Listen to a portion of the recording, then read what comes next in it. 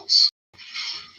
From the Latin root pes, pedis, meaning a foot. Some sort of protrusion of a globular body. So notice then that the production of a peduncle, here in the form of a connecting neck, and here in the form of little tails when the neck is broken, that in the course of the development, when we reach this stage, the peduncles have disappeared. According to Desjardins, this is why we do not find missing links around in the evolutionary process. They vanished in accordance with the law of peduncles. Now, in exactly the same way, the human technology sets up certain kinds of peduncles. A road, for example, or a railroad, is a peduncle, because with the development of automotive traffic, truck traffic, the railroads become increasingly obsolete. And there are rusty old tracks lying all over the country that are not used anymore. And then with the development of aircraft, the road tends to become obsolete. With the development of radio, the wire as a connection, as a peduncle, becomes obsolete. So that more and more, the connecting links that we saw in a visible way disappear with the development of more expert types of communication. We can easily take this a step further. When we develop a form of electronic communication, such that you don't even need to take a plane. You want to see, supposing I want to see my father in England. We both have these laser beam TV jobs. And just like that, I can recreate in front of him myself and my exact environment, everything around, just as if he was sitting in the room. And I can do that with his set on the other end. So that eventually we don't need to take the plane. You can conceive, as some science fiction writers have, what seems to us a rather appalling situation, where you never need to leave the place where you're sitting. All food supplies and everything are automatically delivered. You just dial what you want, and some kind of mechanical process transmits it to you. Then they go further than that. They really abolish food altogether, because they've got it down to some special essences which you take. Then they go beyond that, and you give yourself a certain kind of electronic stimulation, and it does all for you that food could ever do. And then you think, oh dear, what's the next step beyond that? Of course. The next step beyond that is, of course, there's one thing yet, one peduncle we have to get rid of. And that is the black box, the electronic gadget. Because by the time we have become as etherealized as that, we move into a telepathy and psychic communication. And as soon as you make that step, of course, it would seem that all privacy whatsoever has gone. Because what you are inside is an open book to everybody else. Your thoughts are easily read. And therefore, you may say at first, ooh, that is the conversion of humanity into an anthill of the worst type. And this is, in a way, naturally, what all properly educated Americans, and I will add properly educated Britishers, and some other peoples, dread. It is said the Englishman's home is his castle. And everybody needs a castle, a place where you can get away from it all, and just be yourself. But even then, when you're away from it all and you're just being in yourself, you've unfortunately got a lot of thoughts inside your head that aren't yours. Because you think in the English language, and that was given to you by other people, and contains their prejudices, that you can't avoid them in thinking. Japanese people will say that when they think in Japanese, they can have certain feelings that are characteristically Japanese. But when they start thinking in English, they can't have those feelings.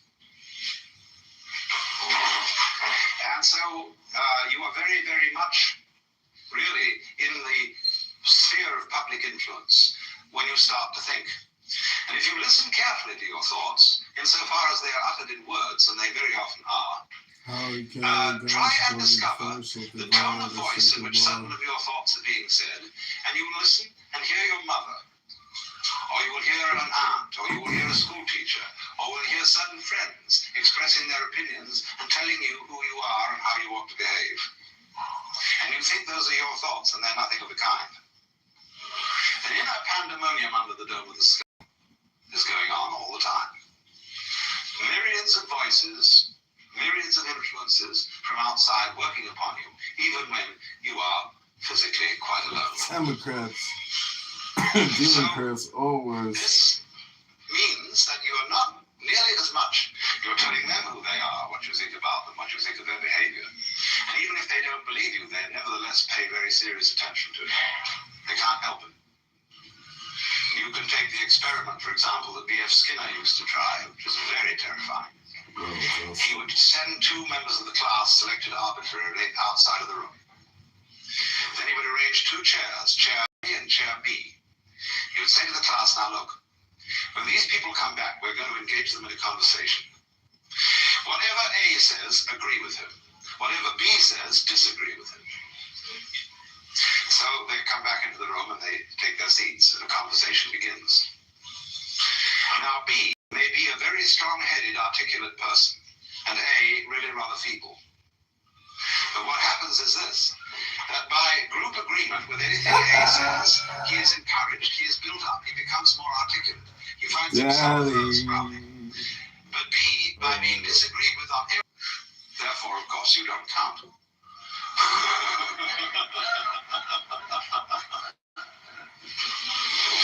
I shall pay no attention to you. So, in this way, you see, we're already, in some respects, more profound than Freud's. Freud is always looking into the individual history, into the physiology, into the conceptions that we have of ourselves, the interiorized other. In other words, the sum total of all the things that people have told us we are. Because among the great pre-Socratic philosophers of ancient Greece. And so we may as well begin with a little bit about the history of the idea of an atom. Well, one way of finding out is to take a knife and chop something in two, so you can see what's inside it. What is an apple inside? What is a seed inside? What is a human body inside? And then you find that when you chop a thing in two, you've got two pieces, but the cutting reveals that it has a structure inside. And the structure is composed of what we call organs. We've got bits so small that they are the same width as the edge of the knife. And they can't be cut anymore unless we can find a finer knife. And so when we get down to that bit beyond which there is no bitter, it is called in Greek atom. And so the word atom means that smallest particle of the world which can't be cut into any smaller particle. And that's the original idea of atomism. So then it went further than that to the notion that the world was built in the same sort of way that a house could be built of bricks or stones. The world is seen, therefore, as a composite of fundamental particles. Then what remained to be discovered was the laws governing the relationship between these particles. And so actually one thought of them as little balls. Why balls? Because balls are hard to cut. If you take a ball bearing and hit at it with a sword, it's liable to jump right off to one side. A cube will submit to being cut, but a ball is very difficult to get. There was a notion, you see, that the atoms of the element of Earth were cubes, because cubes all sit together rather firmly. Liquid, which when you put up, that was balls. Fire was made of, if I remember rightly, pyramids. Air, I can't remember what air was made of. I don't know what their atoms were shaped like. Maybe sausages or something like that, because air is pretty difficult to get at too. some ideas, but fundamentally what has influenced Western thought and still influences Western thought is the idea of an atom as some sort of fundamental little planetary system. And so these things come into relationship with each other and they bang each other around, as in the game of billiards. And so if we are to understand the world profoundly, we have to find out what are the laws governing the relationship of the atoms. We inherit the idea of laws of nature from our theology. And our theology that we've grown up with is in certain ways peculiarly different from the theologies of Oriental peoples. Jewish theology and Christian theology, which have entered very profoundly into the common sense of the average person, have an image of the world which is quite basically political and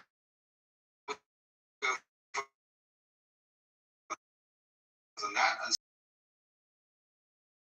construct evoked out of nothingness. Now, there may be Jews in this room who are practicing and devout Jews, and there may be Christians in this room who are practicing and devout Christians. And I don't want to offend you, who is either a practicing or Christian Jew, who has what I would call a naive idea of God. But the funny thing is about our ideas of God is that our symbols, the images, the mythological forms which we use to describe God have an extremely powerful influence on our feelings and on the way we behave. After all, I was a member of the Church of England when I was a small boy, and that had a very powerful effect on me. And in the Church of England, it's quite obvious, from an emotional point of view, as distinct from a very intellectual point of view, that God stands behind the King of England. And the King of England and the Archbishop of Canterbury and the whole hierarchy of lords and ladies and noblemen and officials who descend from this point are somehow involved, at any rate this is perfectly clear to a small boy, are somehow involved with the hierarchy of heaven.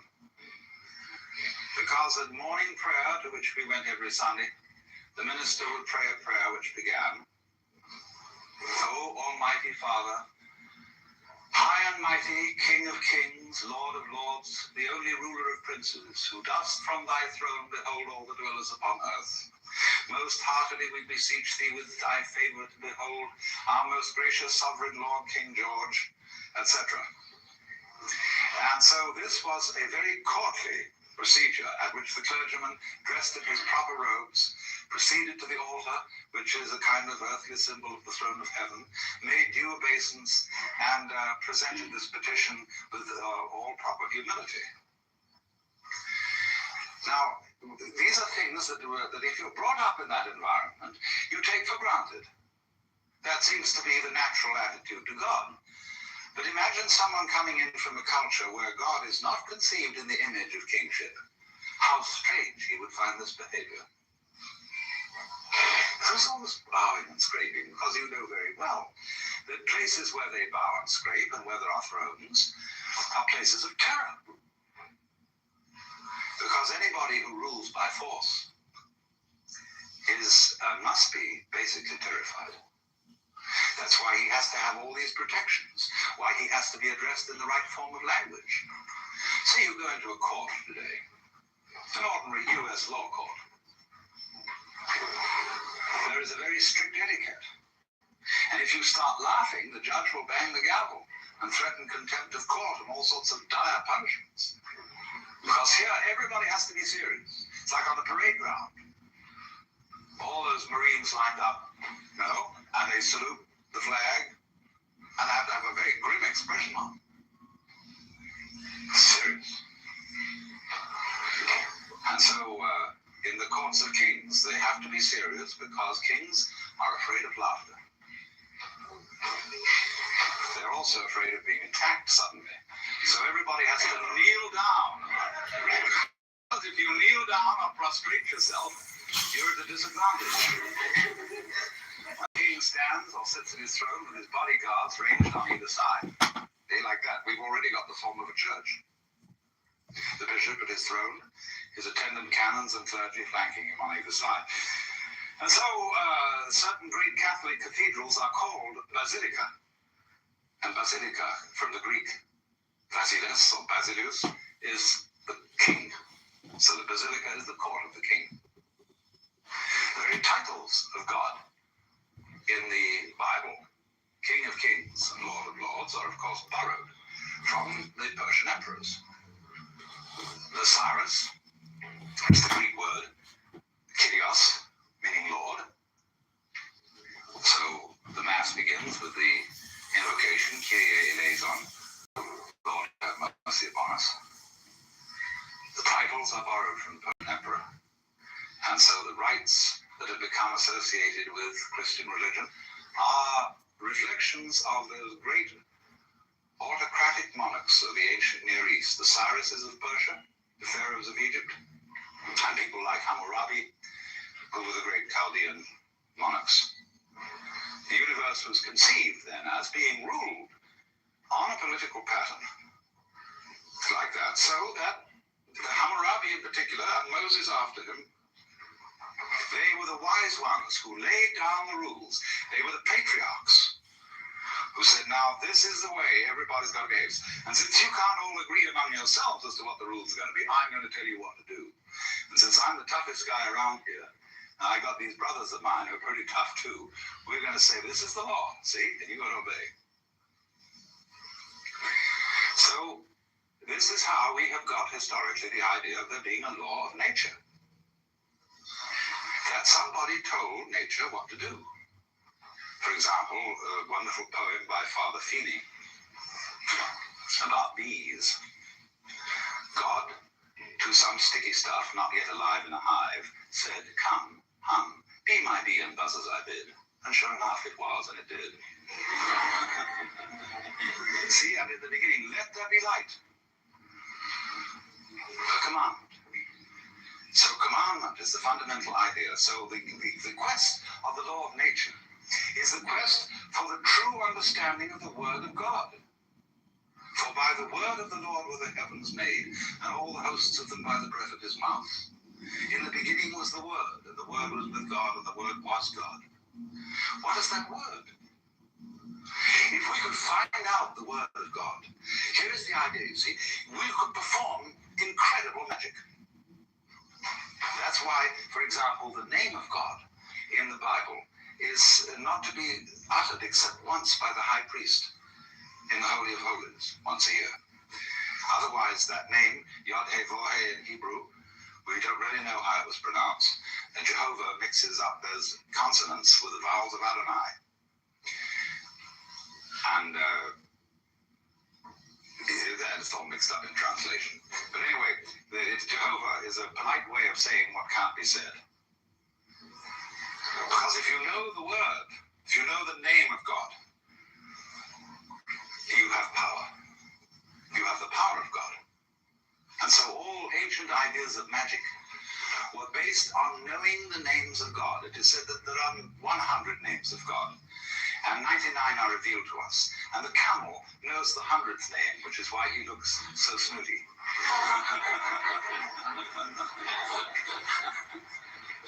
But so also, a person in what we now call primitive orders of society are loath to reveal their names.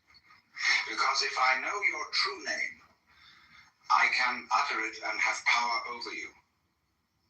Now, you say, well, that seems a very naive idea, but it is exactly through the knowledge of names that we have Western science. That is magic. That is through trying to understand the laws of nature. So that if you could understand the word underneath all the phenomena, you could change the phenomena and create magic. Only this, that many scientists have got rather sophisticated and have realized that the word comes later than the event. That in the beginning wasn't the word.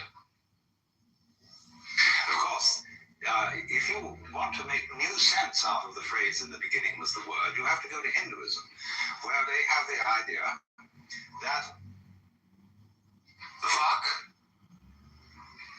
V-A-C in Sanskrit, or speech, is the basis of creation.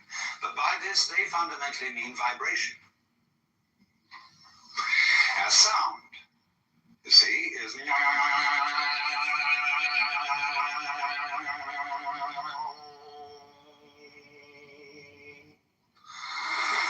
I say that is, you see, if you listen to sound and go right down into it, fundamentally get what sound is all about, you understand the whole mystery of things. Because the whole mystery of things is vibrating energy.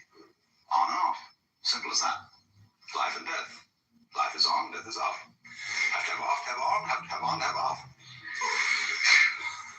It's quite a relief. But there they say that's the beginning. Now, but they also say, in another sense, on another level, that the roots of Sanskrit, say the root form, say the word Buddha, comes from the root form Bud, which means to know or to be awake. Vava, which means becoming, comes from the root Bu, which means to grow. So on. Karma, doing, comes from the root Kri, to act. So they say, though, that the roots of Sanskrit are not simply the roots of the language, they're the roots of life. Because in another sense, altogether, you see, you create the world by the word.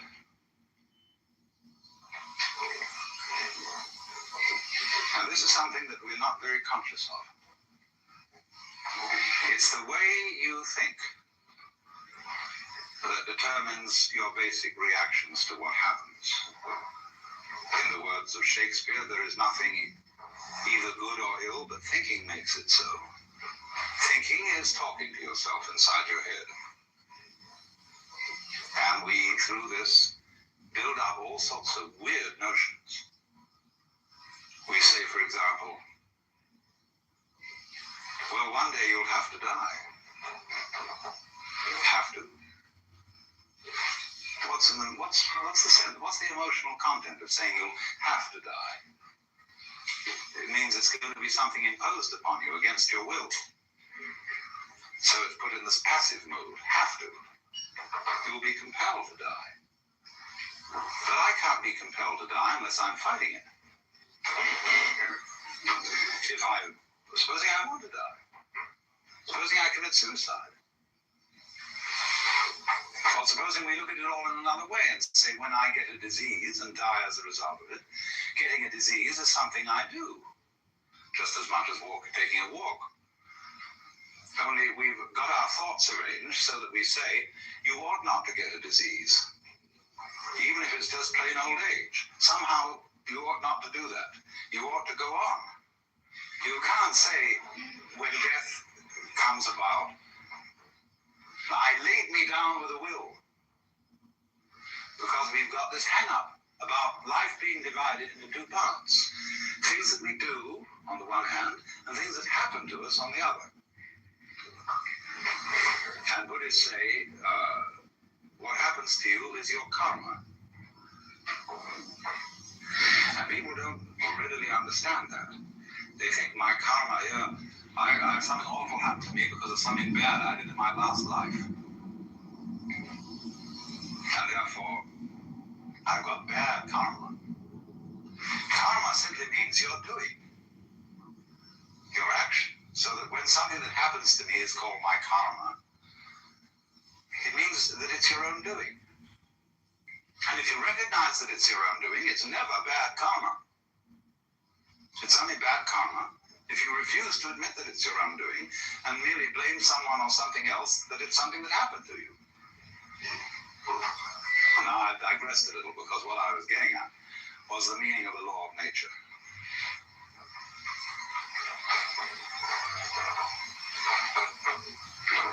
The laws of nature.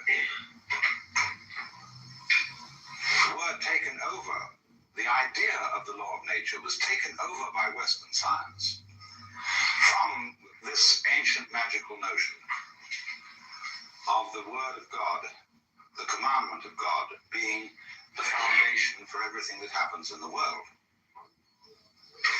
But now, today, in Western 20th century science, there is an entirely new idea of the law of nature.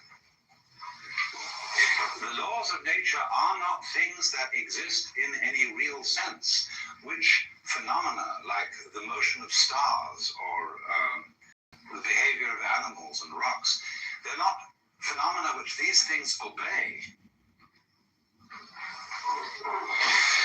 The universe is doing its stuff. But because we have a certain kind of structure and brain, we want to make sense of it. And therefore, we find various ways of understanding the world by the principle of regularity.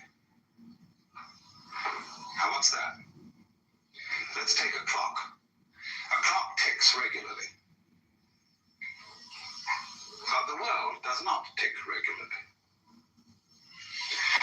Inconveniently enough, the sun does not have the Earth go round it in a neat 360 days. This has always irritated calendar makers. How to make a rational calendar? There is no solution, because the rotations of the Earth upon its own axis do not neatly synchronize with its rotation around the sun. There's always something a little odd about it. So what we do is we superimpose over this rather odd elliptical path the ideal figure of a circle with its 360 degrees. Now that is also like putting a ruler along a piece of wood and saying this piece of wood can be cut to 12 inches. Now there are no inches in the wood.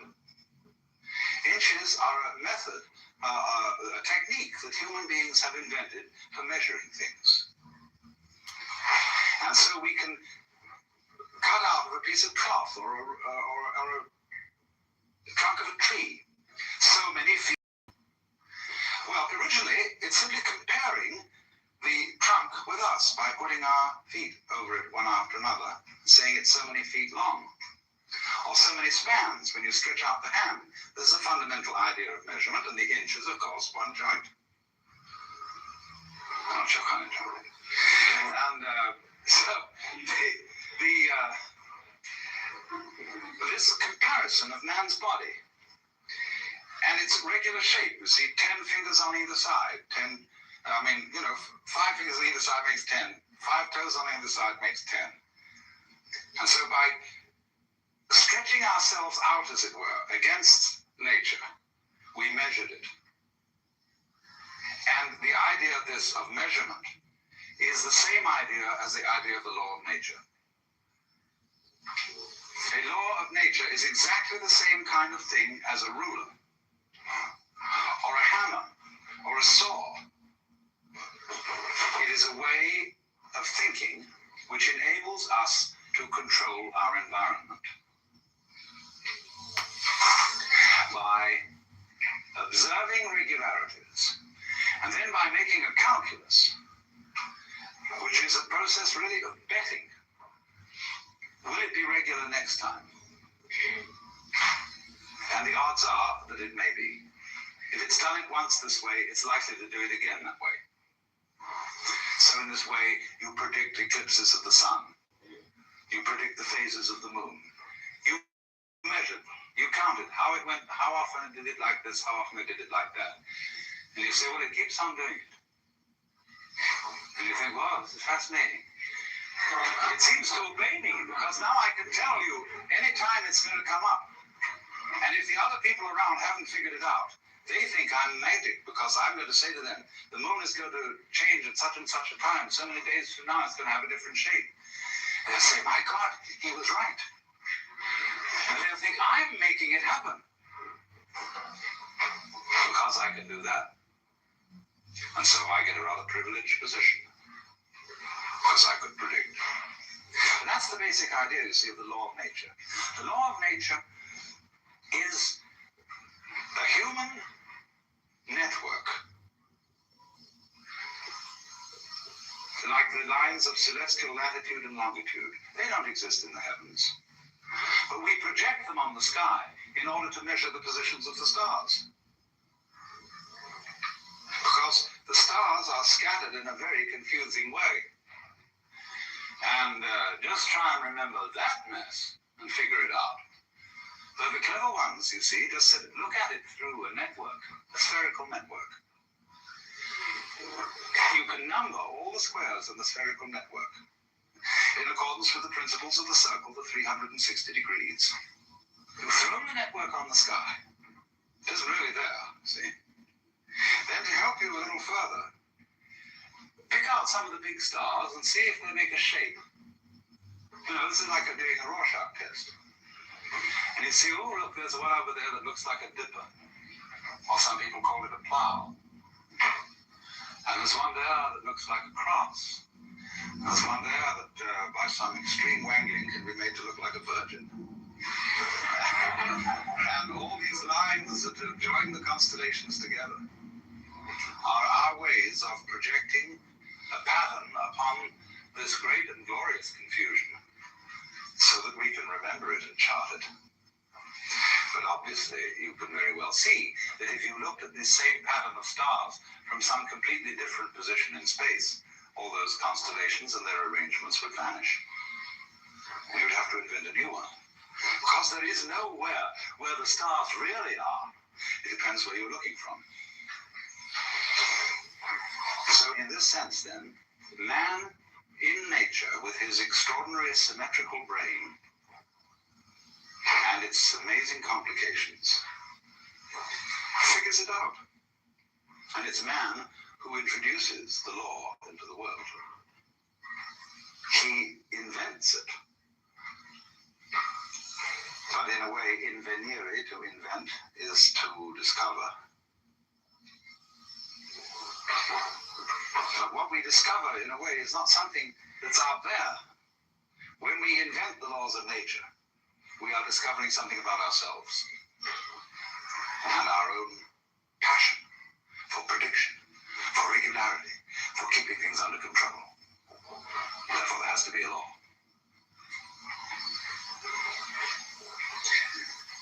So then, going back right now to the beginning of what I started to say,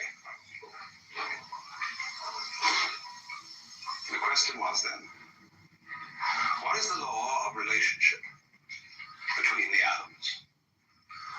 Between the fundamental billiard balls of which the world is composed.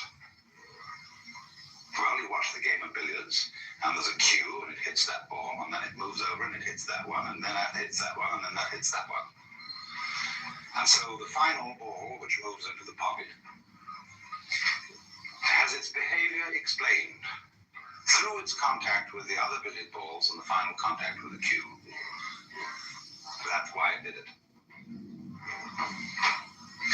And so this view of the world as something that happens by the mechanical processes of the law of cause and effect is one that is really basic to most people's common sense today, to most educated people.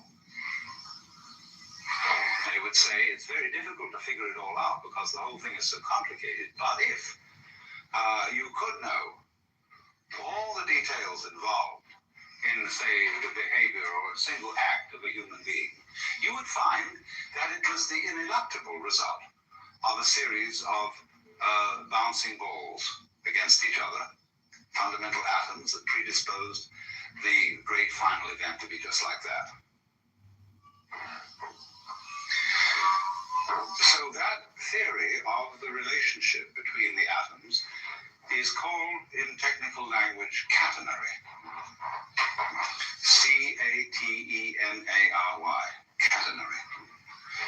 The catenary effect, or a relationship between events, is like, for example, to use another illustration, where you stand a row of bricks up, end up, no? And you knock over the first one, and they all go kata, kata, kata, kata, kata, and fall down. That is a catenary sequence.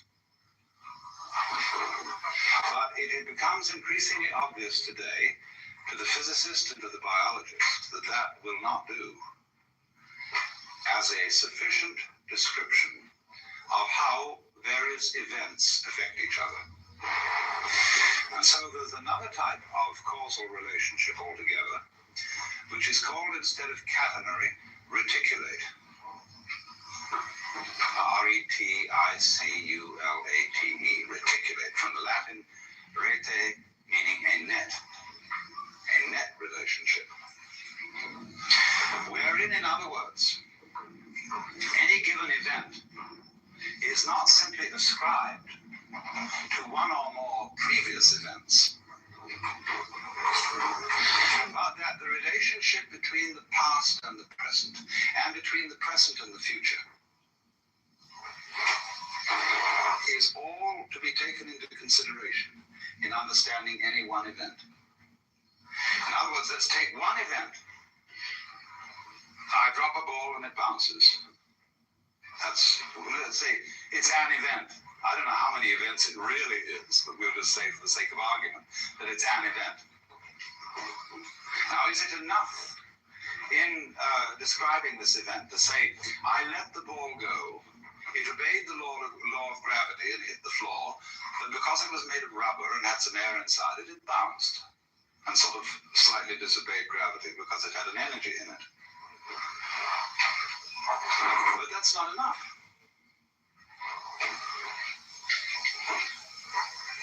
Because that the ball dropped, that I let it go, that it bounced, depended not merely upon a historical sequence of events that you can lay out in a string along a line of time. It depends also upon a present context. There must be a certain density of air. All kinds of things have to coexist with this in order for me to be there to drop the ball at all, much less manufacture a ball. So that what happens must be considered not merely as a historical phenomenon, but it must be seen in context. Context is terribly important, because it isn't just when a thing happens that is important, it's where it happens. In what setting? So that you could say that my blood in my veins is in a certain setting. In a test tube, it's in a completely different setting. And in a test tube, my blood is not behaving in the way it behaves in my veins. And therefore, it's not the same thing. So, an individual person in one setting will behave in one way, in another setting in a completely different way. I remember when I was a child. I was one boy when I was at home with my parents. When I went to visit my uncle and aunt, I was someone different. When I was with my peers, I was someone quite different. Because I changed according to the setting, and children are very well aware of this. It's only as we go on that we keep having it drummed into our heads that we ought to have a consistent character, because we're influenced by novels where the characters are supposed to be consistent. And so you ought to have a consistent character. You ought to behave the same in all circumstances towards all people. That merely means you become inflexible. So what things are, therefore, depend on the context in which they're found, upon their network relationship to everything else that's going on. And one of the reasons for this, which is going to lead us to something more profound but much simpler, is, of course, that the whole notion of a thing or of an event in nature and of causal relationships between different things and different events is a purely abstract idea that does not really fit the facts of nature at all. In nature, in this physical world that you feel when you hold your head, or hold somebody's hand, or just breathe, in that world, there aren't any separate events. None whatever. Sure, there are all sorts of wiggles around here, all sorts of lines, all sorts of colors, all sorts of surfaces, all sorts of forms. But they're not separate. Because you see, you can't separate an inside, what you are inside your skin, from the outside of the skin. Because you can see that once, if there weren't anything outside your skin, there'd be no inside. It takes the outside and the inside working together to create this situation. And in the simplest way, the situation that I call my body wouldn't be operating unless there was air around here to breathe. This physical phenomenon goes with the situation of there being air. Now, true, it wiggles about inside the air in a rather complicated way. And other people watching say, oh, something going on over there. You know, because the air you can't see and it remains rather constant, except when there's a gale. And so you don't pay much attention to it because it's always around. What you pay attention to is what changes rather rapidly. And you say, well, that's a that. Say, hey, you say to someone, you see this change going on, some wiggling over there, say, what's that? See?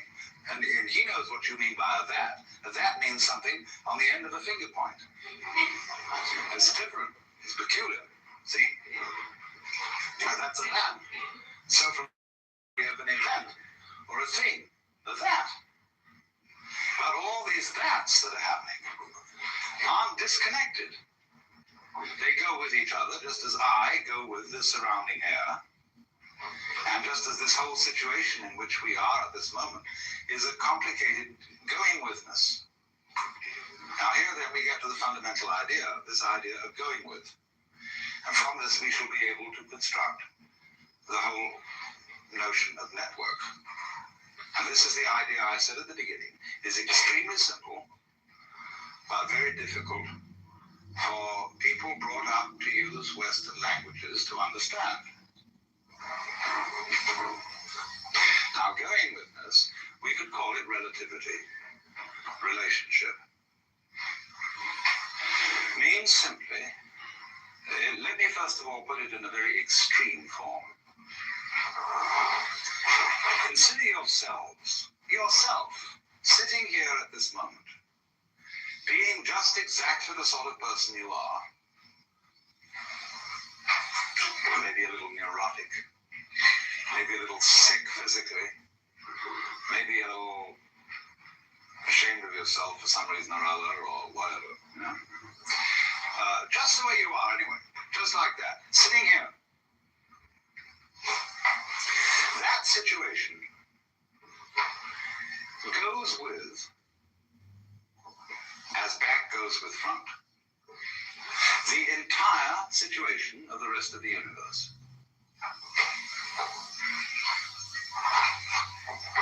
Now, you, as you are, exactly the way you are, and you really don't know what that is. You may have some opinions about it, but you really don't know. That goes with the way the whole of the rest of boundless being is arranged. Now, it isn't that the way the rest of boundless being is arranged is determining you to be the way you are. Or if it is that, if that's true, if it determines you, then we must also allow the other side of the picture that you determine it. It's your karma. You did it. But you say, no, but I didn't. I couldn't help it. It did me. And you can say, tisn't. My two children arguing until you realize that the argument was stupid.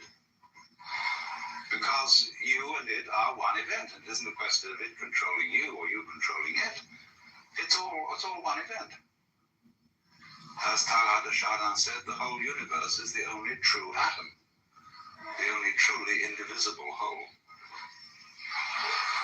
The human being, though, finds this difficult to understand because we're always telling each other, now you should be different. You ought to change. Don't be like that. Now listen, you're sick, and I got a system. See, I got a system. I've got a real school here, a thing that's very important, and you should come and study with that. It may not be mine, but it may be some big sage or pundit that I know, and you should come around and study that. And I've thought about this for a long time, because I've heard every kind of opinion of all the sorts of things that I should do in order to get myself into shape. And I realized that if I followed this advice, I would spend my entire day doing exercises in preparation for life. I don't know when I'll ever get around to that. Do you know, I would have my half an hour's yoga practice, 1 hour of zazen, so much physical exercises, and so much memory practice, so much special diet preparation to be sure that I got proper food. And if I think this all through, I think, oh my God, is it worth it?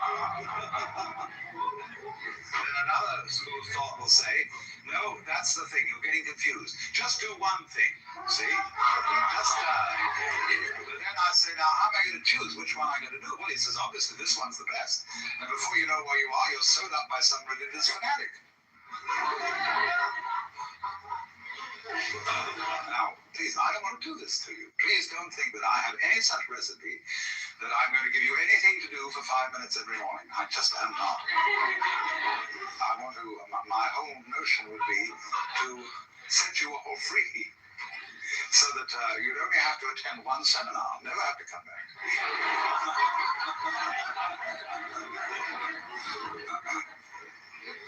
That's the idea, really. Because I know that so far as my own livelihood is concerned, that there are always more people. And if, no, I don't collect the following and just send them all away. There are plenty more people to fill the vacuum. But this is the whole idea that we're going to work on of a net. That you are like a dewdrop on a multidimensional spider's web early in the morning. And if you look at that thing carefully, you will see that in every dewdrop, there are the reflections of all the other dewdrops.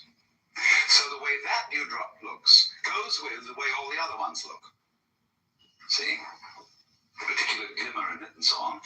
Its peculiar position, and everybody has to have a peculiar position in the cosmos.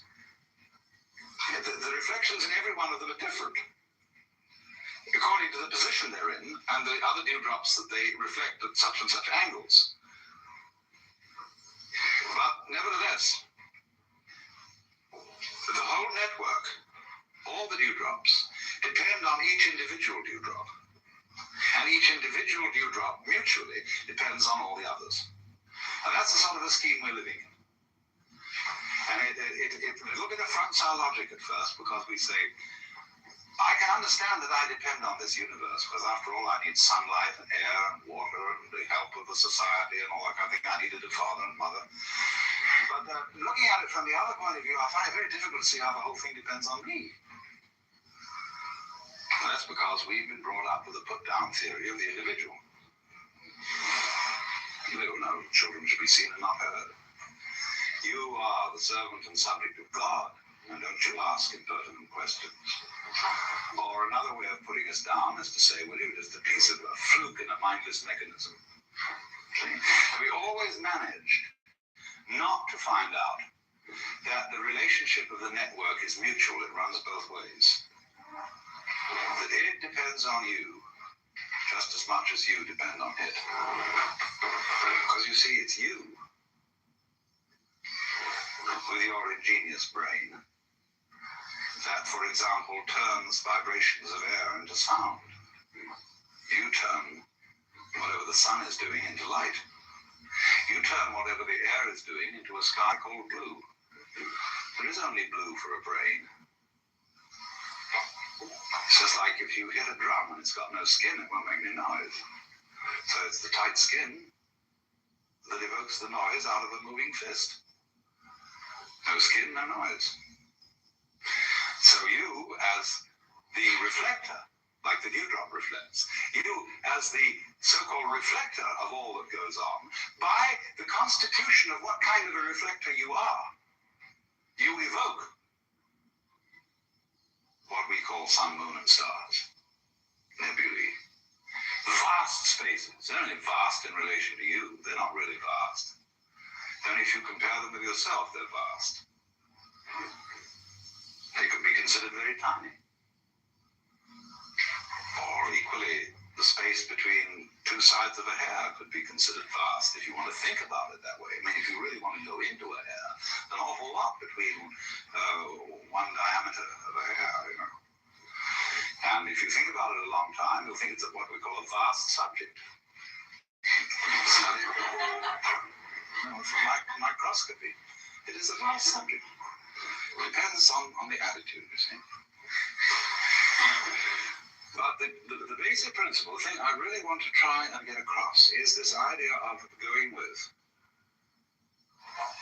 The universe around you is your outside, just as much as the organs inside your skin are your inside.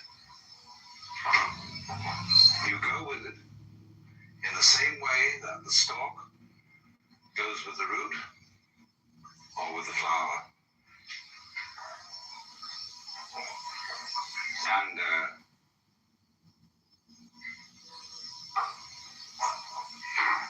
as front goes with back, as North Pole of magnet goes with South Pole, this principle of relationship governs everything. I wouldn't say governs. I'm only using these wretched terms that we have to use out of our language. It underlies everything.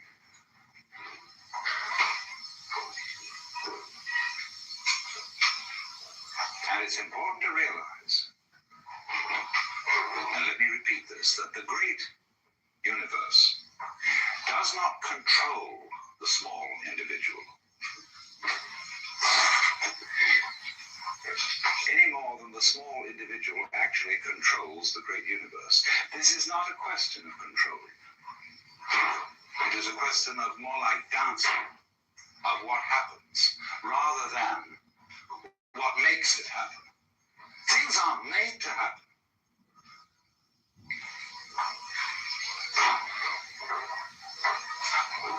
Only if you insist that a certain event is quite separate, then you can think of it being made to happen by the events that came before it. But if you realize they're all parts of one event, or different aspects, different phases of one event, then you see it happening and you don't see anything making it happen. Forcing that whole idea of things being made to happen, in other words, goes back to the idea of a universe that is based on a monarchical image, where the boss says, damn it, you do that, and the thing can't help it, and so it's made to happen. But say in Chinese Taoist philosophy, the universe is just not seen in that way. It's not seen as anything is not made to happen. It is what does happen. But it's all interrelated. And therefore there is a pattern to it. There is an order to it. The order of the net.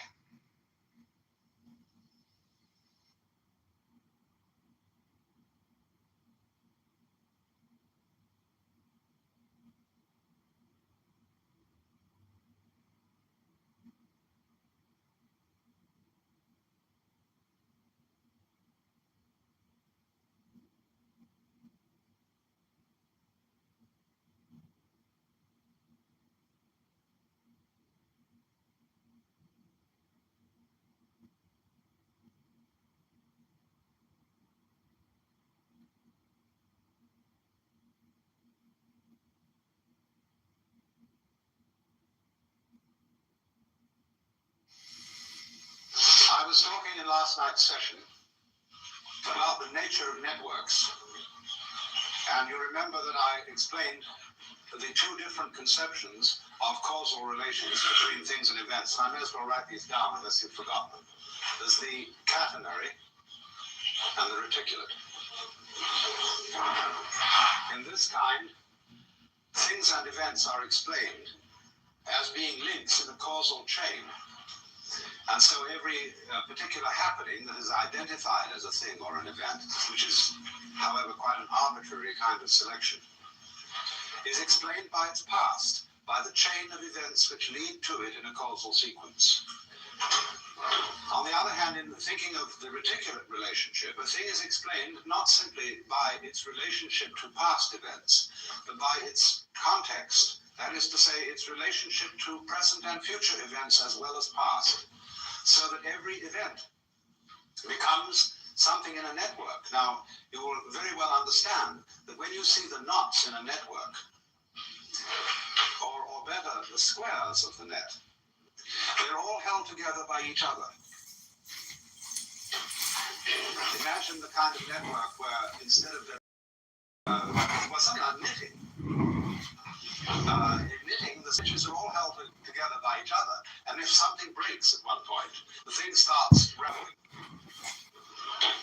So the reticulate view, or the net view of the universe, is one in which the Buddhists say everything mutually interpenetrates everything else.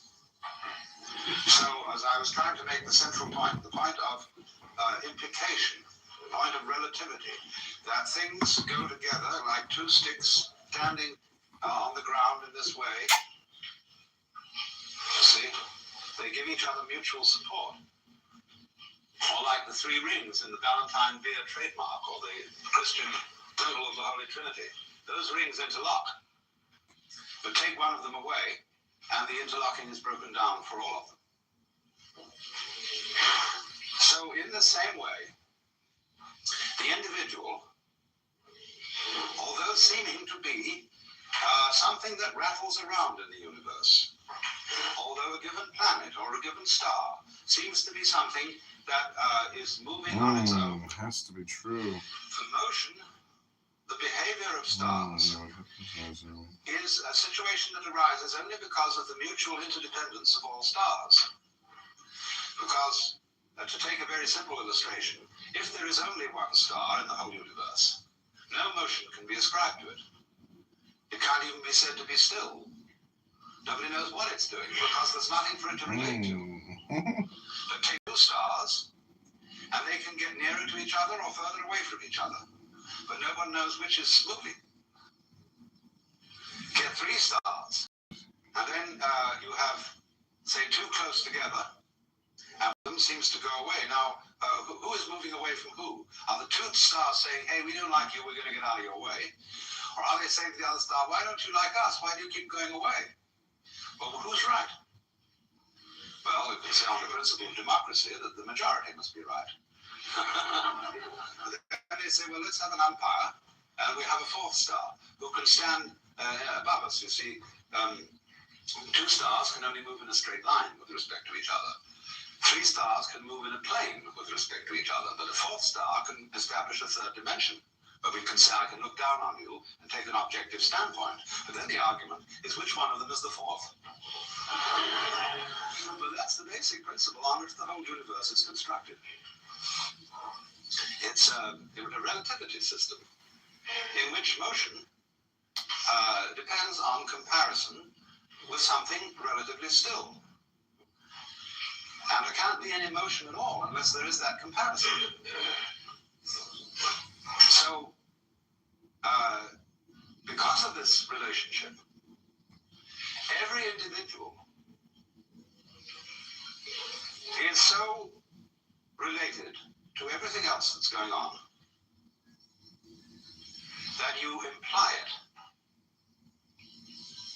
it.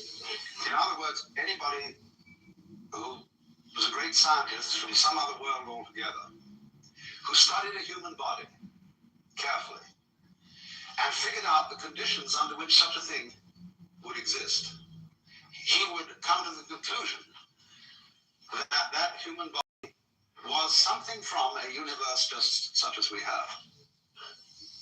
He would find that your structure and your behavior implied this whole thing. Just as with a laser beam system, you can photograph a small fragment of any photographic negative, and from that tiny fragment you can reconstruct the whole picture from which it was taken, because the crystalline tensions in that fragment imply the whole context of crystalline tensions that belong to that particular negative. So in exactly the same way, You, as an individual, imply this world, and this world mutually implies you. And you are a natural formation, moving in and with this universe, not determined by it, because this is not a system of determinism. But you are moving with it in just the same harmonious way that you notice the waves moving, and the trees growing, and the clouds moving. And as you don't accuse the clouds of making aesthetic mistakes, so really is a certain light in which you can see human beings, both good and bad, as perfect forms of nature. You may have fashionable discriminations about who is beautiful and who is ugly. You may have metaphysical discriminations about who is sick and who is healthy. You may have moral discriminations about who is good and who is evil. But these are all points of view, relative points of view. They're all legitimate because they are parts of the functioning of the whole. The fact that you take those points of view, that too is part of nature. But a skillful person lives on two levels at once. You live basically on the level where you know there are no mistakes. It can't be. Everything moves in accordance with what the Chinese call the Tao, the way of nature. And if you have that basic feeling, you will always be sane. But you are able to comprehend within that feeling a more restricted point of view, whereby things are good and bad. Just as in the confines of this room and this area, it's perfectly clear that there's a difference between the up direction and the down direction. But we know that this area is situated in interstellar space, and there is no up and no down. Now, the second situation doesn't contradict the first. But if you have only the discriminatory point of view, if you take your fundamental stand as a being on the difference between good and evil, you get in the Christian hang-up. You have then to say that there is eternal heaven and eternal hell, that the distinction between good and evil is radical. And if you do that, you begin to suffer from a disease called chronic guilt, which is one of the most destructive emotions that anybody can have. You feel an outcast from the universe, at odds with reality itself, at odds with God. And that sends people quite mad, and is responsible for a good deal of the craziness of Western civilization. It's making too much of a good thing out of the distinction between good and evil. It is an important distinction, but it's not fundamentally important. And you have to learn to admit different degrees of importance. And just say that because you can't just say that because a certain distinction isn't absolute, that it's not important. After all, your own physical formation is not absolute, but it's important. So, the situation of man in this network is to repeat the proposition. On the one hand, that he as an organism, psychophysical organism, is something that the whole cosmos is doing. That was as much of truth, I think, as there is in modern astrology, which I regard as a pseudoscience. But it is based on a very fundamental principle. That when you draw a map of a person's soul, you draw a small picture of the universe, a very crude picture. And that is the design of that person's individuality. The truth is, therefore, that your soul is something which contains your body. Your body does not have the soul inside it like a spook. And the whole cosmos is your soul.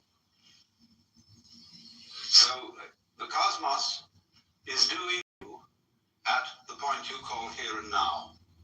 Reciprocally, you are doing it. And the one depends upon the other. You have difficulty in conceiving this as a Westerner, because we have all been brainwashed by several centuries of put-down theories of man. That you were the wretched little subject, and a disobedient one at that, of an eternal king, and B, that you were just a fortuitous congress of atoms in a mindless mechanism of incredible vastness. Having entertained those two theories of man and of existence for so many centuries, we are very much brainwashed into being unable to see that we and the universe are mutually causative, or to use the Chinese expression, mutually arising. Now then, a second difficulty arises in this, which requires that I bring in some ideas, first of all, from Buckminster Fuller. The principal notion of Buckminster Fuller's thought, and if you don't know this name, Buckminster Fuller is what I would call a philosophical engineer, a man who is one of the most creative minds in the modern world. He invented the geodesic dome, which is his main claim to economic fame. But beyond that, he's done a great deal of extremely fascinating thinking about the future of technology and the situation of man in the universe. And he has devised this important term, synergy, coming from the Greek. Yeah, hell yeah. With ergos, work. But what he means by synergy is this: that every complex organism has as a whole an intelligence greater than any one of its parts. So this is a difficult idea to swallow, because he applies it to technology in this way. He is saying that the industrial natural complex in which we live is something that is going in a certain direction on its own, whether you like it or not, and that it is able to organize your behavior in a more intelligent way than you can organize it.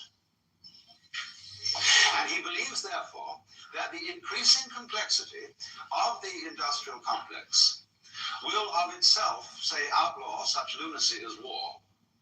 It will make it impossible. And that we shall find ourselves increasingly organized by an intelligent system that is not under our conscious direction,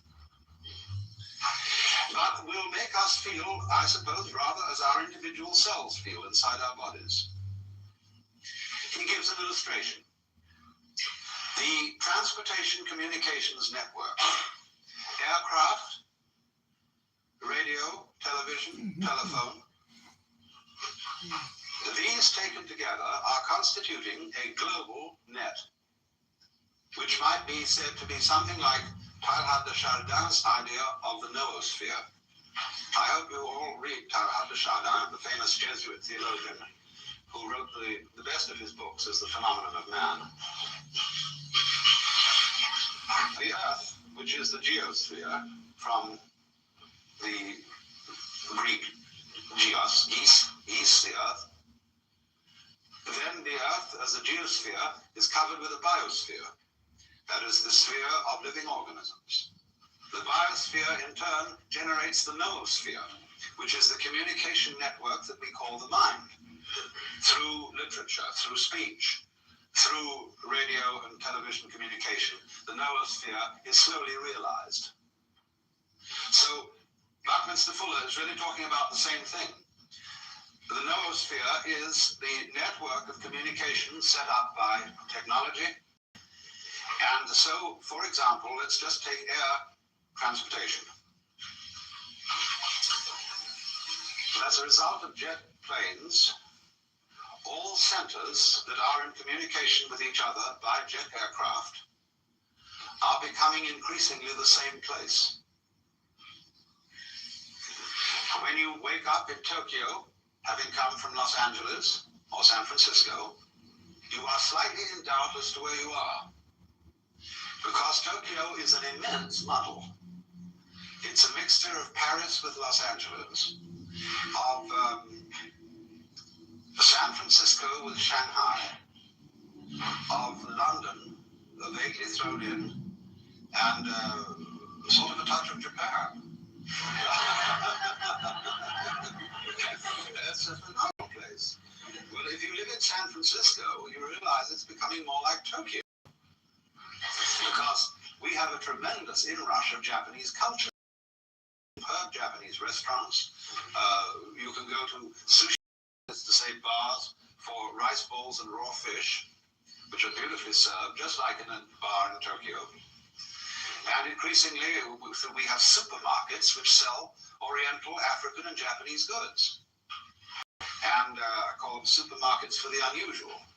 And more people are laying down tatami mats and cooking over hibachis and using chopsticks and every kind of thing like that. So the point is that how near a place is to you is simply a factor of transportation. There are places in the United States. I was just in one in the far out Indian area of South Dakota. It takes longer to reach than to get to Tokyo, so it's further away. That's all there is to it, for all practical purposes. So Fuller's idea is that by the year 1968, so soon, we have a one-town world. And it's coming fast. And as human beings have some problem adapting to this, because as you know, when you travel by jet, just as when you're in an elevator that drops too fast, you feel it left your stomach on the 14th floor and has taken the rest of you down to the first. So the jet aircraft leaves your psyche in London and brings your body to San Francisco. And it takes some time to catch up. All your time rhythms are thrown off. But we'll get used to it. And eventually, therefore, we must add to this, planes are very expensive. All governments have immense investments in aircraft. And to work, they must be kept flying. Otherwise, they get out of order. So they must be kept moving. That means there's also a huge tourist business, constantly interested in shuffling people all around the earth. And as a result of that, it's going to be increasingly vested interest. And politicians will find it harder and harder to stop it in the interest of having a war. So what we are in effect reduced to at the moment, so far as wars are concerned, are experimental wars. Wars in small areas against people who allegedly don't matter very much, in order to test out our military materials and techniques. Because nobody can afford to keep a large standing army in which there are no veterans. So they must have practice. And so practice wars are carefully arranged. But increasingly, you see, they find that these practice wars rouse passions and disturb everybody in all directions, because there is no such thing as an unimportant people. And so they become increasingly difficult to carry on. So Fuller is extraordinarily hopeful about the future of mankind, because he feels that the synergy, the quality of intelligence in the total system, will overcome the folly of individuals, or of parts, who are unable to act with full understanding of what's going on. And you see, this is a serious problem, so far as the individual is concerned, because today, not only is there a population bomb, there's also an information bomb. The proliferation of information about everything is so great that no individual can possibly grasp it. Not only has he difficulty in grasping it, but there is difficulty even for big committees to organize this information, to integrate it in such a way that if I need to know a certain thing, I can very swiftly find it out. For an individual untrained in physics, it's very difficult to find out quickly about physics, because physics is expressed in a mathematical language which he probably has never learned to read. So the time lag in scanning, you see, all consciousness is a matter of scanning. And it takes in the totality of events in the world by a sweeping motion, like the glance of our eyes around a room. Well, it takes time to glance your eyes around the room and register what's there, if you want to remember it consciously.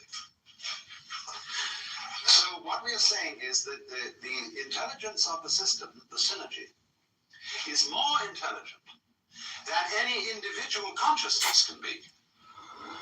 But, of course, as an organism, you are much more than consciousness in this scanning sense, because you certainly don't arrange the complexities of your own brain by conscious decision.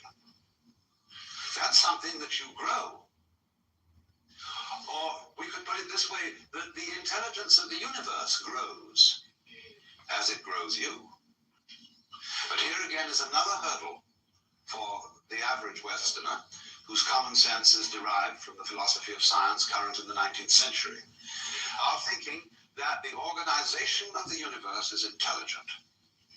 That seems to us to echo of theism, of God ideas where God is based on an anthropomorphic or man-like image, the old gentleman who sits in the sky. And of course that God is dead, beyond recall. But that's not the only kind of God.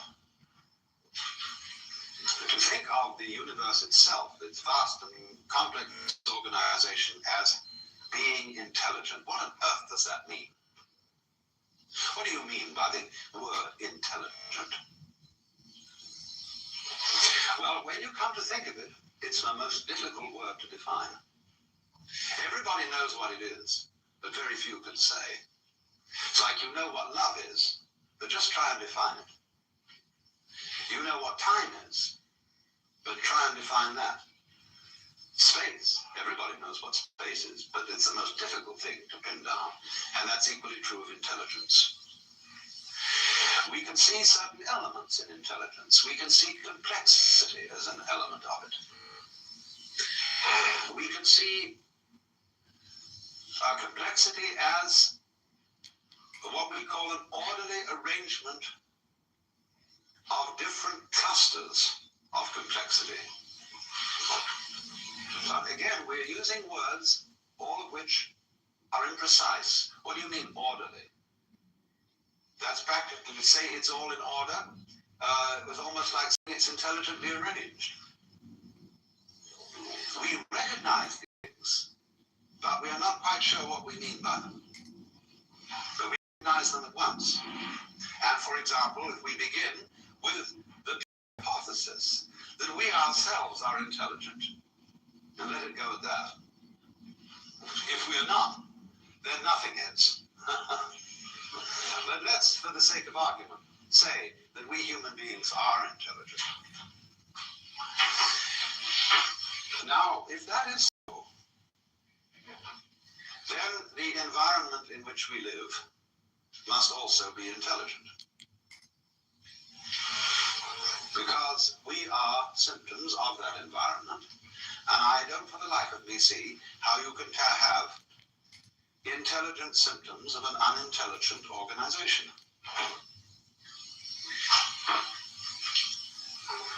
We belong in this world. We didn't arrive here from somewhere else. We're not tourists in the universe. We're expressions of it. Like branches express the tree, or fruit express the tree. And so you will not find an intelligent organism living in an unintelligent environment. That is to say, the environment in which you live will be a system of mutual cooperation between a vast of all kinds of organisms. And the total balance of that makes your life possible. In other words, human life goes with, as front goes with back, an extremely complex bacteriological world, which sometimes diseases us, but most of the time assists us. by its colonies, its societies, its methods of reproduction. All these complex interrelations are the which, without which not, the sine qua non of there being blood and veins and bones and intestines and all that kind of thing. That's only the bacteriological world. In addition to that, there's a world of insects, which is tremendously important to us. But the insects are extremely clever. And if you talk to a good entomologist, he will scare the wits out of you, because he will show you the most conclusive reasons why insects should ultimately take the whole planet over. Fortunately, we are not absolutely above this, because we have lots of spiders, and we have birds. And so birds and insects are mutually necessary to each other. And especially flowers and insects have an arrangement with each other whereby one could say of flowers and bees that although they look very different, they are one and the same organism. Flowers perfume and color. Bees buzz and fly around. But you can't have the flowers without the bees, and you can't have the bees without the flowers. And so you can think through relationships between every conceivable kind of organism, into which you must add things like atmosphere qualities, gas content of atmosphere, on and on and on, and to suddenly realize that what you call your mind and intelligence and your very brain and body is utterly involved with this network of other kinds of organisms existing at a special temperature in certain gases, which could only be found in certain kinds of solar system. Now then, seeing that, we should give every technologist pause. Because you can't go running into that situation with penicillin and DDT unless you know very well when to stop. Unless you can be very discriminating, just what surplus of insects you want to get rid of, without killing the other ones that are important. How to give penicillin without destroying all the stomach flora, having to build them up again with acidophilus and stuff. So this is why in the Taoist Chinese view of nature and the relation of nature to human politics, they set as fundamental the principle called Wu Wei,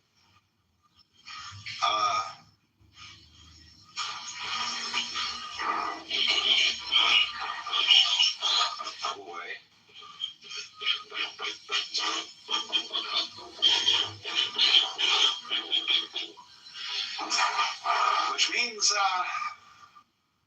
non-interference. Not quite what we mean by laissez-faire, but rather close to it.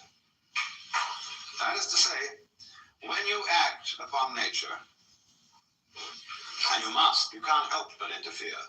There is no way of isolating yourself from the world. Every time you breathe, you interfere with something. See? But the art of Wu Wei is that when you interfere, endeavor to do so by going with the grain of things. In other words, if you want to split wood, split it with the grain. Don't try to split it across the grain. And likewise, when you want to pick a fight, don't use violence, but use the other person's violence to bring about his downfall. That's judo. And that judo is applied Wu Wei. Sailing is Wu Wei. As distinct from rowing, which isn't. So then, the Taoists, you see, recognized that there is this universal organism. And they thought of the cosmos as a great organism without a boss. There is no one in Chinese philosophy making the world happening or ordering it.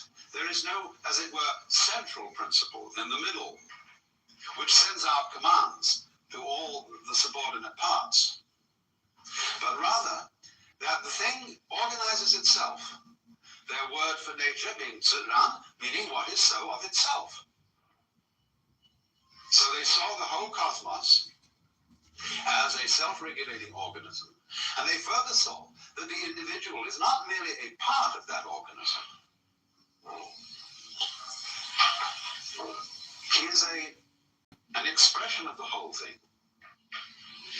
And the whole depends upon this expression, just as much as the expression depends upon it. And that was the principle of mutual interpenetration, which is called in, it's more familiarly known by its Japanese name, Jijimuge. The principle of the network. Between thing event and thing event, there is no obstruction.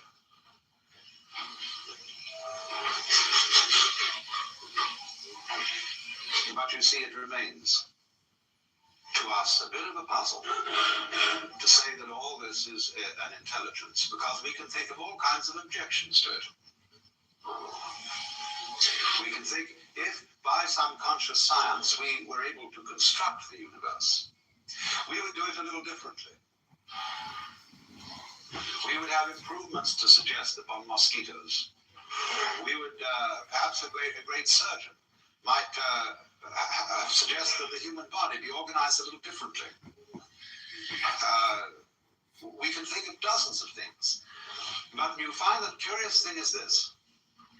When you try to think out carefully how to improve the world, and then you realize what the consequences of your suggestion would be, you wouldn't like all of the consequences. Hence the saying, be careful of what you desire, you may get it.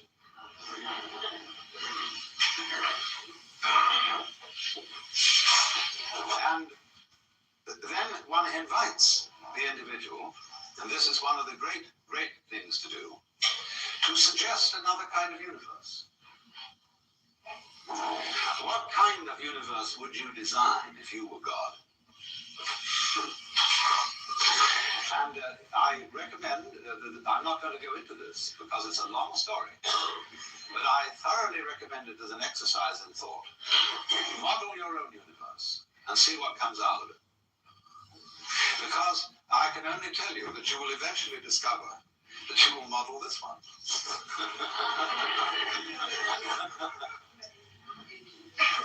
And you'll find out, you see, that it's based on certain absolutely fundamental principles, which of course includes the game of hide and seek.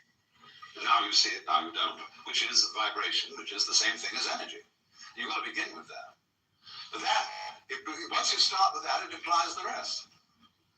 Because all that we see around us is just a fantastic combination of black and white elements of what the Chinese call the yin and the yang, the negative and positive forces. And it all leads to this, but in an incredible balance. So then, you have difficulty, though, of course, in seeing the world as an organism. Because when you look out at the stars, you are in roughly the same situation or relationship to what you are seeing as when a physicist studies the constitution of the atom.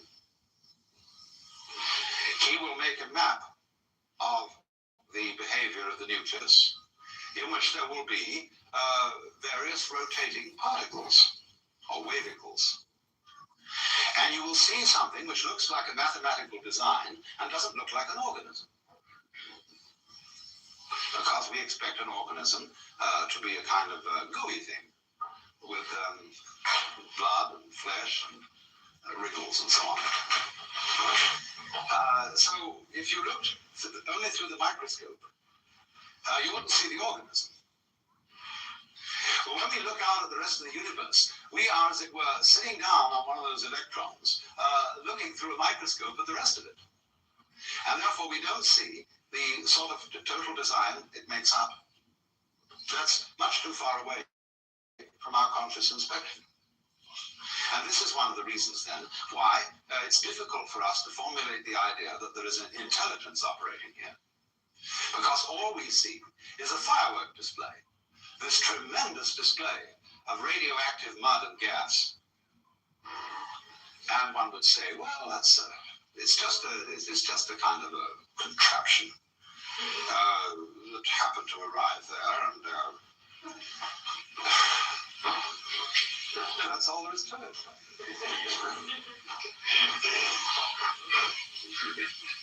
The funny thing about man is that he can put himself down and say that he is an accident, a kind of colloidal chemical accident that occurred on this very unimportant rock,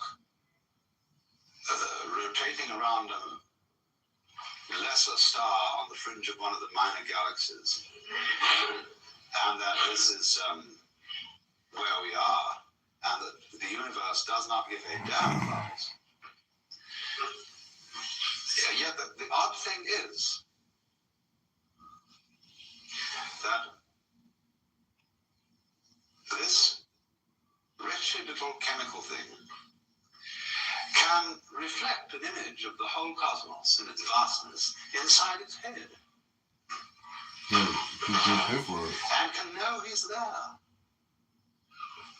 And that means, though, that this thing, however small in dimensions, is vast in comprehension. And what scale are you going to attach the word importance to? Mere size or degree of comprehension? By degree of comprehension, man is huge. By that scale. So then, if the principle is simply that if we can see from a perfectly physical point of view, what we would call a strictly scientific point of view, that the individual organism goes with its environment in just the same way as bees go with flowers. And flowers in their turn go with grubs. And grubs in their turn go with birds. And so on, all the way through. Then, when you want to define yourself, you cannot say that I am just what is inside the skin. Because what is inside the skin goes with everything outside it and constitutes a single, complex field of diversified behaviors, diversified processes. You look at that then from a strictly physical point of view, and there it is, this network. But then the trouble comes up is, you say when you've studied that, and you've read all the books on ecology and botany and zoology, astronomy and so on, you say, yes, I see that. That's quite true, theoretically. But I would like to be able to feel that this is so, as mystics report that they have felt it. To have that kind of experience in which the network is absolutely clear. Because you see, if we don't take it that far, if we know about it theoretically only, the theoretical knowledge is not going to have much effect on what we do. But knowledge of a more emotionally compelling nature will indeed affect the way we act with respect to our environment. And may, in fact, prevent us from destroying our environment, as we are now very busily doing. It's interesting that the Congress of the United States recently passed an act making it a very serious offense to burn the American flag. And they passed this act with many patriotic speeches and rhetoric and much reciting of poems. So this is the most fantastic example of American confusion between symbol and reality, between menu and meal. Because this same Congress is directly or indirectly responsible for burning up what the flag stands for, namely the geographical United States and its people. By not really doing much about the devastation of our forests, the pollution of our water and atmosphere, the reckless waste of our natural resources, and resorting to a form of economy which, under any sane circumstances, would be termed sheer lunacy. So you see, they cannot distinguish between the symbol and the reality because we are all hypnotized with words and symbols. And so when the flag is more precious than the country, we are insane.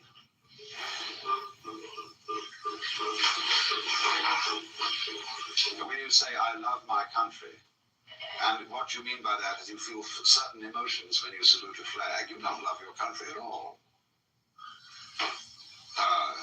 Because to love the country means to participate in its life in a loving way, in a considerate way. And after all, our animals are, in a certain sense, members of the United States.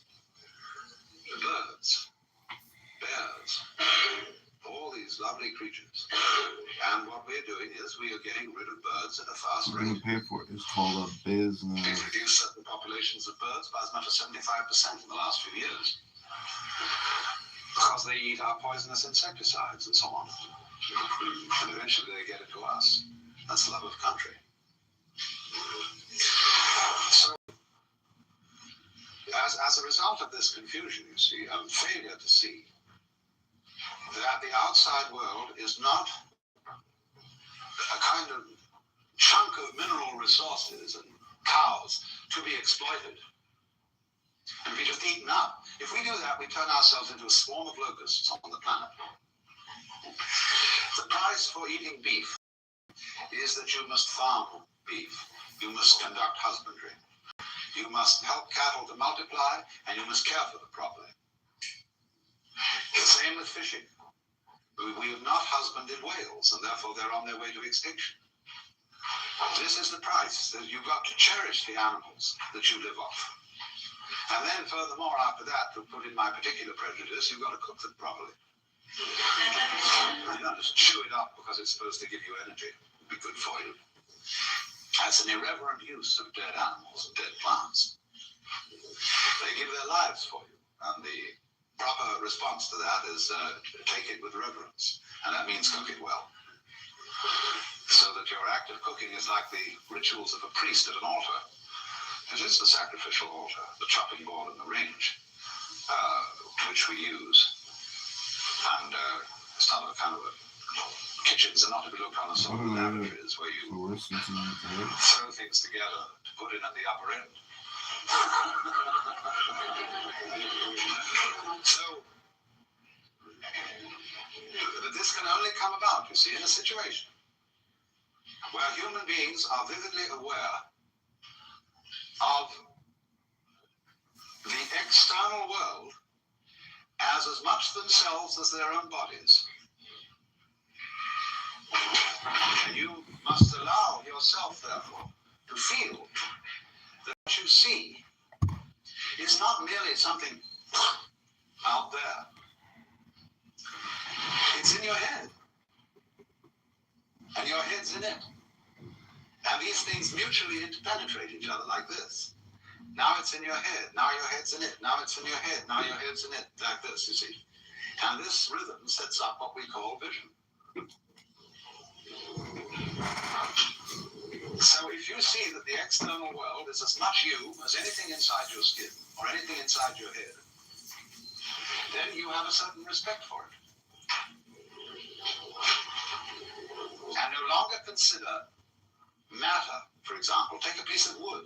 A piece of wood is not just a chunk of stuff. But people think about wood that way. You can't be a good carpenter if that's the way you think about wood. We think we're dealing, you see, with these inert, unfeeling blocks of stuff. Rocks have no feelings, of course, hanging around. Mountains have no feelings, blow up with dynamite. But they do have feelings. And if you heard them, as the Indians say, I've just been with a whole bunch of Indians, they say the continent of the United States is getting ready to shake us off as a dog would shake off fleas. And they say the storms are going to get worse.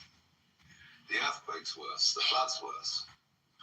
And the insect pests will multiply in all sorts of strange ways and finally get rid of us and leave the land to the Indians who originally owned it.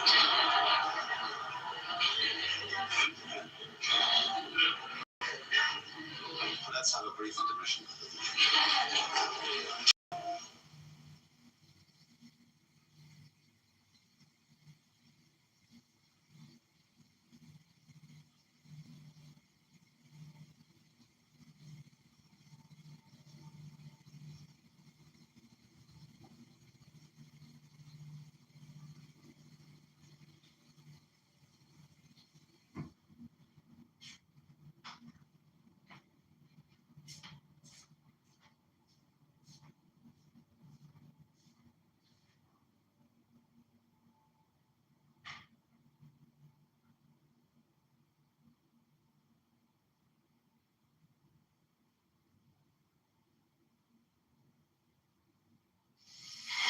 The question arose this morning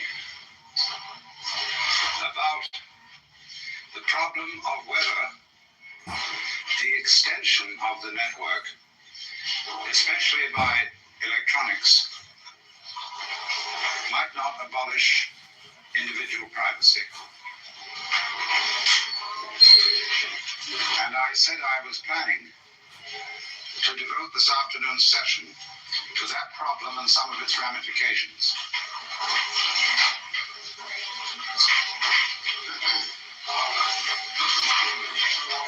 This, of course, is the area of the problem with which Marshall McLuhan is very largely concerned. For he has pointed out that just as the wheel is an extension of the feet, and as beyond the wheel naturally comes the horse and carriage, the automobile, and the airplane, all these technological creations are extensions of the human organism.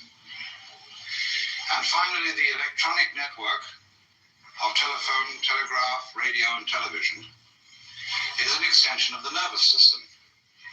And into that we must throw, as an additional extension of the nervous system, the computer.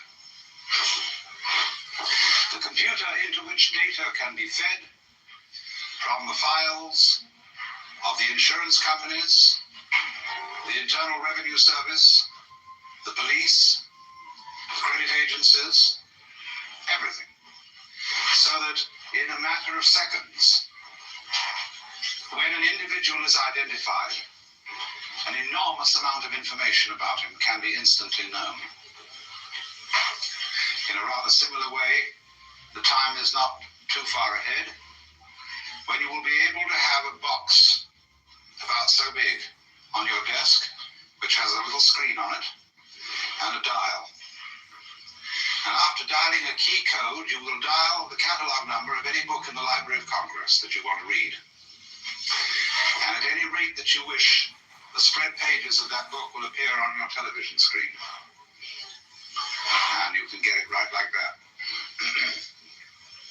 When we get to television worked with the agency of laser beams, you will of course be able to see solid three-dimensional images in color projected in a certain area, and you can walk around it. I haven't discovered yet whether you can kiss it.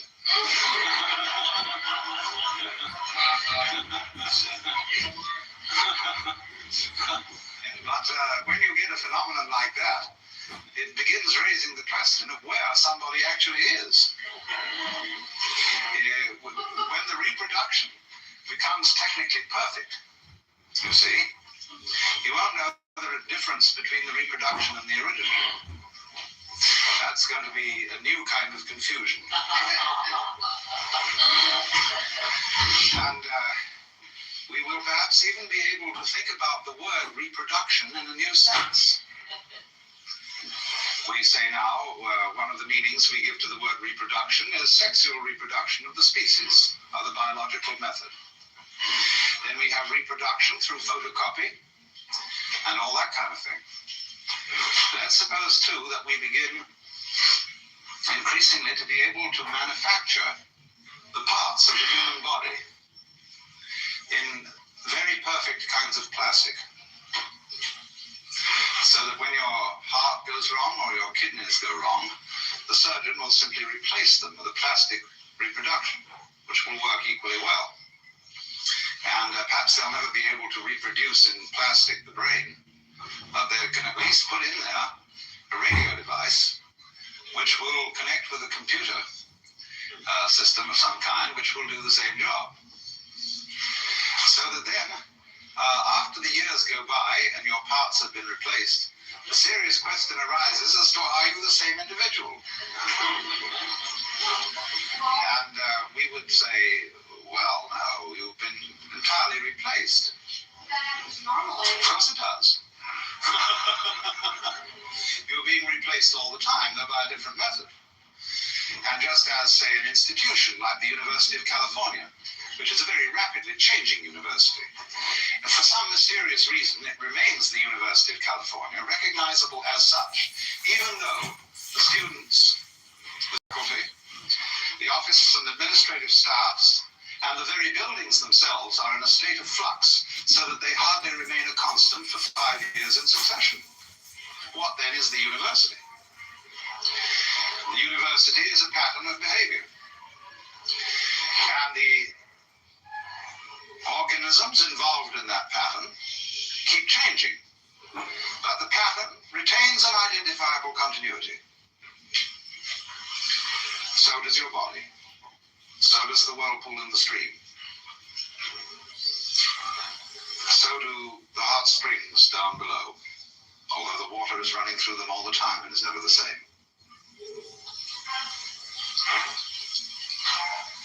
So you can envisage the reproduction of the human being in this electronic way, and at first you say, oh horrors, are we going to be converted into nothing but plastic replicas of ourselves? Will we be there in any sense anymore? Will the soul survive it? But you see, in the case of the University of California, it is what we call the University of California that is the soul. And its bodily expression keeps changing. So, when we find out that we are electronic echoes of ourselves, being perpetuated through the ages, we shall come to the astonishing conclusion that that's what we already are. Only we have to do it again ourselves in order to realize it. We are already the most remarkable electronic patterns from the standpoint of physics. So let's a bit lay that bugbear to rest. Although I must say, there is something about plastic in its present stage of evolution that is somewhat repulsive.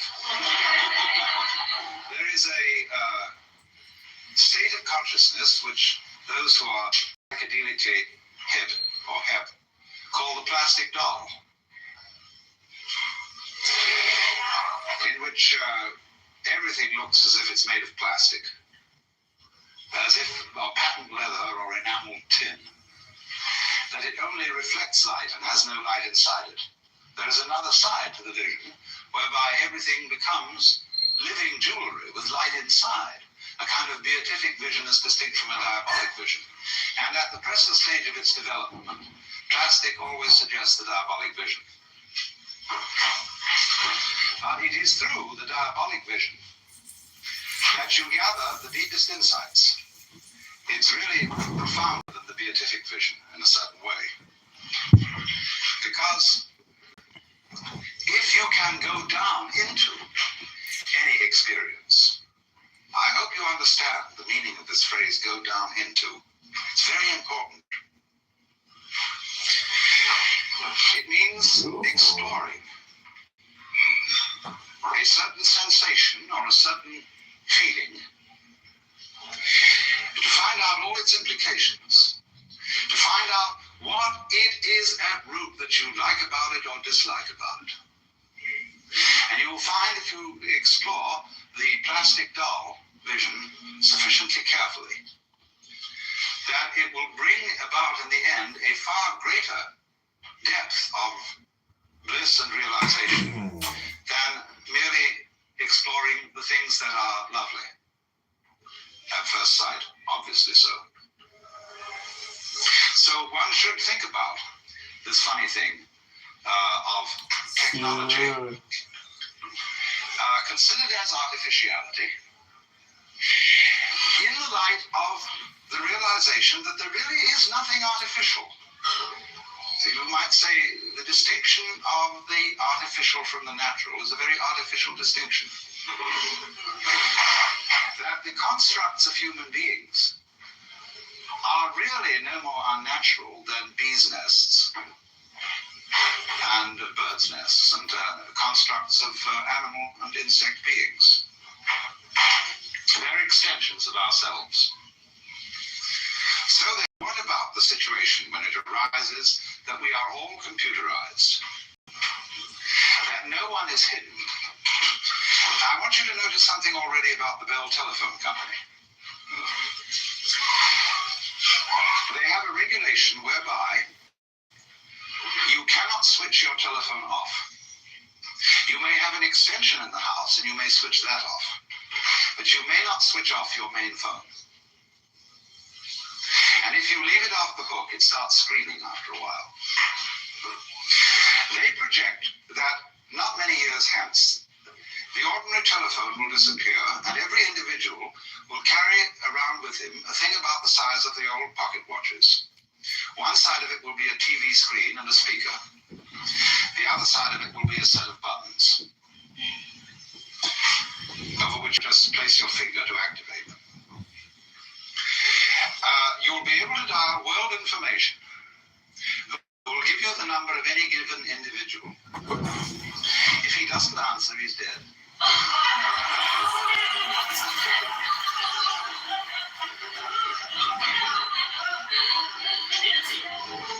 So under such circumstances, absolutely no one can get lost.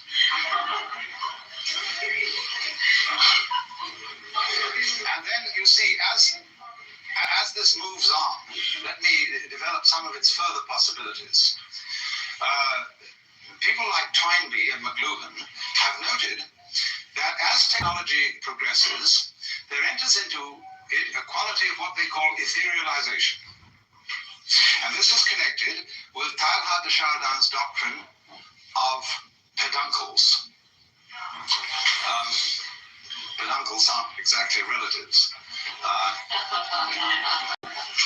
And we have to understand first the doctrine of peduncles.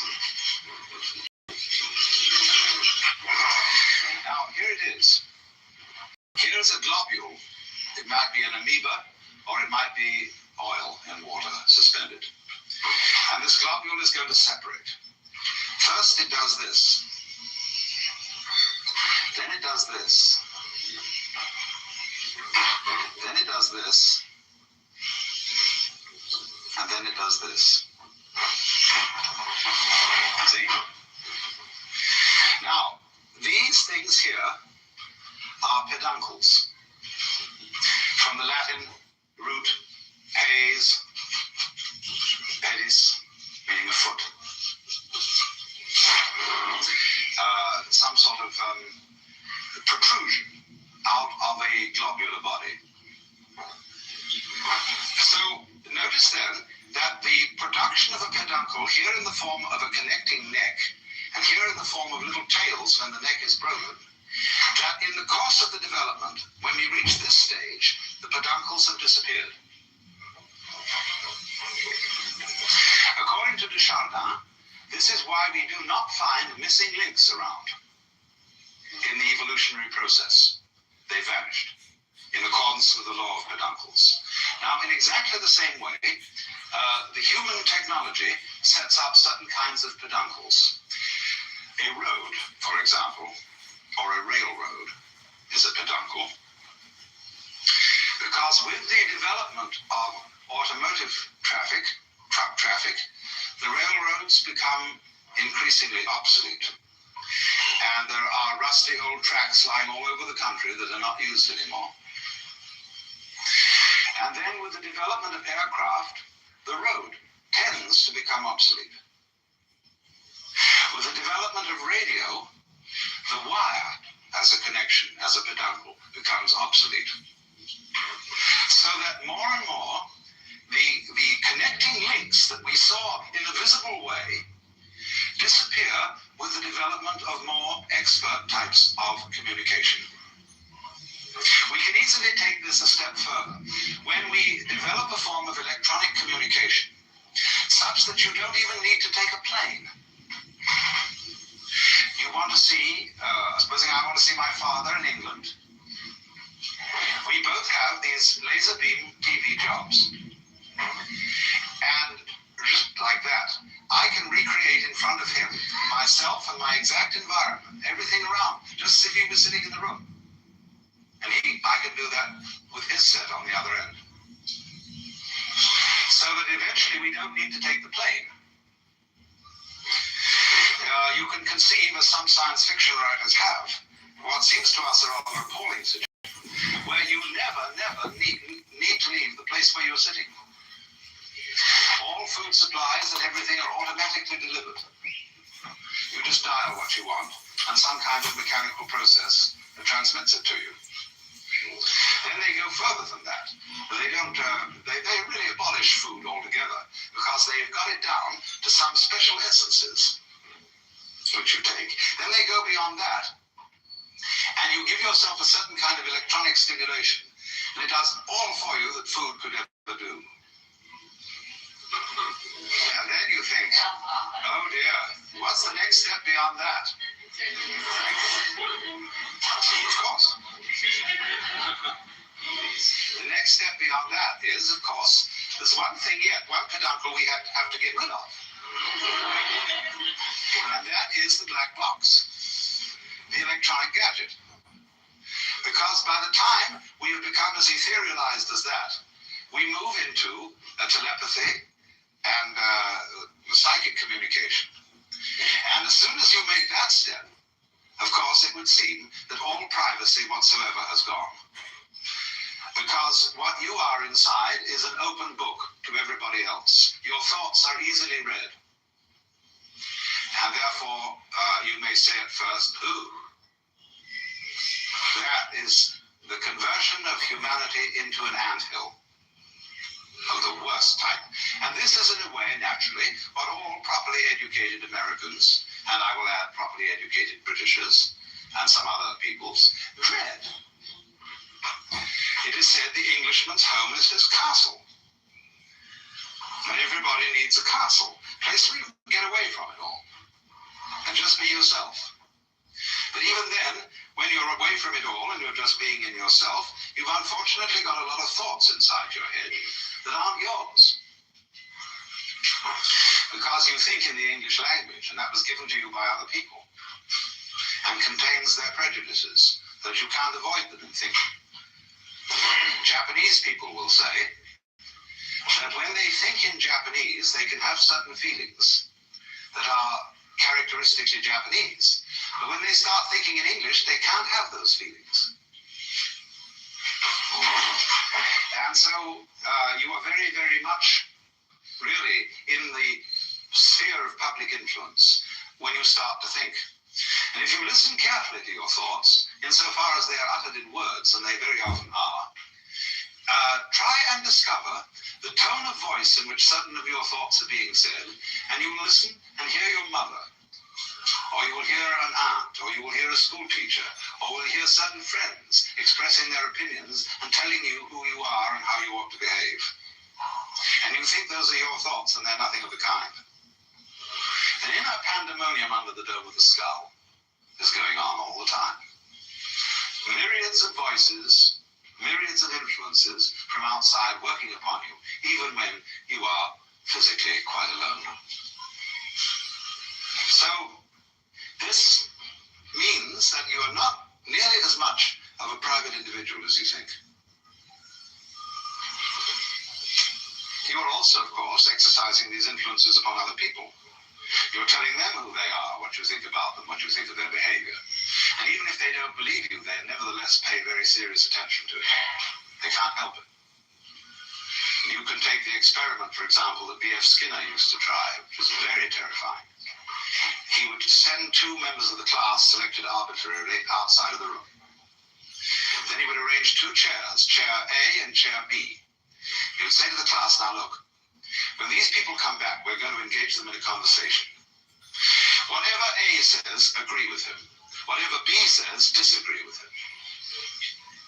So they come back into the room and they take their seats and a conversation begins. Now B may be a very strong-headed, articulate person, and A really rather feeble. But what happens is this, that by group agreement with anything A says, he is encouraged, he is built up, he becomes more articulate, he finds himself sprouting. But B, by being disagreed with on every point, begins to get baffled and confused and feel very uncomfortable indeed. Unless he is onto the game and he challenges the whole group, I see now what you're playing. You have made up your minds to disagree with everything I say. Therefore, of course, you don't count.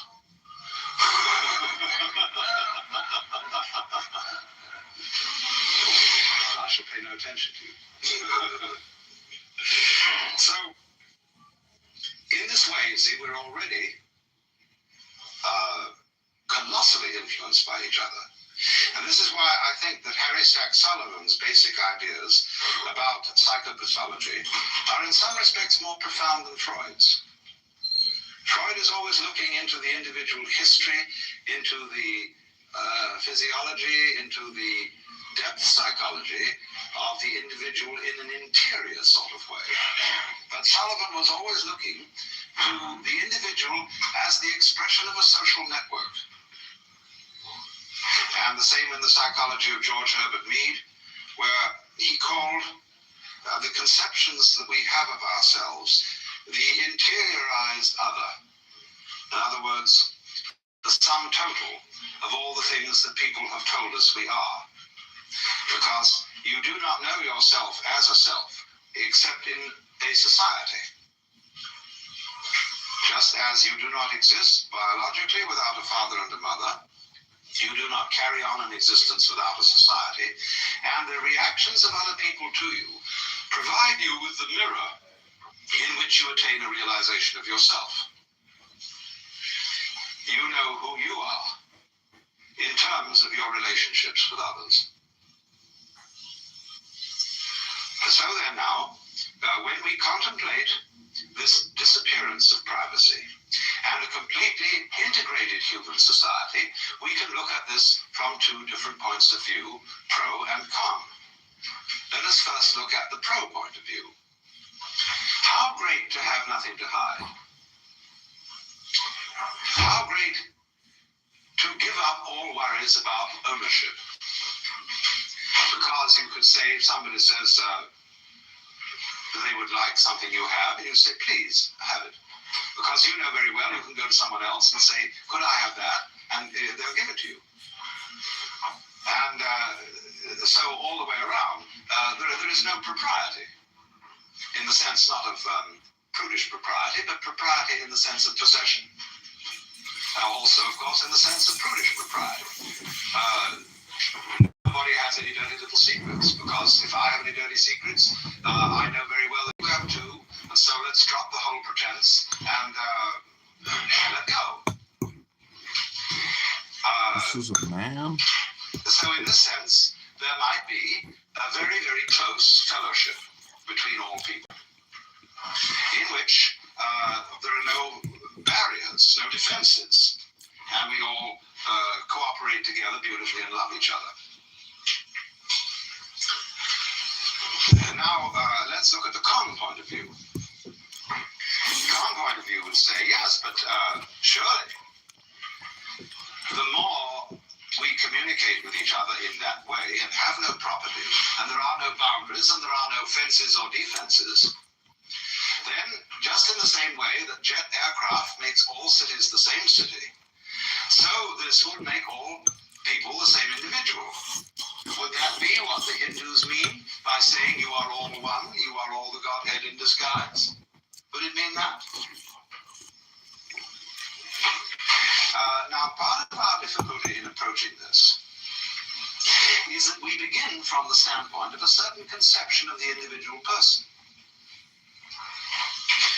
And this is, of course, the Christian ego, which is the soul as a center of action and something alive with consciousness and intelligence that lies hidden in the bag of skin. As, for example, King John says in Shakespeare's play to Hubert, within this wall of flesh there is a soul cast the under, and with advantage means to pay the blood. See the image? Within this wall of flesh there is a soul. Within the castle there is the king. And every man's home is his castle. And so those of us who are brought up in that way, to feel A, that we are basically the soul in the body, and B, that every soul that exists is of infinite value in the eyes of God. We therefore have instituted, since the Industrial Revolution, a tremendous technological campaign to preserve the individual. We have all kinds of social services, hospitals, ambulances, medicine, welfare agencies, every kind of thing, with the one aim of preserving life, getting you to live longer, and giving what is called full opportunity for the development of your personality. To the myriads of Asia, this is almost unbelievable. And then, of course, we are teaching the peoples of Asia medicine and sanitation, industrialization, so that every single child can be regarded not as so much waste human material, which because it's sick has to be thrown away, but as some individual to be loved and cherished and properly treated. And because individuality, the human, each particular human organism is infinitely precious. That is the moving ideal of the sort of people who first created the great hospitals, who abolished slavery, who abolished the death penalty for trivial offenses, who made that great humanitarian movement of the 19th century associated with such people as Wesley and Charles Dickens and Wilberforce and so on,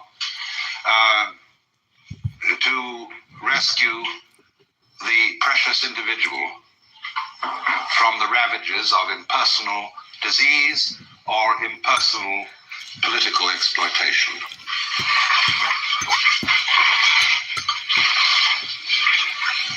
Then when a kind of American capitalist liberalism achieved to some extent this sort of ideal, we look then at political forms which are socialistic or communistic and are leery of them because they seem to go back on all that. So, of course, did National Socialism in Germany. Because the position there, it is not the individual who is the supremely important being, but it is the community, the state, which is supremely important. The individual realizes himself as a servant of the state.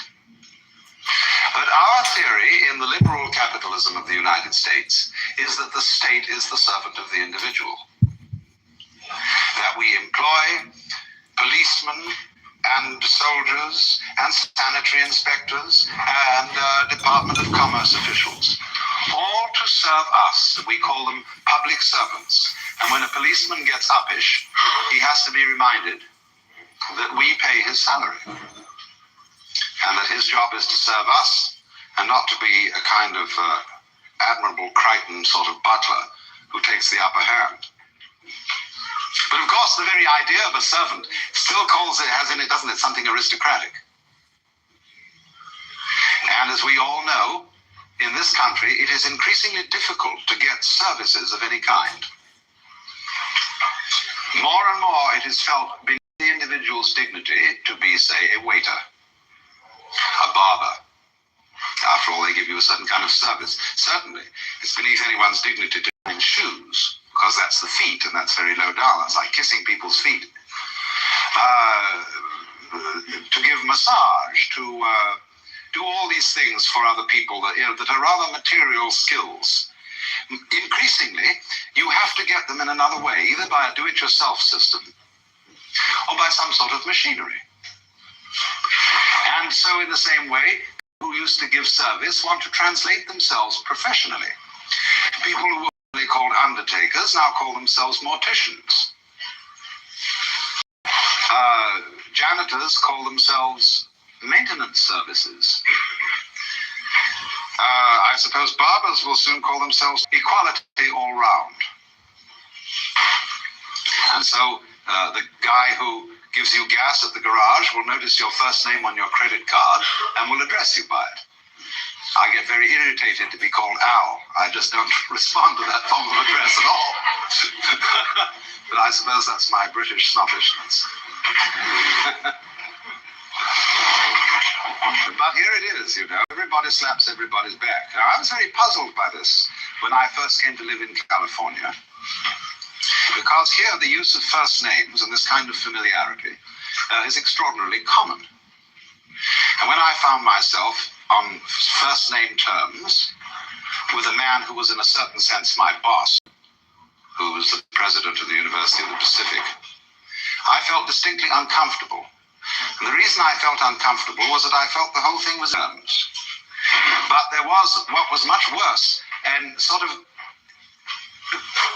effort to prove that there really ought to be that kind of relationship, when neither side had any intention of forming it. And that's very baffling if you come from outside.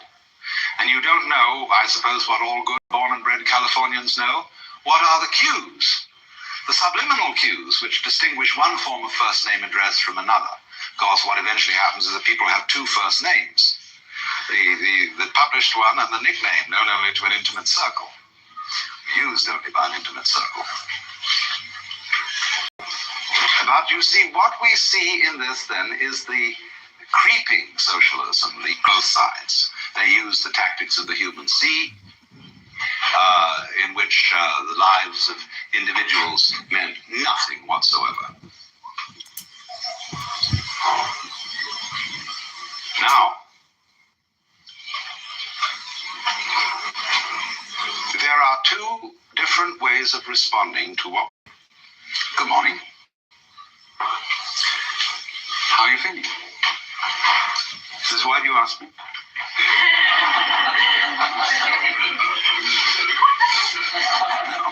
And he immediately, you see, breaks the social rules whereby you communicate with another person without actually saying anything.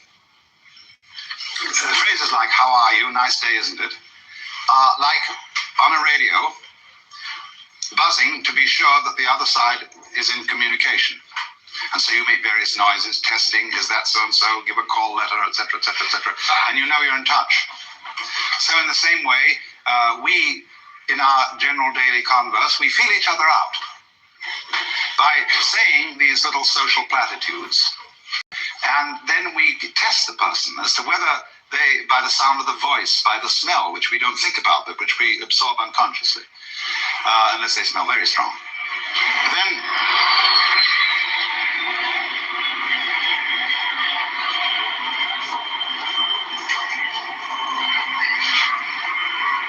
complete with bombs. And then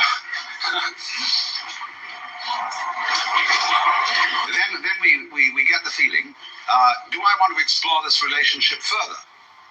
We test. But then those people, you see, who invade your privacy instantly, it's either the drunk, or the child who's quite innocent, or the probing psychologist who is playing his special game, maybe of one-upmanship of some kind, and sees how uncomfortable he can make you. Now, what are the tactics of response to be in these various situations? When you get the probing psychologist, you can shrug your shoulders and say,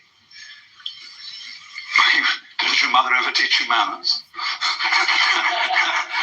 Or you can simply not defend yourself. Some people just don't need to defend themselves at all. And so that probing them in that way is like tossing a rock into a well, and you wait, and there's no splash. And that really sets people back. Krishnamurti does that. If you make a comment about somebody in his presence that is in any way adverse or critical, he gives us no response at all. So you suddenly feel, like the Buddha said, you spat at the sky and the spit falls back into your own face.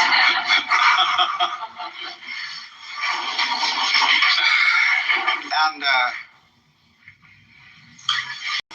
I was once present where a certain person of that nature was using as his ploy silence. And the silence implied the conversation of everyone else around this table is trivial. You know, I can't stand people who use silence as a weapon.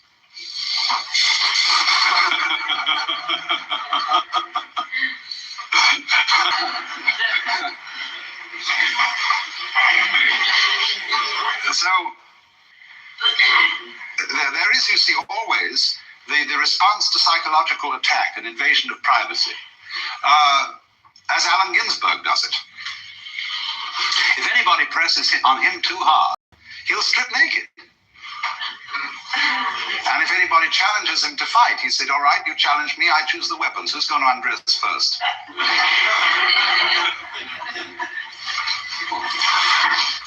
And he has this kind of marvelous feeling that there really isn't anything that he's hiding.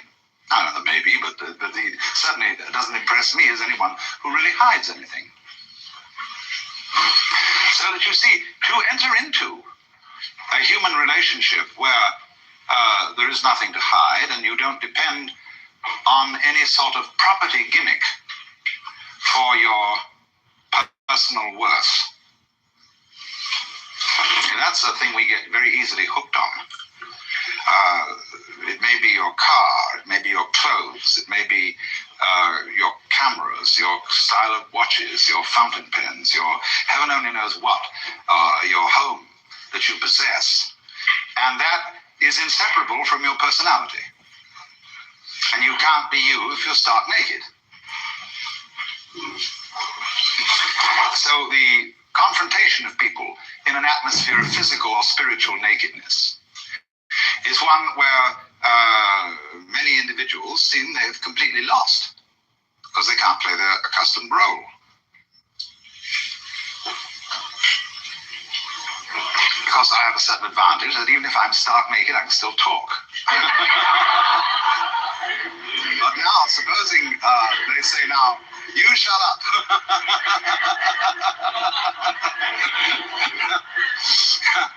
Don't defend yourself with language, see? That's like taking off an extra set of clothes. But as I say, there's a certain kind of individual whom this doesn't faze at all. Because he knew from the beginning that he was nothing. And nobody. And of course, that's a very important thing to know.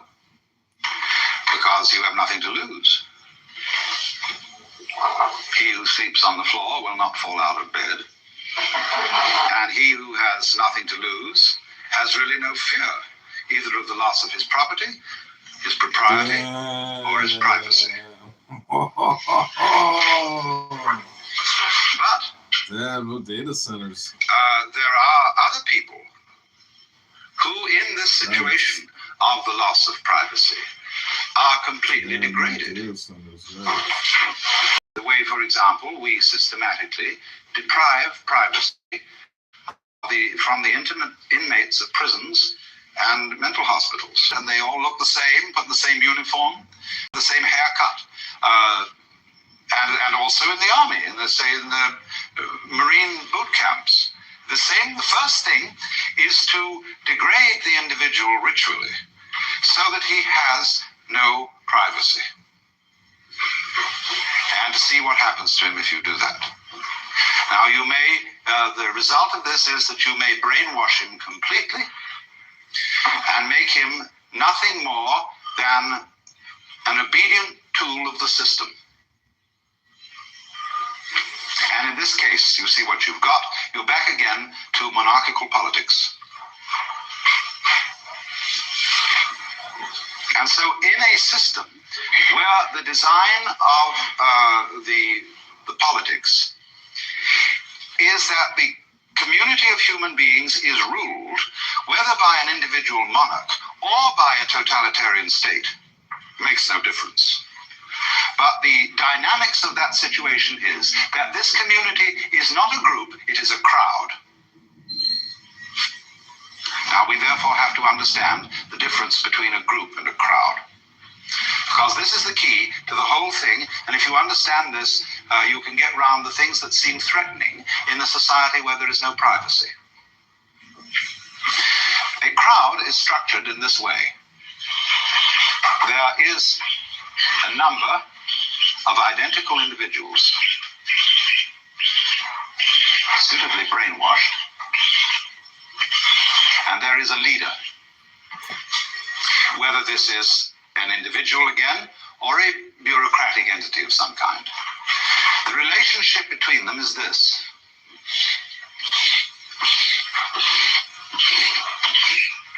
In other words, the line of communication is from the individual to the leader. And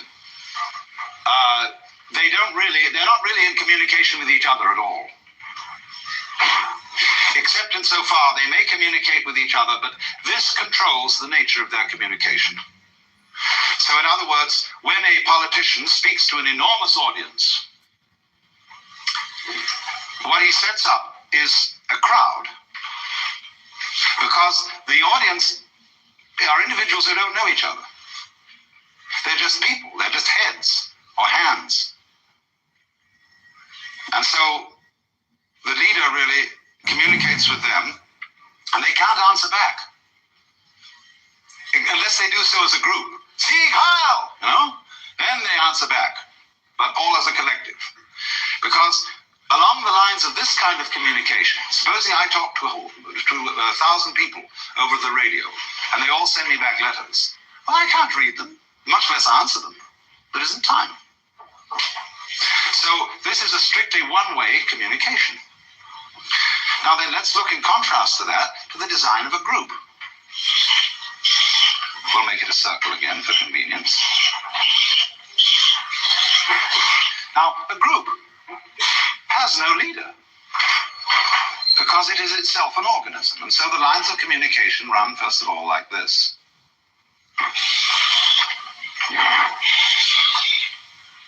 Well, this isn't very well drawn, because I've got an odd number in it, but that's all right.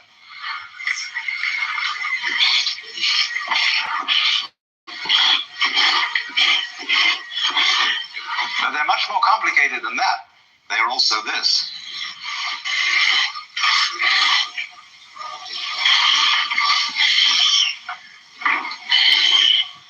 Now you see what's going on. Let's go this one around. Who isn't he talking to yet? He isn't talking to that one. He isn't talking to this one. He isn't talking to this one. You see how, I'm not going to draw this, or it'll take forever. But the thing is that this sort of pattern is group communication. This sort of pattern is crowd communication. So a group, an effective group, a true group of human beings is one in which there are enough people, or not too many people, so that they can all know each other and are in communication with each other. Now then you say, how do you relate that sort of a cell to the larger human group? Why, very simply. Every group appoints one cell to represent it. And that cell goes and joins a group of representative cells. And they have to be of adequate size for them all to be in touch with each other. And if it's necessary to go higher than that and include a still greater number of collectivity of small cells, the representative group, representative sub 1, will elect representative sub 2 to go to a representative group of sub 2s. And in this method, which is the actual original design of the Republic of the United States, which of course has been completely overlooked, you get a hierarchy of cell structures where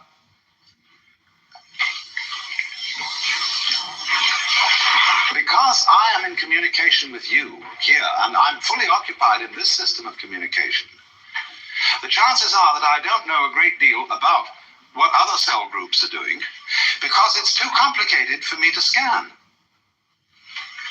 But therefore, we will delegate one particular individual and say, you make a specialty of scanning these other groups around here so that you have a wider knowledge. And so it goes, so that you have a hierarchical system of communication. You can call it government if you want to, because what we are simply talking about is an information system. So that, for example, one of these will not ever individually elect the President of the United States, but his representative at a certain level will, because his representative at a certain level knows far more about who to select than he does, because he's made it his business to do so. No mercy. Every individual can't do that. And so you will find that this is the system of direct representation used by all dictators. All dictators vote themselves into office by referendum. They take it to the people. They say, you are the people, you elect me. Well, it's the easiest thing in the world to bamboozle an enormous number of people by mass persuasion to do practically anything you want. But you can't bamboozle that kind of structure. It's too strong. Here, with the mass communication, you see everybody getting the same thing. Now, oddly enough, you see, McLuhan, in his thought about the future of communications, says that with the development of the electronic circuits, we tend towards tribalism. And this precisely is tribalism. This is the monolithic state. This is the tribal community. This is utterly paternalistic, but this is different. This gives everybody a chance to have his say-so.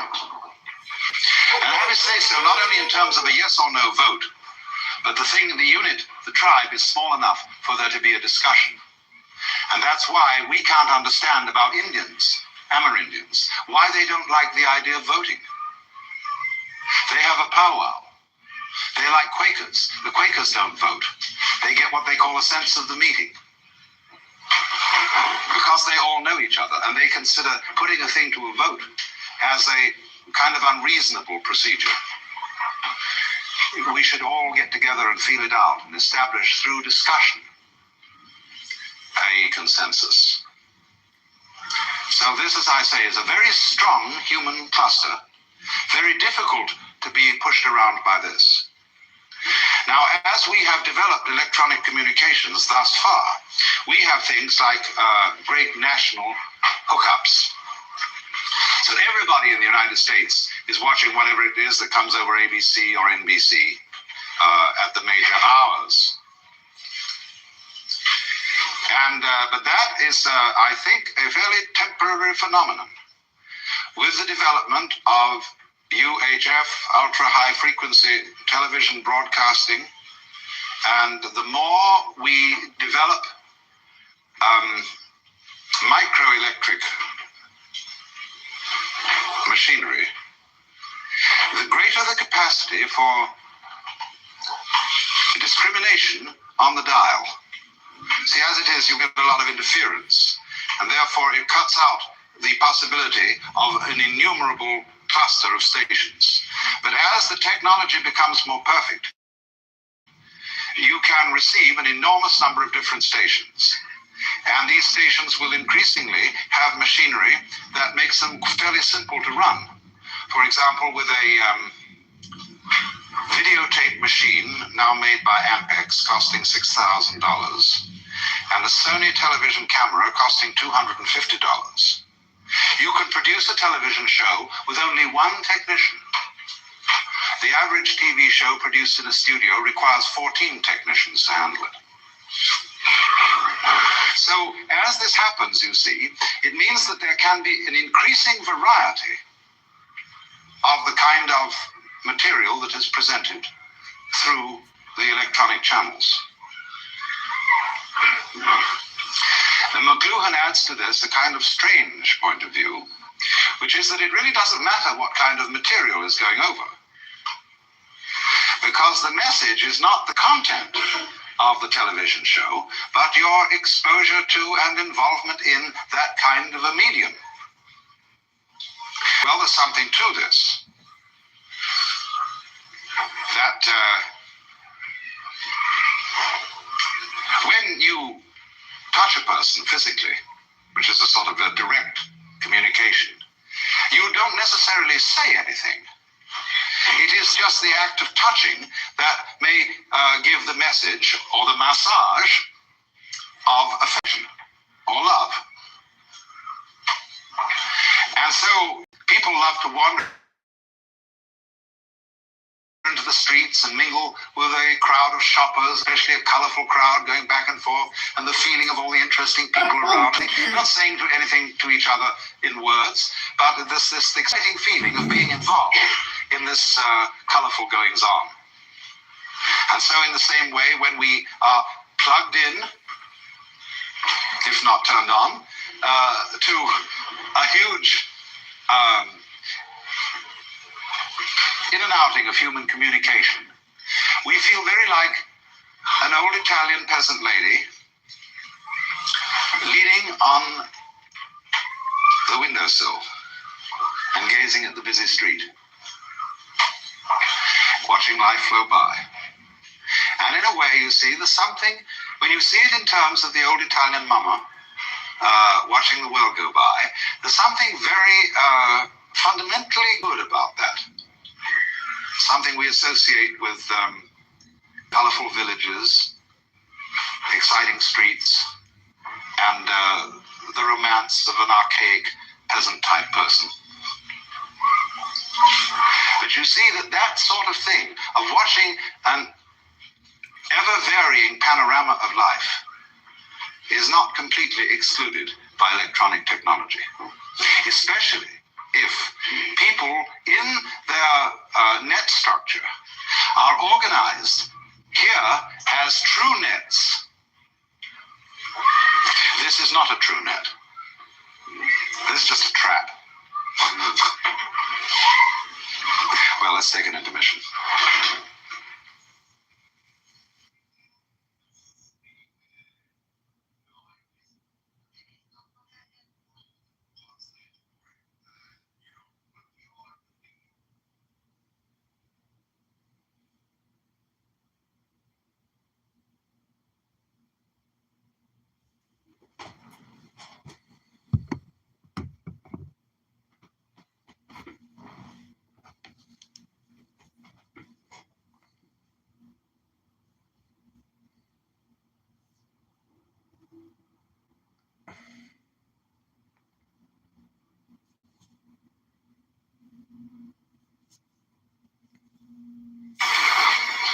I was discussing break her down better person. The plausibility. Well, that's great, but I'm not worried about that. Of two essential features of the philosophy of illusion. She's a supermom now. That's what she said. The lesson that we have to decide She's the whether to take life seriously or not. That is to say, whether the plot is comic or tragic. And if it's tragic, you see, is it? Must we say that it's ultimately tragic? Let me bring this person up. And the question. Assalamu alaikum.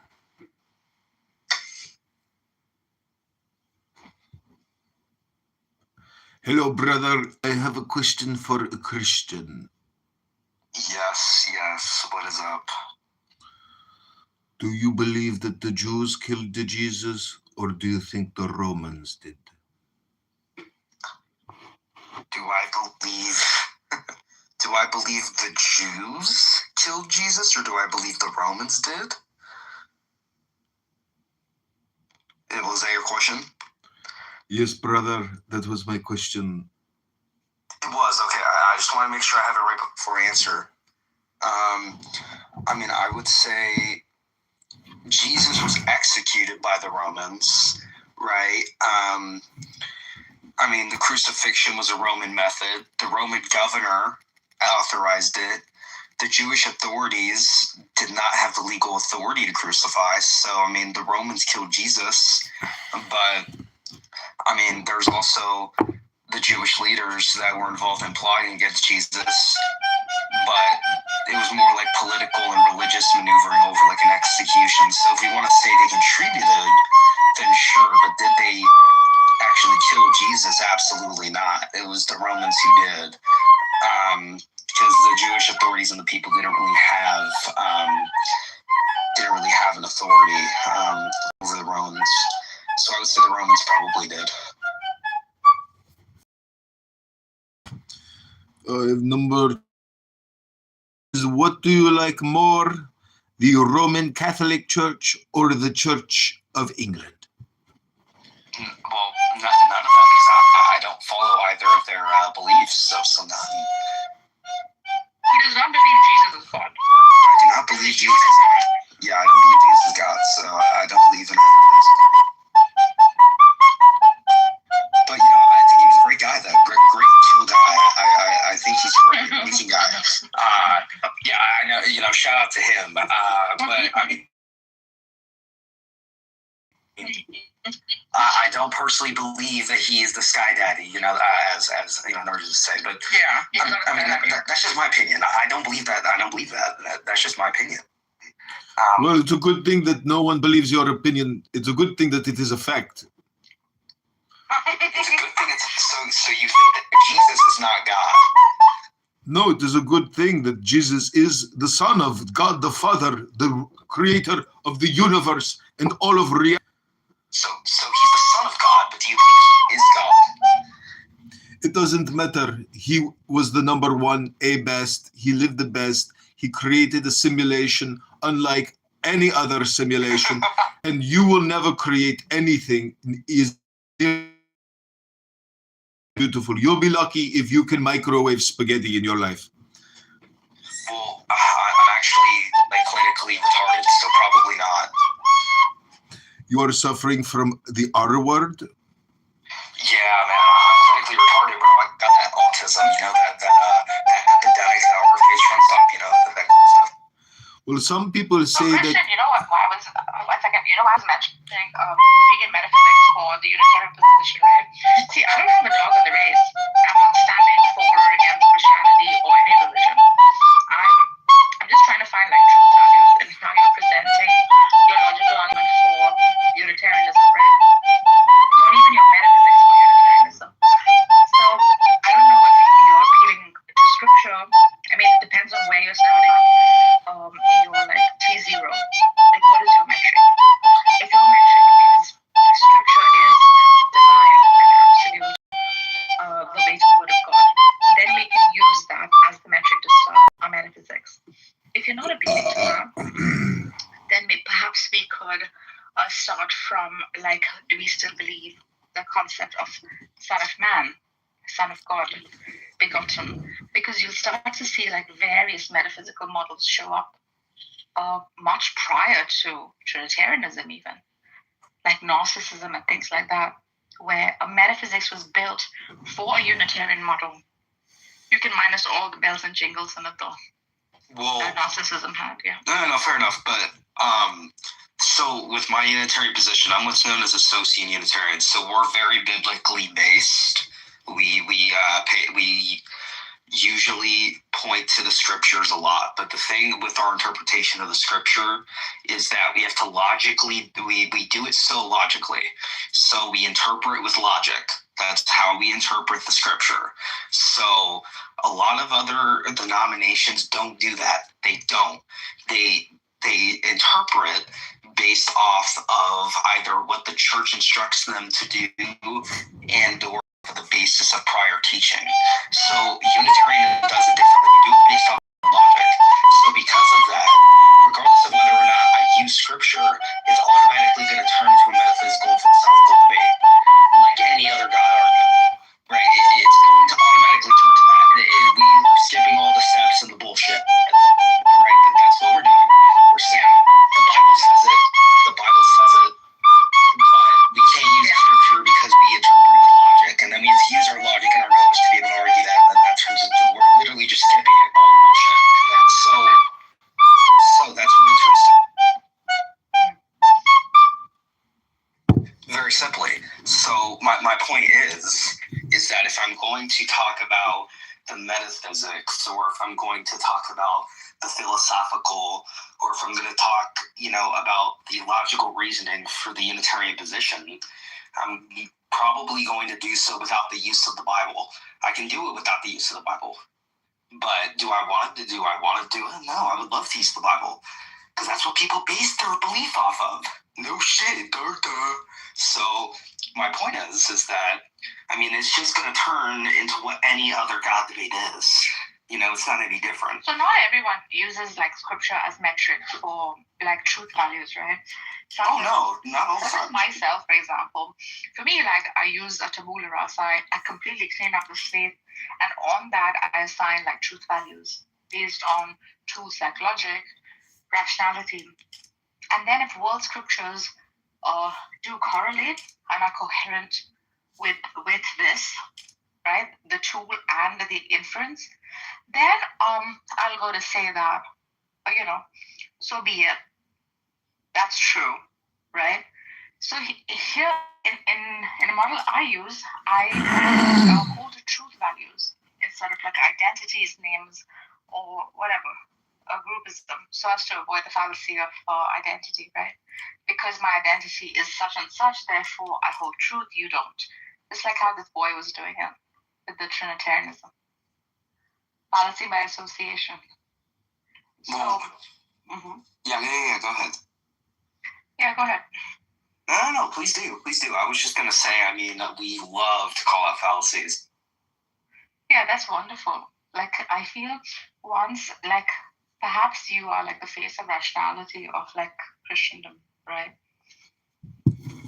Because every religion has its group of rationalists and its group of forward thinkers and truth seekers who will go beyond just inherited religion into a domain of truth instead of just believing in it because it says. Well, we're classified as a rationalist denomination. I didn't know if you knew that. We literally are. So it's we're literally known for that. I think aside from a few under sects of Unitarianism and maybe going into subordinationism and things of that nature, we're basically one of the only denominations within Christianity that's considered rationalist. There's not that many others. A lot of the mainstream denominations are not rationalist. They are non-rationalist. For example, literally any Trinitarian denomination, they are not rationalist. So we are though. So of course it's going to be different when we're having this conversation. But I would love to break it down for you if you like. It's not simple, but it's straightforward. Yeah, right. Let's see. What should we address first? Godfather. Yeah. I put a link in the chat. I hope you like the link. It is very interesting. Yeah, I love stoicism too, bro. Well, what I'll say is to start out, we believe that God the Father is the God.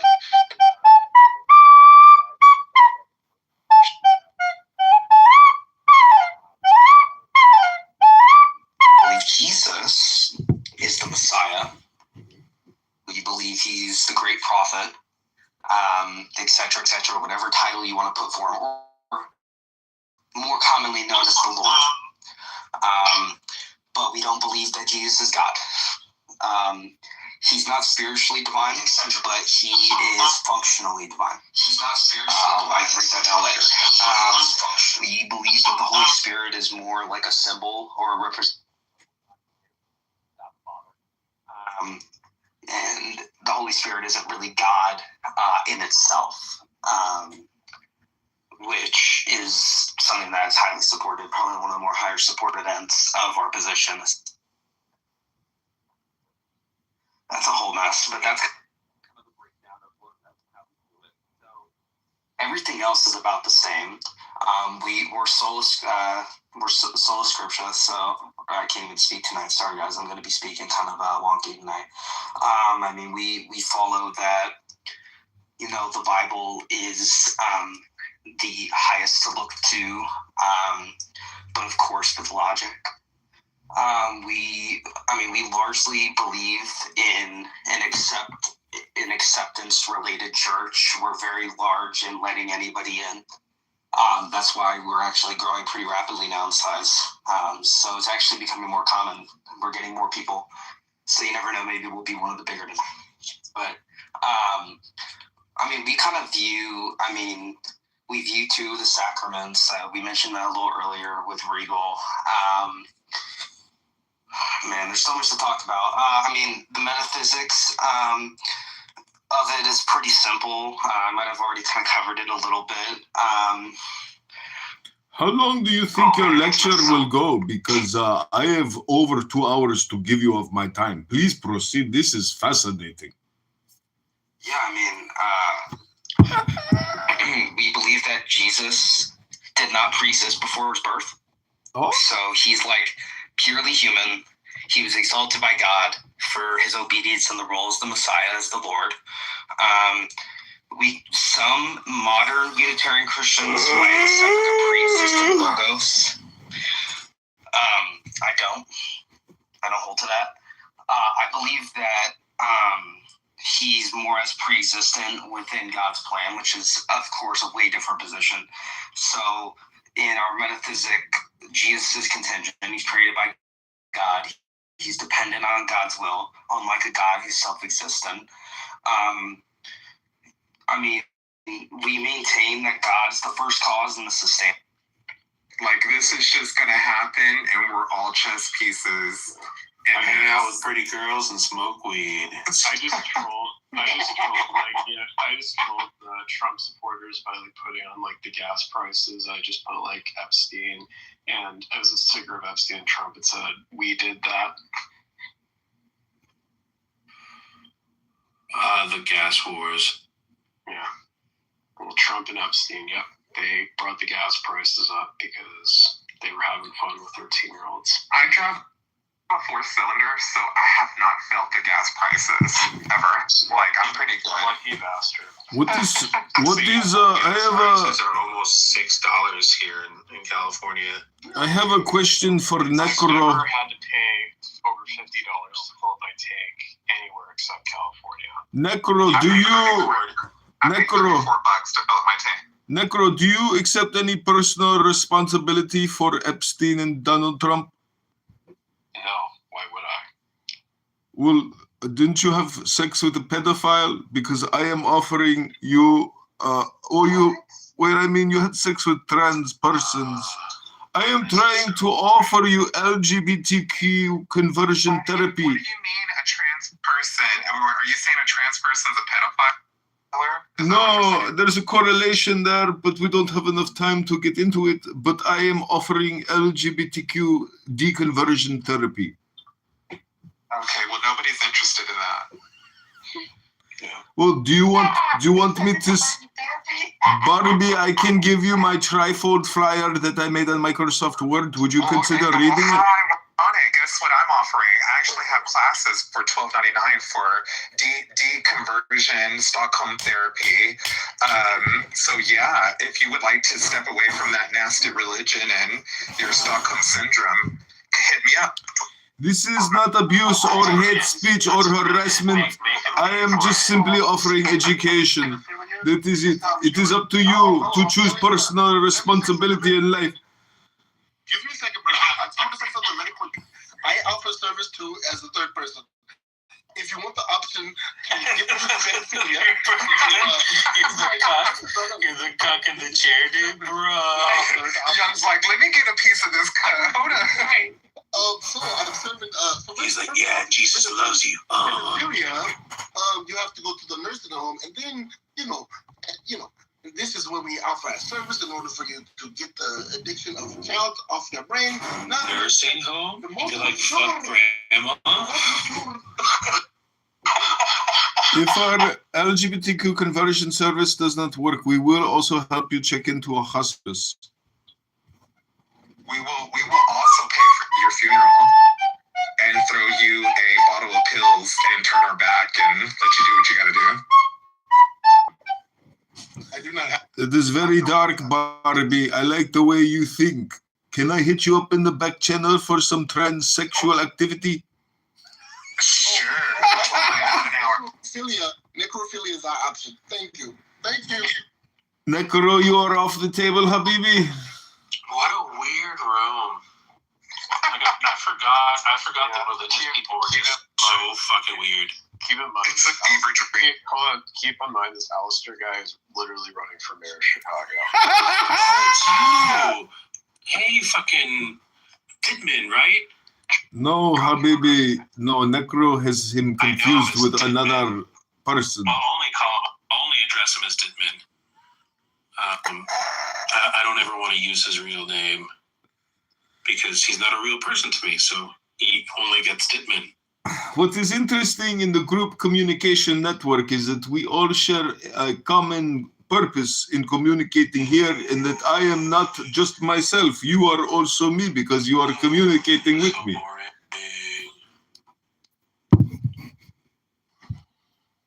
Well, I wanted to come and talk about your title. What can God, you, and beyond do for us? And it is very simple. It is a neuro-linguistic program to decuckify, to detransition. Comedy can never be funny because it's just like degrades down to like racist caricatures.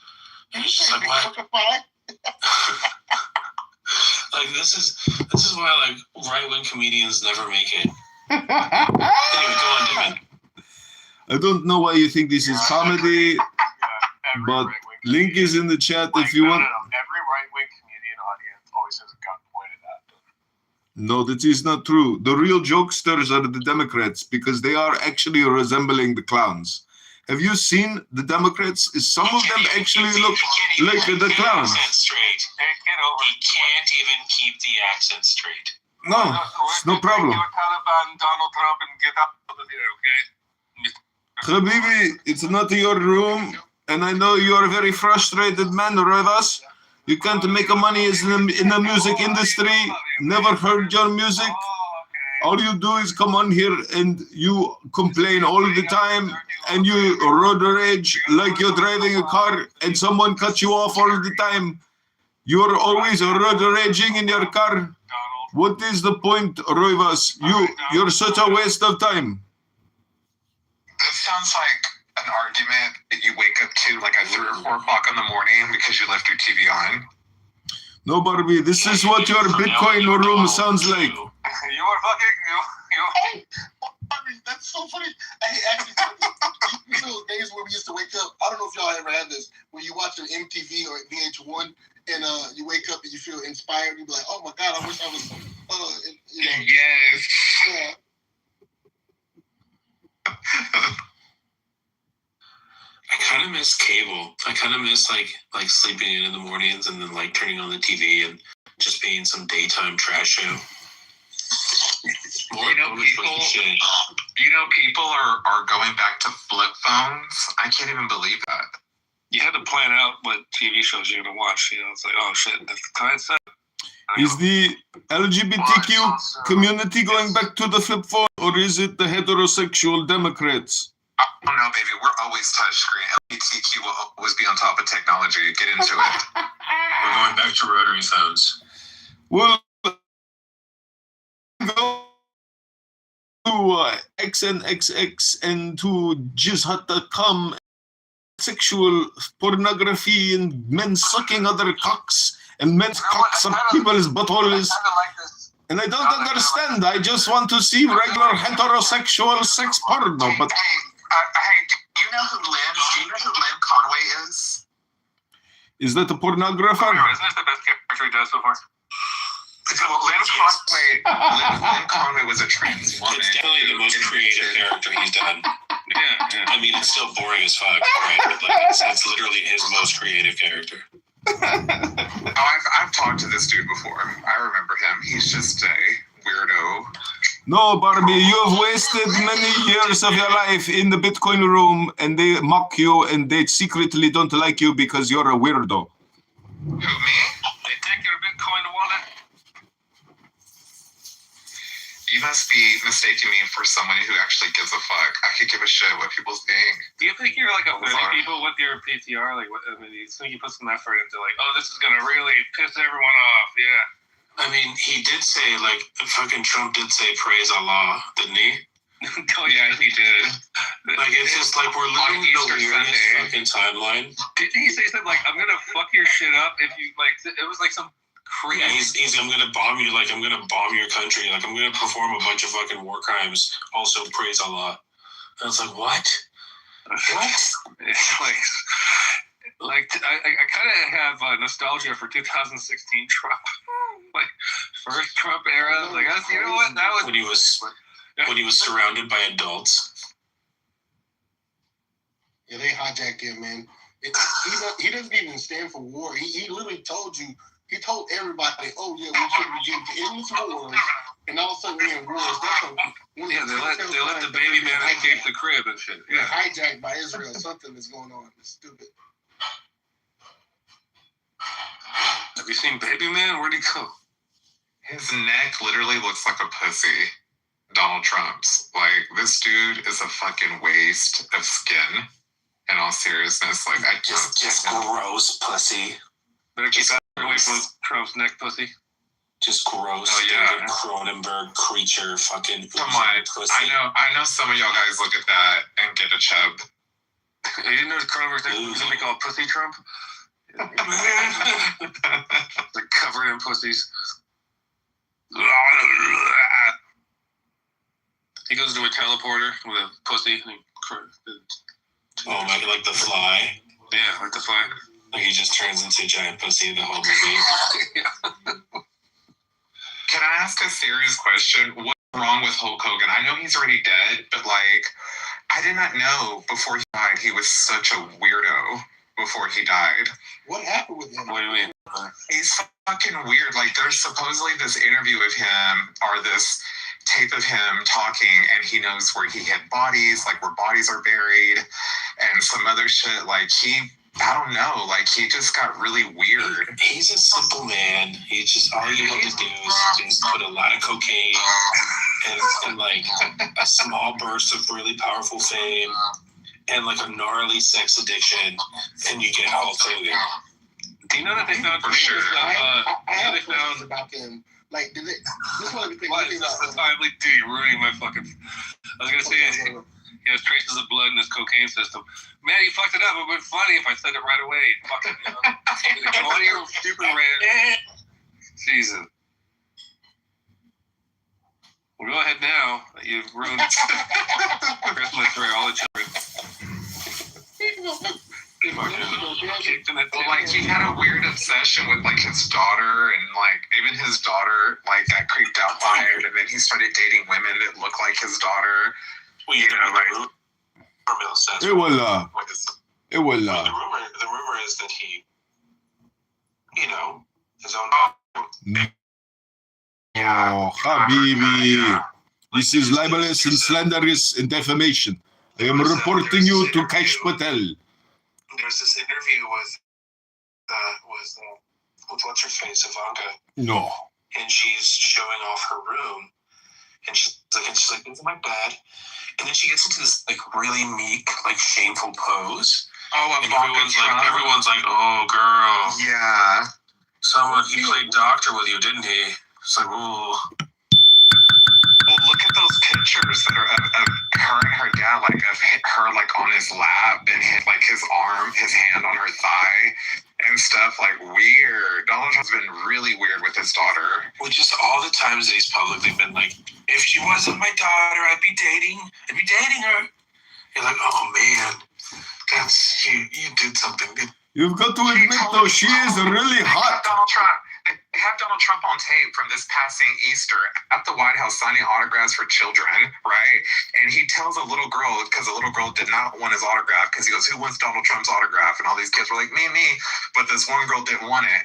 And he goes, she doesn't want my autograph. She doesn't have good taste. Telling this little 10-year-old she doesn't have good taste. He's probably right. Yeah, and then went on a 10-minute tangent. He's a comedic genius, right? But he has the fucking nuclear codes. Right. And then went on a 10-minute rant on talking shit about Joe Biden Surprise! to these kids.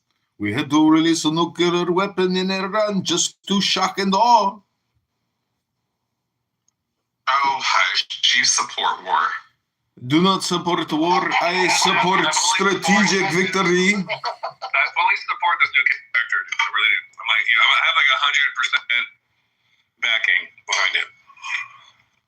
Your endorsement is meaningless to Alistair. Force accent. You're going to be rich, bro. Your endorsement is meaningless to me because you are not a successful musician. I politically and morally endorse everything that you think and say and do. Yes. Watch him convert to Islam as a joke, and then just be Muslim. I already am converted to Islam. Allahu Akbar. In fact, you can put his words in my mouth. I will, and if you respect me, I'll be like, yes, I said that, yes. I mean, that would really show us to just convert If to being Islam. wildly handsome and extremely educated and talented is Islam, then call me Muslim. Hello? Hey, Rufus, me and you have the same time. I think we just have the same time frequency when it comes to responding. What? Yeah, you guys are synchronized. it's like Royvis is Neo and Young is Trinity. Oh, stop it. Hey, you guys are so silly. So back to this thing called God. Can't we just rename God all ALL and call the argument over? I mean, we could call it Nancy and be done with it too. No, all is like Nancy everything. Reagan gave really The happening, the experience, the cell phone, the coffee that I am drinking, everything, all is it God. That is my opinion. I am complete. Let's start spelling God G-A-Y and start calling gay people just humans. How about that? I vote for that. These are just concepts. You have a daddy and you have a mother. That means they're genders and your bullshit is bullshit. I don't have a mom or dad. I was raised by Every man and every woman was born from a man and a woman. Cabbage Patch. You cannot deny the facts. Despite your neo-political communication, you cannot deny the facts that it takes a man to impregnate a woman. It's And like what is a woman? Italian. A woman is the opposite of a man, obviously. Not Arab, right? But it's also kind of Italianish. I feel like he was unzipping his pants when he said that last part. It sounds Greek to me. Just spell it off. Yeah, it could be Greek.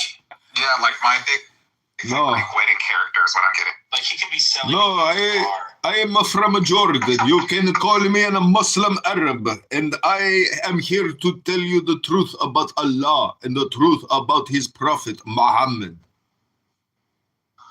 Okay, who's Muhammad?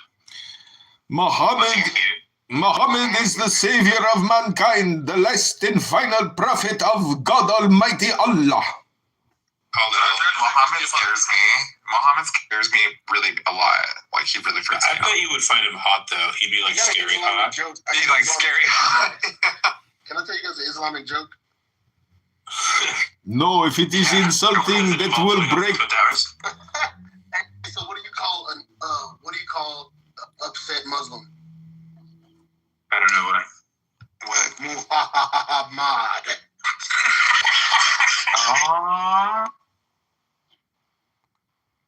You angry. I'm high enough that was hilarious. Leave me alone. You angry. So Crowley, how many Virgins and I got to say, too, but they're all 80. well, there was something off about. There are camels walking around like, can you just No, like you're the scene? I am working. I just used my Nespresso maker with my new metal container. I cheated Nespresso. I don't have to buy the aluminum coffee tins anymore. I figured out a way to make espresso all the time for cheap using. Suitcases full of cocaine and gold bullions. You kind of sound like you have a tens unit stuck to your balls, the way your accent sounds. Is that the projection? No, I don't have balls. What happened to your testicles, young man? I put them up your ass for safekeeping. You're storing your testicles in my tuchus? Yeah, I'm using you as a purse. You're using my rectum as your purse?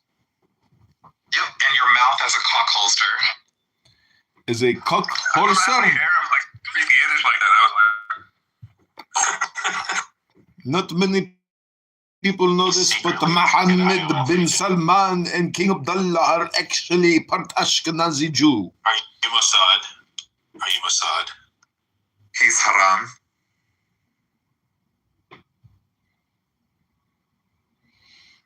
yeah. Do you know what they must... Up to the ages of I highly doubt any religious person can answer the questions in the song "Dear God." Do you... Ask me some question. I'm a theist. What is the most confusing day in Saudi Arabia in high school? Please, brother, please, calm down. Let me answer the question, brother. Did you make disease and the diamond blue? Oh my God, I have a migraine. I could actually see girls throwing their underpants at you, Necro, on stage. That would be amazing. Brother, I left that. Please, let me answer this, man. I have nothing else to do. Am I drunk? This feels like I'm drunk. The disease, listen, in any gaming program, when you're dealing with anything that's dysfunctional, it is a form of disease. You see, it is disorder in the game system. So a character caused this issue, or any developer in the game causing these errors, it's going to cause disease. It is not the original design to have the disease, you see. But whenever the developer steps away or someone makes an error in there, like the players or anything, then errors can happen. That is what disease is, you see. That's what I'd say. It can happen both ways. Speaking of disease, have y'all seen Lady Gaga's video Disease? Really good. No, I have seen Mary. She is a disease herself. Her music is so bad. Well, you would know what a disease is. You've got one in between your legs. No, listen to this song. It's called Barbie stored her testicles inside my rectum. That was sound effects. He really liked that when I told him that. He's stuck on that age. He's like, please give me attention. I need attention. This song is called Pay Attention to Me. No, we don't want to. What? I said, put your hands together. What's Make some tortillas. Put Put your hands together. Well, it has been such a I great am pleasure. never getting a fucking... I'm not ever getting a vape pen again. I am baked out of my mind. Oh my God.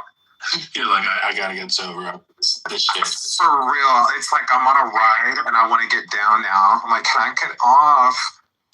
They say that smoking a vape pen for extended years will actually shrink your testes. Well, I don't have that. I have pussy lips. No, what I'm saying is, if we can shrink your penis, then and your testicles, we can put them more securely in my butthole. All of a sudden, you just hear Hey, Barbie, I was wanting to know if you could open a beer bottle with your pussy lips. I can. I could even smoke weed with my puss. Where does Like an actual joint. Yes. Yes, they're giving me more reason to find more morality for me.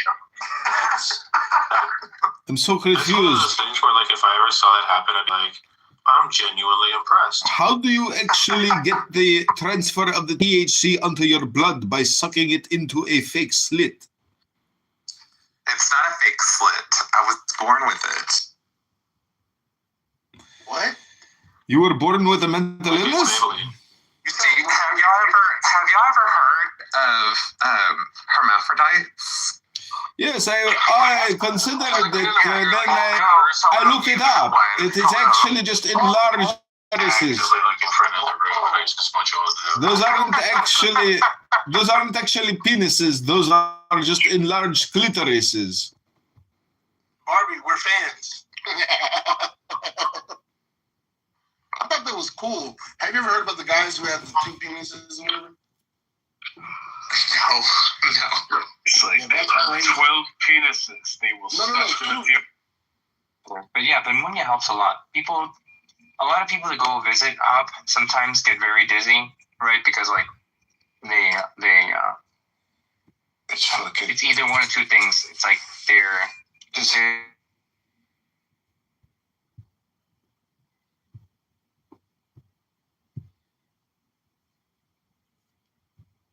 So that's what they do. That is just absolutely okay. So can I just ask a question to this gentleman? And after that is complete, and then what? The issue after that. Saudi gonna get backed by it. Saudi gonna see. Saudi Arabia is they're gonna have a problem once they do that, because Iran is gonna hit them. Elder, please let him finish, and then you can respond. Okay. Well, the issue, there's three main areas they're gonna remove. One is all electricity in Iran's gonna be gone. My grandma's in Huckabee! And then also My grandma is in Huckabee! It's a war crime, though. no, it's not a war crime. Yeah, you fucking with the water. What are you doing that for? That's on civilian.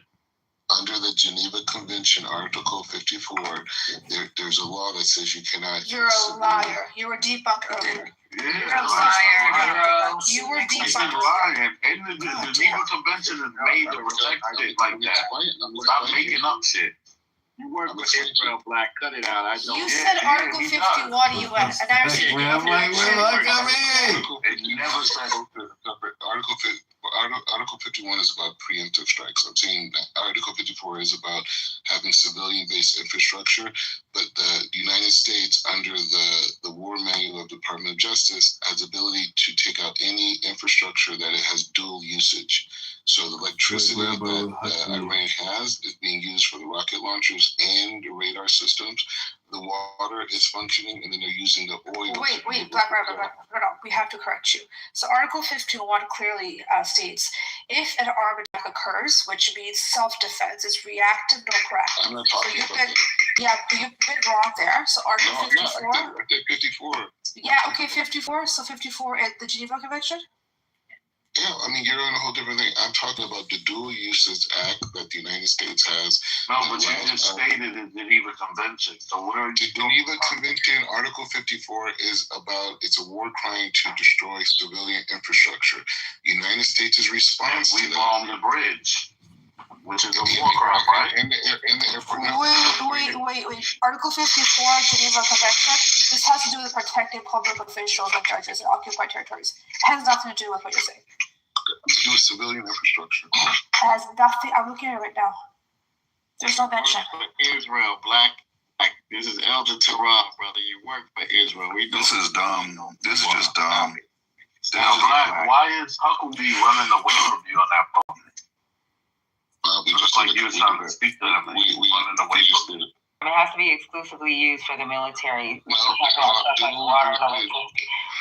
forgot Trump. Patty, I'm not making this shit up. This is the law.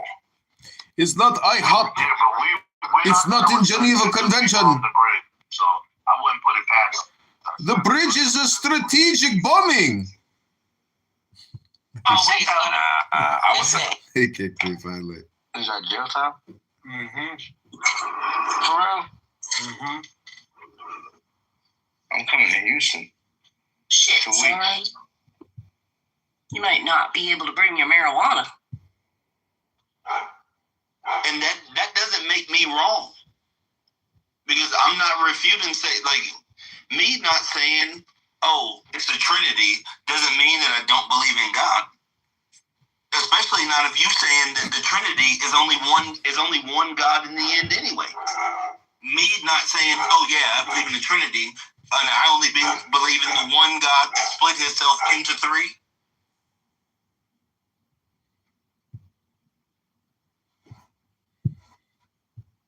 What I've done is I'm applying in classical music. There's a format called theme and variations. You know what I'm talking about? Okay. Bach's Goldberg variations, stuff like that. That's a standard sort of format in classical music. Well, I'm applying that to sequences of art. I'm starting with an original image that I created sometime in the last 20 years, and then I'm using AI to do variations on that original piece of art and taking it through all these transmutations. And that's what you're looking at in each of these editions. Some of the editions have 300 or 400 variations. Some of them only have a dozen or more. But in these things you're looking at, there are just 16 out of however many there are in that edition. So how did you generate the original image? Oh, I don't even remember sometimes. I've used a lot of different software over the years, but it was all done on my computer. Because I love the progression. It's funny because it's a little bit. I'm seeing reverse entropy here. Because it seems to be going towards order. It's exactly what it's doing. It's I give it usually a very abstract image to begin with, and then part of what I'm doing is imposing order on that. It seemed you know how evolution ends up as a crab in very many different ways. Like the crab form has evolved multiple different times. Oh. It's like your art evolves towards flowers or mushrooms as it goes. Like it keeps trying to drag your initial image towards a mushroom. Oh, well, see, that's where the prompts are. I mean, I can have it go any number of directions. And in some of those cases, there's two of I think in there where I start with the same image and take it in two very different directions. Yeah. So you're starting with something that's completely abstract, and then you wind up with mushroom, jellyfish, and butterflies. Something like that. Yeah. Yeah. Trees, that's fun. All sorts of stuff. You can, it is fun. That's the main thing. See, this whole thing is just a way to make some money, because actually I've already had my fun with this shit. The fun is discovering it and making it. Yeah. But now it dawns on me that this might be sellable in the corporate world to fill. Oh, it absolutely is. It absolutely is. And for fans of Avatar, it definitely is. Well, and this is and then if you look at the last, if you the bottom thing, the rando mothers, you see stalkers. Okay, that is seriously also usually much encourage wider the sense of free variety speech. stuff. That's just individual things from all 300 of the other editions. So what you saw up there was just the first 32. Wow! But there are You a total stalkers. of almost 400 editions. Anyway, so the last thing it shows you that. I can't believe you're looking at this on a phone, though. I am, but what I really would like to do is because so I'm working in different stuff right now, but wait a second. So I play around with VR a lot, and I do renderings of space and stuff like that.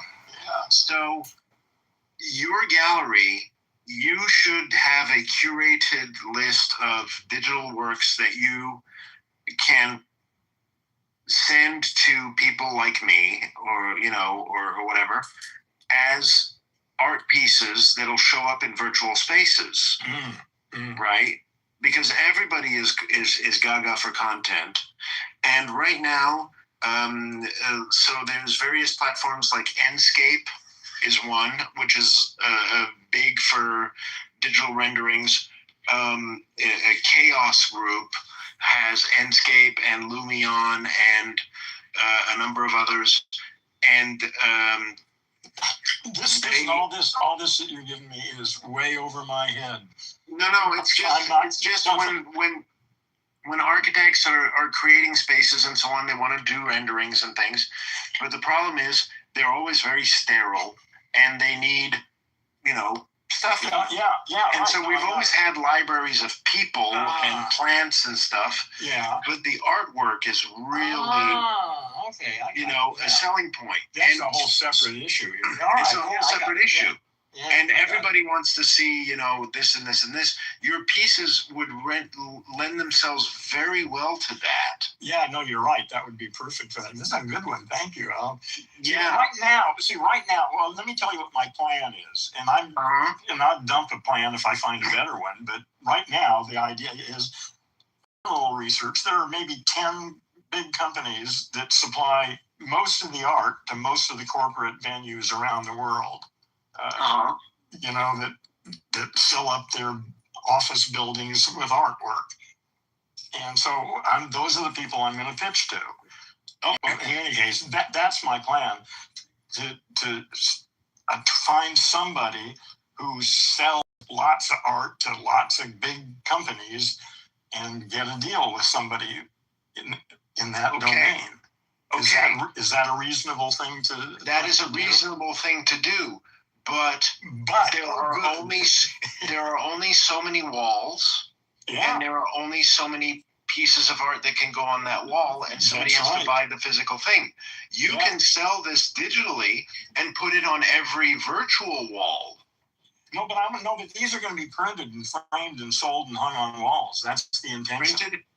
That's the premium version. Okay, yeah, right. Well, that's the only version there's been up until this moment. Right, but you can have a whole other side gig. Oh, yeah, really? Yes, a whole virtual deal. Of virtual versions that people can pin on their virtual walls for their renderings of spaces that don't exist yet. How many customers? How many of those people are my customers? Or how many interior designers, architects, rendering companies, and so on are there?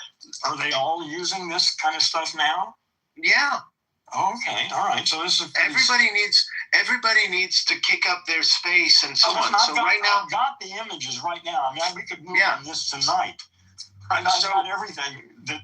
I've got all these images. They're 6,000 by 8,000 pixels. That's too big. Well, we can always reduce them. That's no problem. Yes, that's the beauty of it. You can take away dots. Adding dots is more pain. Yeah, so it's not necessary for what you're talking about. Exactly. Yeah. So if you look up ENSCAPE, Enscape. It's called, the company is called Chaos Group, Enscape. And then you look up Enscape, and I think look up. What do you mean look up? You mean go to their website? Go to the website. So what is it? What is the was it END? END? No, not D. No D. Enscape. Okay, one word. And Enscape.com. That kind of thing, right? Okay, I mean, do you want .com in there or what? No, just type in Enscape. Google Enscape. That makes it simple. Okay, and then we come up with I got chaos.com. So that's their parent company, Chaos Group. Okay. And they. So do you want me to go there or what? Sure, but they provide a lot of the rendering software that architects and interior designers and so on use, either Enscape or Lumion. Right? Okay, I see. And so they render the stuff that I do, and their software actually has an AI component, It has an AI component where it populates the spaces with people and entourage, right? So you fall into the category of entourage. Yeah. So if you get with them and you promote your library, I've got 30,000 images. That tell them, reach out to them and tell them you've got 30,000 images that you can use in your library and so on. What's the deal?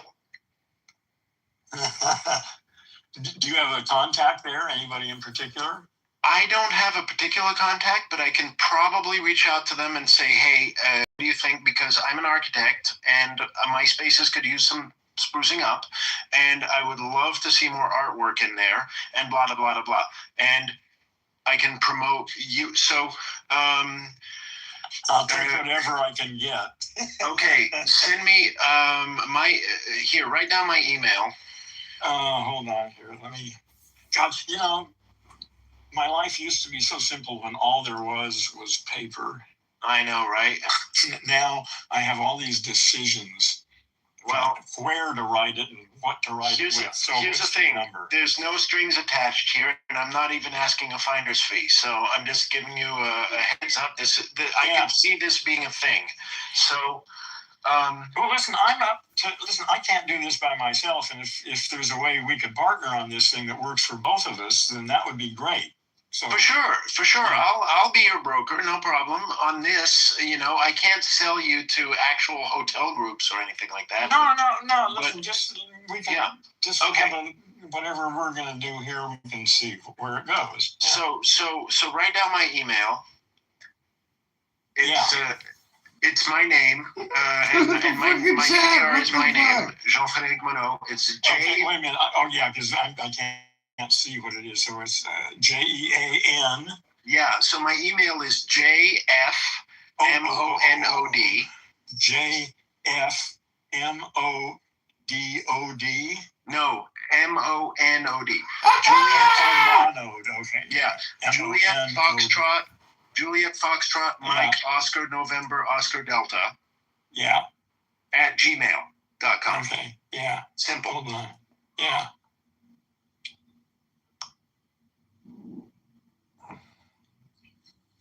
Oh, that's good. Okay. And hold on here. I'm trying to see if I can get your. Yeah.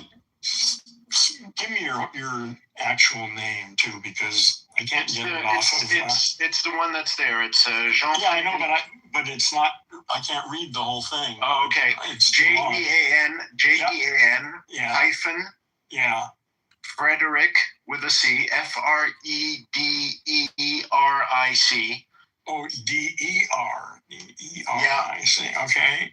Last name Monod, MONOD. Okay. Okay. Frederick is spelled FREDERIC. Yep. Okay, got it. All right, good. And now that I have your email address, what am I going to do with it? You're just going to say hi. Getting those a bit. Just connect. Just connect with me. Okay. I'll send you some stuff. Send me a couple of things, and then I will reach out and see if I can get any traction. And this is totally off the wall. This is amazing. And yet, this art was never considered to be printed on paper. I find that to be inferior art, actually. This might have been designed and viewed on high definition monitors.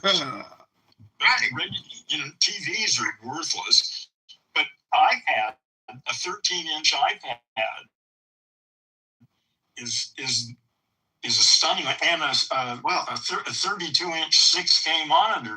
But that's it. Here's the thing: is a lot of what I'm seeing is in a portrait. Yeah, well, I can give it to you.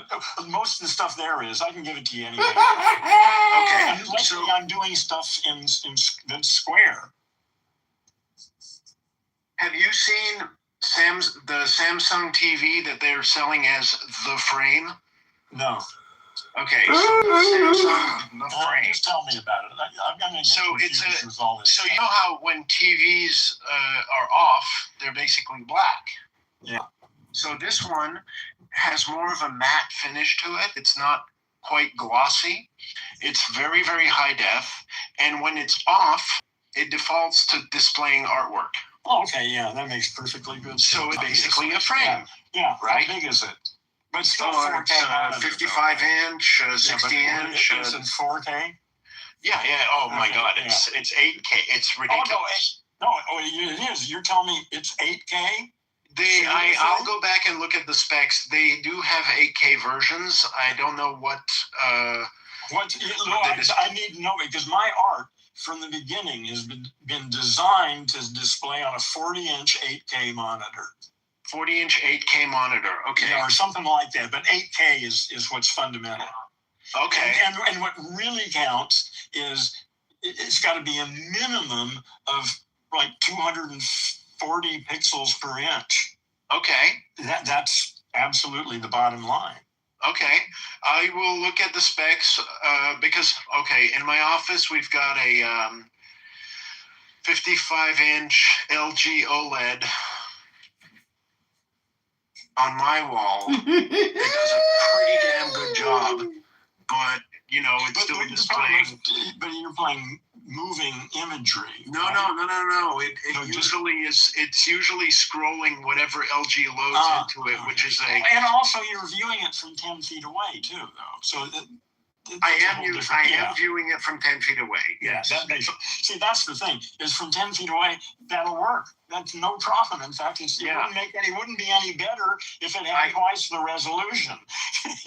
From 10 feet away. But you see, most people in my profession and so on, and my age, wear glasses and so on, and all of our various visual resolutions are variable. So so sometimes the fuzz helps, but I cannot. I'll just tell you that I cannot discern the pixels on this damn thing. No.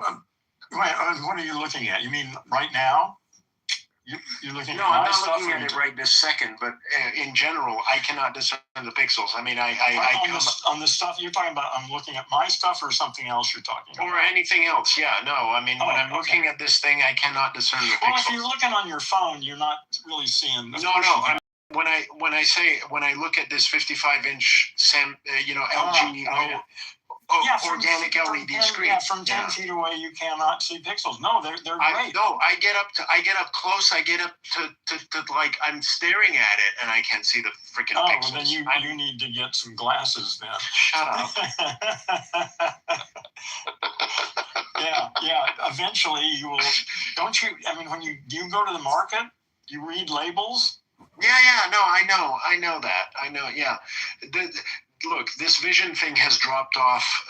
Well, I'm not going to say dropped off, but my vision is the best it's ever been. And you know why? It's because I'm using 5 diopter reading glasses. I look like some character out of a movie. But man, when I look at my my iPad here from up close, it's better than looking at a big, huge monitor because I can get up 6 inches from this thing, and it is just as bright and clear and pixelless as astonishing. Well, I look forward to seeing what happens when I reach out and I say, hey, you need any more artwork? Because, I mean, these guys are, people are coming for content. Right now, there is artwork for people who want to put together a scene. Basically, for whatever reason, need to put together scenes of architecture. And these scenes often need to have art on them.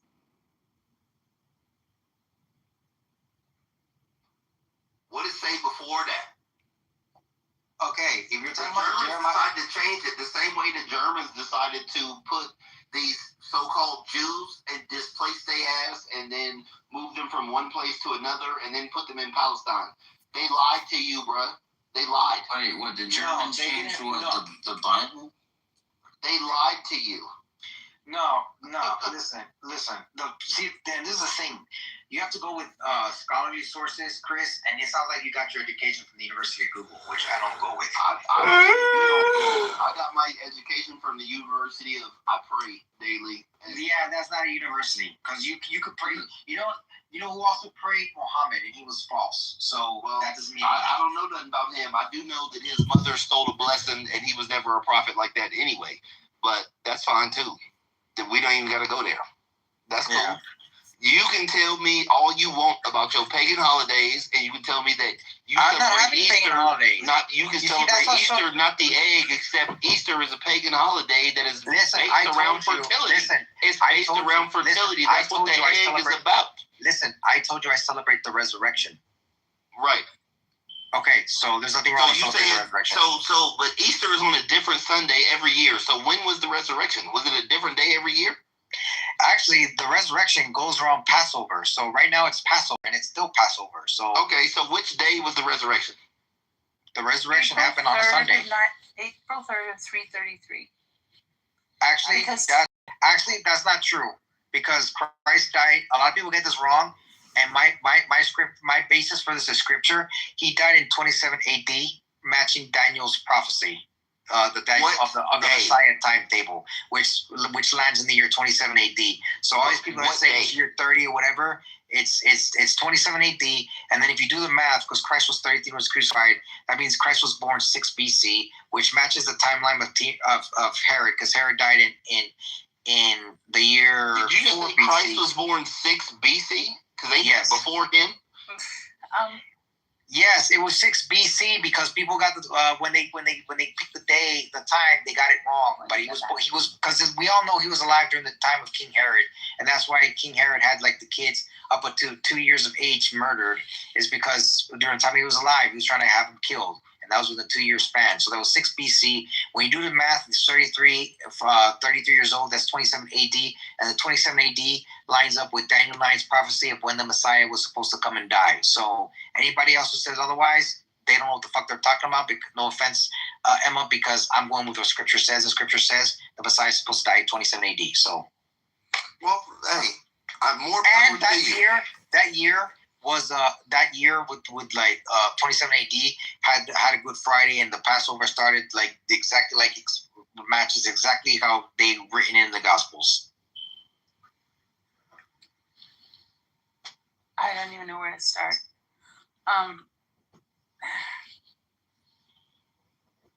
But yeah, having said that, so if you want to know the exact day of the resurrection, I can't remember the date of that year. Look, Carlos, I just want you to know that I love you. We can disagree, and I still love you. But having said that, Chris, we celebrated around the Passover when Passover is done, because Passover is when Christ was crucified, and Passover goes by the moon, by the solar moon and all that stuff. So it changes every year because they go by the moon. So that's why movies are not. Are you listening to what you're saying? No, this is Jewish. This is Jewish. What you're saying? This is Jewish. What I'm saying goes back to Exodus. You are saying that every year it changes when he died.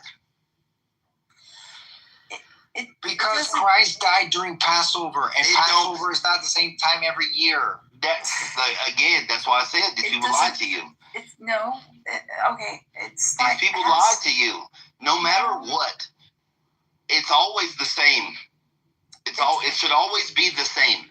From today, if Christ was to die right now today, if he was to come onto the earth and die right now today, next year, this very day, this 365 damn a leap year or any of that, whatever, however long to make it this day again, it would be this day. And 100 years from now, it would still be this day. It wouldn't be like, oh, the calendar changed. No, that's not how it works. That is not how it works.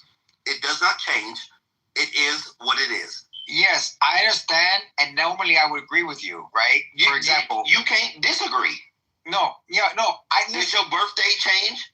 No, it doesn't. No. And, but here's You're the thing. always born on your birthday is always the same day that you were born. Yes, and if it's a different day of the week, is a whole different question. All right, but I need you to give me.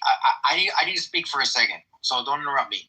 I agree with you, to an extent, because my birthday doesn't change, right? But the problem is, the reason why it changes is because it has to do with Passover, and it's during the celebration of Passover, and Christ came to celebrate Passover, the time that he died, and when he resurrected was during Passover. So because Passover changes every year because it goes by the lunar cycle, whatever, that's the reason why we celebrate it at a different time every year, and why we're not doing a fixed day is because it's about the Passover, and he's the Passover lamb. That is so on the same date every year because it's about being the Passover lamb, and Passover changes every year. But you don't not do it on the same date every year because you do it on the first Sunday of every April. Okay. No, we don't. No. It's not the first Sunday of every April. Okay, like the Hebrew calendar has different number of days in it than ours does, Chris. You know this, right? Yeah, I know that, and I'm not counting the Hebrew calendar. What I'm saying is, what day? I was born August 19th. Right. Next August 19th, that's going to be my birthday. If I was to die on August 19th, 100 years from now, that will be the day that I died. It's not going to change. It don't matter if the world changed. It don't matter if August is summer now and in 100 years, August is winter. They're not going to say, you know what? Nope, he was born in the summer. So, no, we're going to change his death day from August 19th to the summer. Yes, I understand what you're saying. I understand what you're saying, but the problem is because there is a problem. No, what you're not understanding is because Christ is the Passover lamb, so it can only be celebrated during Passover, and Passover changes every year. Okay, but here's the thing. Saying, when wait, let me finish. Die? Hold on, wait. You just finished saying, oh, well, Passover is, or you just said that we celebrate Easter the first Sunday of every April. That is nonsense because last year, whatever. Or was it second Sunday last year? Like no, I said, it was April 20th. It was April 20th. It was April 20th last year. So you celebrated Christ on 4/20 last year. Do not bring up weed today, guys. Do not bring up weed today. This is not a weed day. I did that post on Facebook to make a big deal, but it was on weed day. Okay, it was on weed day. That we celebrate Easter last year. You got to understand why you can't do that. I understand why you say we can't do that, but you need to understand. But what you're not understanding, and I don't know why you can't get it through your mind, because Christ is the Passover lamb. So we celebrate doing Passover, and Passover changes every year. It's not on the same day. It change? But that is really my question. Why would Passover change? If you knew the Bible or whatever, like you read it, you would know this because it's an Exodus. God tells you when to celebrate. Because of the lunar cycle. Right, obviously. Okay, so I don't do the whole lunar thing. And, okay, well, that's but it's in the Bible. It's in Exodus. When God gives the commands, He says it there. I don't do the zodiacs and all of that. But again, God commanded it in Exodus. So the fact that you're saying that you follow God and God said it, but you're like, but I don't want to believe what God says. What did He say exactly? He said, bro, I'm not gonna go pull up Exodus to give you an education when you said you read the Bible. I would love for you to do that because that's what you should do. If you read it a few times, then we wouldn't be having this conversation. Yo, Chris, we definitely would. Have you read Hebrews chapter 4? At some point, yes. Following campaign of victory. When it says that our Sabbath, our rest, is kept in our faith. If you read Hebrews 4 and you know this is true, why are you saying it's represented by a specific day if you know it's our faith, which is the rest? Which is the rest. Our Sabbath is our rest. It is the keeping of the Sabbath is resting just like God rested. And on the seventh day. And Paul says in Hebrews 4:3, this is what he says, for we who have believed enter that rest. What rest? The rest of the Sabbath. So he's saying that rest that you enter on Saturday, on the day of the Sabbath, you enter that same rest through what you do, through your faith. So your faith in the celebration of the Sabbath and not one specific day. Yeah, I mean, I can keep reading if you want, but it sounds good. What? It sounds good. I'm gonna just read it, bro, because it sounds like you don't know. For good news came, or actually, I read it from. I could be wrong. I guess you know what? You got it. I'm wrong. You right. I'm wrong. You smart. I'm dumb. Well, I still want you to know why, though. I don't want you to say it. No, yeah, I'm never gonna know why because you can't convince me to why you celebrate the birth of Christ in winter. We're talking about Sabbath, bro. December 25th, and then why you do Easter on one day, but not a bunch of days. Because you just celebrated Easter yesterday. Chris, you gotta focus, bro. You just celebrated Easter yesterday. So the difference there is that there is not a ceremony given by God that's like a command or something. Okay, you don't have to celebrate Easter to go to heaven. You cannot celebrate Easter and go to heaven. So the difference there is the significance of the ceremony. So you're not going to heaven because you celebrated Easter. I don't celebrate those things. Hold on, Chris. You're telling on yourself. Hold on, Chris. We were talking about the Sabbath.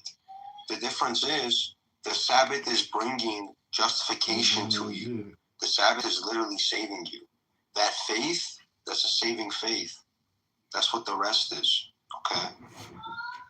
So, right now, I don't know why you're trying to talk about Easter, bro. The point is, the Sabbath is our faith. It's not one specific day.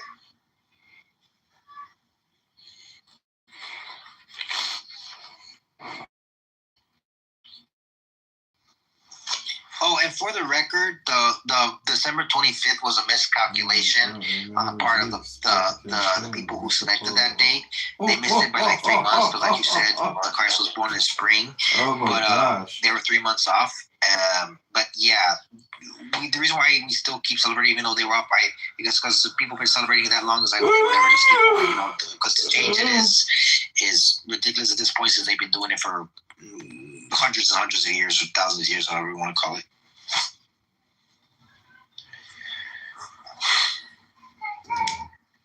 But again, as I said it before, it's not a pagan holiday, because the Saturnalia thing that you're referring to was from like December 14th to the 20th, and Christmas is December 25th, so it's not a pagan holiday.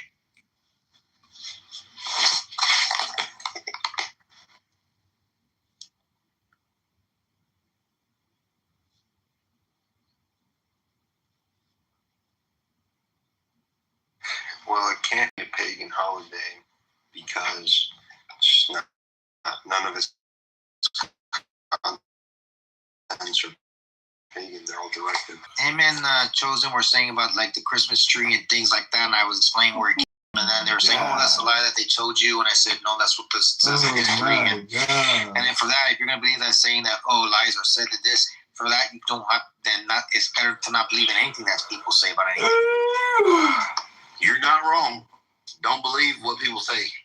That's why you got 2 ears, 2 eyes, and 1 mouth. Don't watch and listen. But then there'll be like those people that don't believe HIV is real, and then they're told, you have HIV. We are talking about God.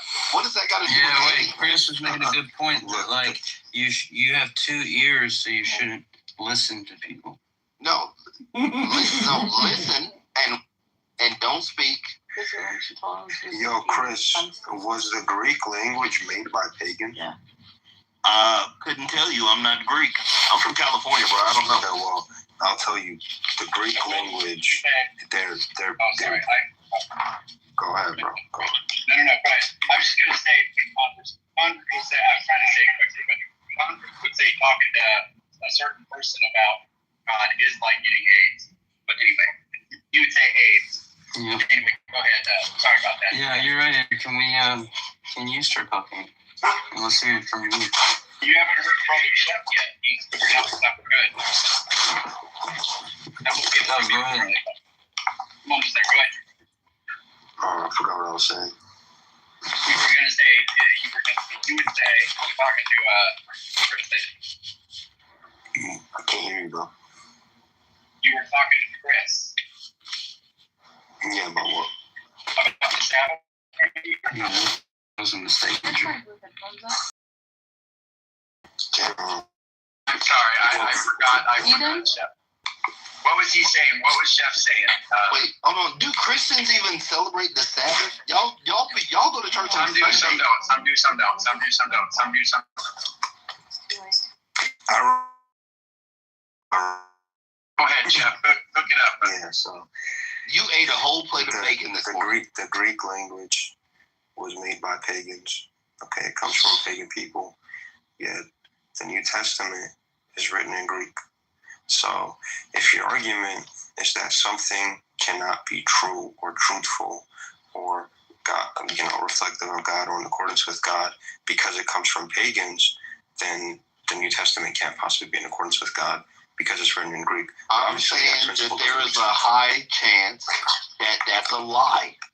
And okay, so there's a high chance. You just gave me another reason of why it's a lie. Because the whole New Testament, not the Old Testament, the whole New Testament is written in the language of pagans that is also written to get people to conform to what they want to celebrate. You just said it was from Greek. But what about the books in the Old Testament written in Aramaic? that originated from Greek? There isn't one that was originated in Greek.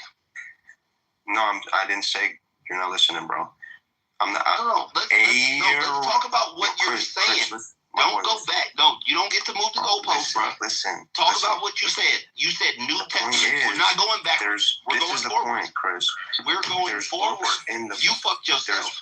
There's books in the Bible. You screwed yourself. What is wrong with you? What is wrong with you? There's books in the Bible. But you're not finna real. Chris, can you let him finish saying what he's trying to say before you counteract?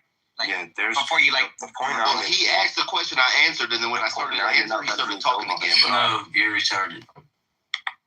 Okay, so the point is, we don't use that word in the Bible. Special needs. Stop. You're so terrified, bro. It's so crazy. There's books in the Bible written originally in languages which are made by pagan peoples. Okay, that's the point. So whether it's the New Testament Greek or the Old Testament Aramaic, either way, you have a problem because you're saying because it came from a pagan people, it's unreliable. There's a book in the Bible written in every single language on the planet. Originally, there's only 3 languages the books in the Bible were written in. It was Greek, and you should believe the one that's written in Hebrew and Aramaic. So you're saying any part of the Old Testament? Wait, you said I should trust the Aramaic? Is that what you said? You should trust the Hebrew, honestly. Really, just what about the Aramaic? What about the Aramaic? I don't speak Aramaic. Do you trust the parts of the Bible that are Aramaic? Yes or no? Probably, because isn't that where Hebrew came from? No. It ain't? No. Ain't that where almost every language came from? Isn't that the first language? I don't know. That's one of the things that I don't know. Let's say that's true. Yeah. And Hebrew came from pagans originally. Because you're saying it came from Aramaic. Aramaic came from pagans. I'm not going to argue with Hebrew you. came from Aramaic. Therefore, Hebrew came from pagans. Listen, all this changed. We went from language because I said you celebrate Easter.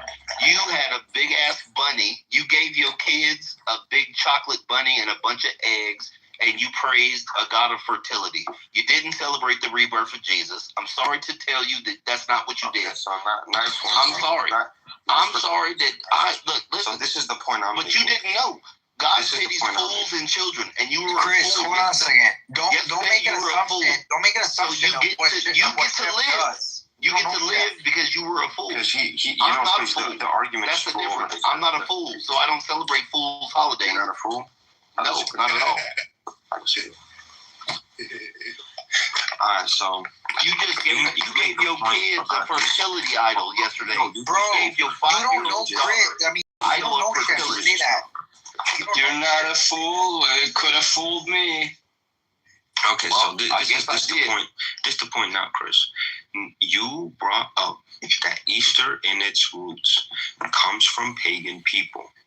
Therefore, no matter what the intentions of the person celebrating are, because of its origins in pagan peoples, their intentions are now, in God's eyes, criminalized. The road to hell is paved with intentions. If you know better, you do better. Good and bad.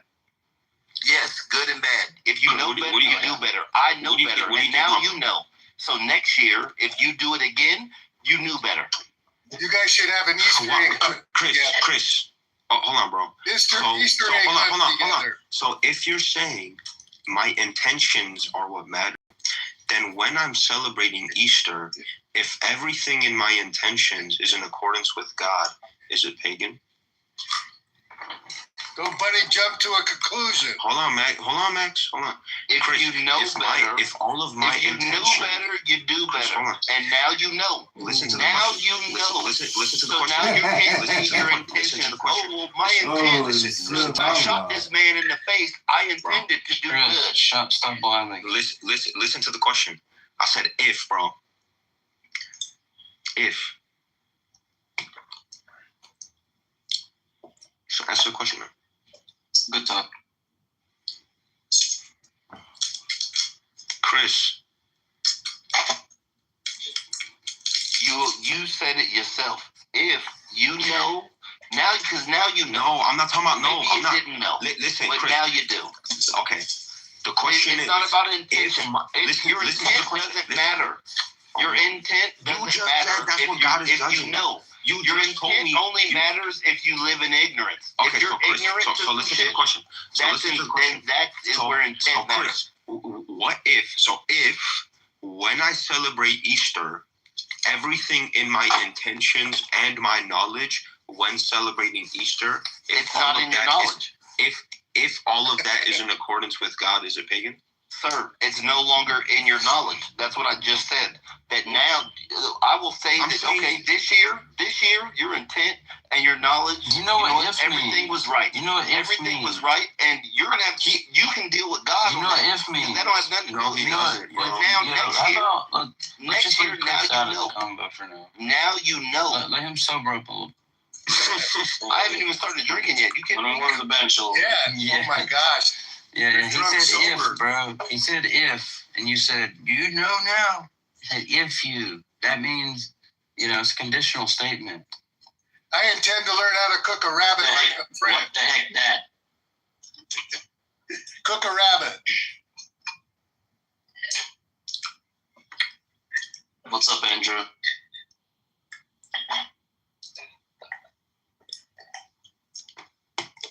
I want to know if Chris thinks getting drunk is very Christian. You guys, Bob, have you met the great and honorable, substantive Greg Thompson? I've talked to Bob. Greg Thompson, who's that? I've talked about somebody. The guy with the tree. We've talked to that guy. Wait, Andrew, I think Greg got moved down for saying inward. Oh, okay. I think he left the room. He got moved down too. No, he just left the room. I was looking forward to the conversation. He dropped the hard R earlier. Yeah, we don't want to do that. Only Coptic is allowed to drop the hard R. And not even. He wasn't even being provoked. That's right. Only Coptic can drop the hard R, and Maximilian. Maximilian can drop the hard R. Well, you can't give out hard R. Oh no, I don't want that privilege. Not at all. Andrew, every time I go to Italy, I'm like, why? Man, I taste the food, and I'm like, why do I not live here? And then I take one look at the fucking sidewalk, and I'm like, oh, that's why. Oh, why? What's on the sidewalk? Well, there is none. Like, Italy is fucking shit. Like they have the infrastructure of like a third world country. It's awful. Well, we're going that way in the United States. You might as well just go there early. Oh yeah, you guys aren't any better. Yeah, Bob's not a big fan. I've seen the pavement in major cities in the U.S. Yeah, well, you guys are like 25 years behind on those repairs. Yeah, you can hardly see them though because of the homeless people. That's right. Well, if you step over the homeless, you could see it. But great weather. I'll tell you, Andrew. Jewish neighborhood. That tower is in fact leaning. Oh, you saw it? I saw it. With mine own eyes. Bobo, you globetrotter, you Bob. Well, you said you're in an airport, so I figured you were going to do something. Something. What was the best meal you had there? Oh my God! There was this in Florence. There was this little shop, like a hole in the wall kind of shop, and they served a bread, and they had like a pig, a rotisserie pig, like a whole fucking swine that they were barbecuing, and then they put the ham, the pork, and the sandwich. Then they had this green sauce that they were very secretive about, and then a few slices of pecorino cheese and caramelized onions, and it was the fucking bomb. It tasted unlike anything I've ever tasted before, but it was so fucking good. That's wonderful, those surprises like that. Yeah. Italy is fucking great. It's just that the entire Southern Europe smells like a landfill. It's very strange. What part of Italy? Well, we went to Pisa and Florence and Kitover, which are these 5 little villages on the west coast of Italy. That sounds nice. It's a beautiful area. Fucking dude. People keep saying Italian cooking is overrated. I'm like, no, they're just hilariously good. It's actually underrated, if anything. It's it's probably the best in the world. Yeah, anyway, sorry. My sister and her husband are he's from Italy. They were gonna leave the States and actually go live there. That was their idea. They were there and stay there. They might still do that, but actually my niece and my sister and her husband all went to Italy probably a month ago. So, pretty crazy. Yeah, I've actually never actually seen the volume of tourists that I saw. Florence was completely insane. Oh yeah, I had no idea Florence was everyone goes to Italy now. I had no idea Florence in particular was such a touristy trap. But Florence is also Rome and Milan. Town. A lot of stuff. They had this enormous structure, a cathedral, I believe, in the middle. The queue for that was a kilometer long, Il Duomo. a couple of miles long. It's huge. Yeah, Il Duomo. It's enormous. Scarcely seen a building that massive. And I went into basically all the churches I could find. Beautiful places. You can really. I always visit the churches. You should check out the shul. There's a really pretty shul. Wait, I'm sorry. Who's the one that's talking I visit zero of the mosques. Or Boo? What was that? Who's speaking about Italy? Bob or McZed? Bob. Oh, okay, Bob. Sorry. Oh, that's cool. I was just making sure because I saw McZed's thing moving for he was speaking, and I was like, wait, who's talking? He's commenting as well, but I'm the one who brought it up. Oh, that's cool. I've always wanted to go to Italy. I haven't gone there. It's not go immediately, bro. No, I want to, but the thing is, and get as many pizzas as you humanly can. Oh my God, their pizza is so good. My sister told me. Oh my God, they're so flavorful. And she told me that ever since she went to Italy, she doesn't like to have regular pizza here anymore. It's easy to think that how good can it be? But there's I don't know what they do with tomato sauce and mozzarella and. It's all fresh from the Italian hillside. It's all delicious. It's so good. So good. I ate so many great things there. Sorry, Andrew. Anyway, we can now resume our regularly scheduled programming. Yeah, but no, my what I really want to do is next year I want to go to Israel for Passover. If God can will it, that would be so amazing. But I really want to do that next year. Be careful. That's a crazy time. Get a shahad missile in your face. Well, I mean, if it's my will to go, at least like I said, die in God's country, right? That's right. Just get a little Hamas. That's exactly right. It's obvious. Have you been there, Bob? To Israel? It is obvious that America is God's country, not Israel. It's on the list. Well, how far down? How far down? It's not terribly far down. Oh. There's a bunch of countries I want to visit before. It's not. Maybe not. What's a on bunch your of top countries. 3? To visit or where I've been? Yeah, to visit that you haven't been to. Japan is number one. Good choice. Oh, the food in Japan is so good. Oh, I love the sushi. The sushi is so fresh, it comes right from the ocean. Well, thank you so much. Thank you. I'm only missing for my top three. I think I'm only missing. I'm just missing Greece and Israel. I've been to Greece several times. It's fucking. If you go to Greece, do not slip. Actually, no. And Coptic, we were supposed to go in February. Oh, really? But the little one, yeah, to Egypt. But the little one got sick. What's So Coptic? alas, we could not. Yeah. The guy named Coptic. Oh, I see. We were.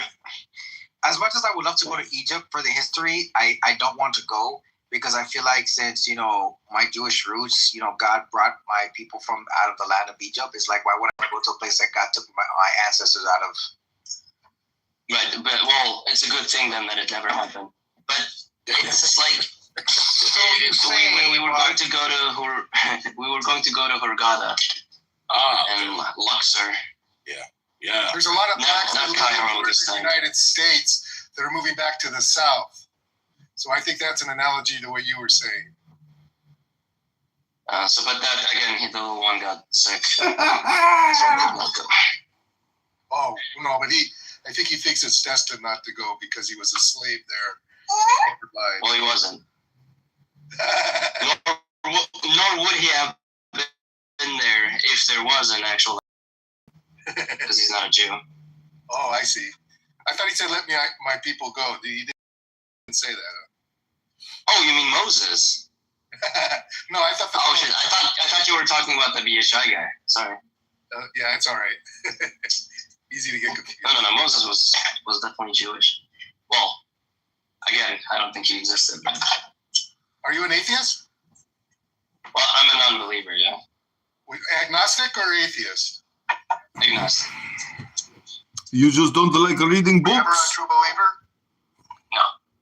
Were you raised an agnostic? Well, yeah, essentially. Like none of my. Have you ever been inside of a book club, Bob? Have you ever read a book and then talked about the book? Are you talking about? We got a lyrical gangster over here. He's literate. He's very literate. And just to correct you, Bob, I'm not a black Hebrew Israelite. That was the other guy. I was debating him, saying he was wrong with his beliefs. Yeah, I thought you were that guy. So. Yeah, I'm not that guy. I'm the other guy that. Yeah, no, for sure. My bad. No, it's all good. It's all good. Bob, when do you want to go to Israel? They are a genocidal country. They are killing the Palestinians. Hold on, Elias. That you guys I don't know how much you know about history, but they did discover archaeological evidence. I don't want to say for the Exodus per se, but Israel, they found this thing, and Israel was the nation of Israel was mentioned. It's fake news. In that Egyptian artifact, so that kind of shows that Egyptian. It's fake news put out by Jerusalem Post and Haaretz. It's fake news. Go ahead. No, Eliezer keeps talking too much while I'm trying to explain. So there's this. I forgot what it's called, and if someone knows it, you can figure it out. I don't know, but it's this artifact that that's from Egypt that they found, and it mentions the nation of Israel there, which shows. Which shows that they were in the land of Egypt. So the fact that there were no longer Jews in Egypt points to the Exodus actually happening. If we want to get archaeological stuff. No, I think if there's something indicating that there were Jews in Egypt, that does raise the probability that the Exodus happened, but it's extremely minute. Were they? Very, very smallishly, because I don't think it's very contentious that there were Jews in that land. But any significant portion of them being held as slaves and then later fleeing, I think there's scarce evidence for that. Yeah, well, that's why I believe built the pyramids. I believe my ancestors built those pyramids when they were slaves.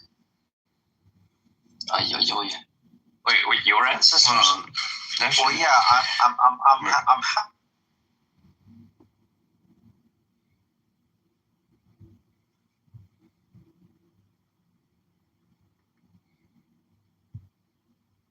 don't get humorous. Oh, you can get all jocular. You can joke, Maximilian. It's fine. Yeah, I like to joke. No, it's good. It's okay. Yeah, we'll say the women did the hard work and the men just like watched them. I think you have to adjust several parameters to be like, oh yeah, the Exodus happened. Like you have to adjust several of the Exodus parameters. Like you have to heavily,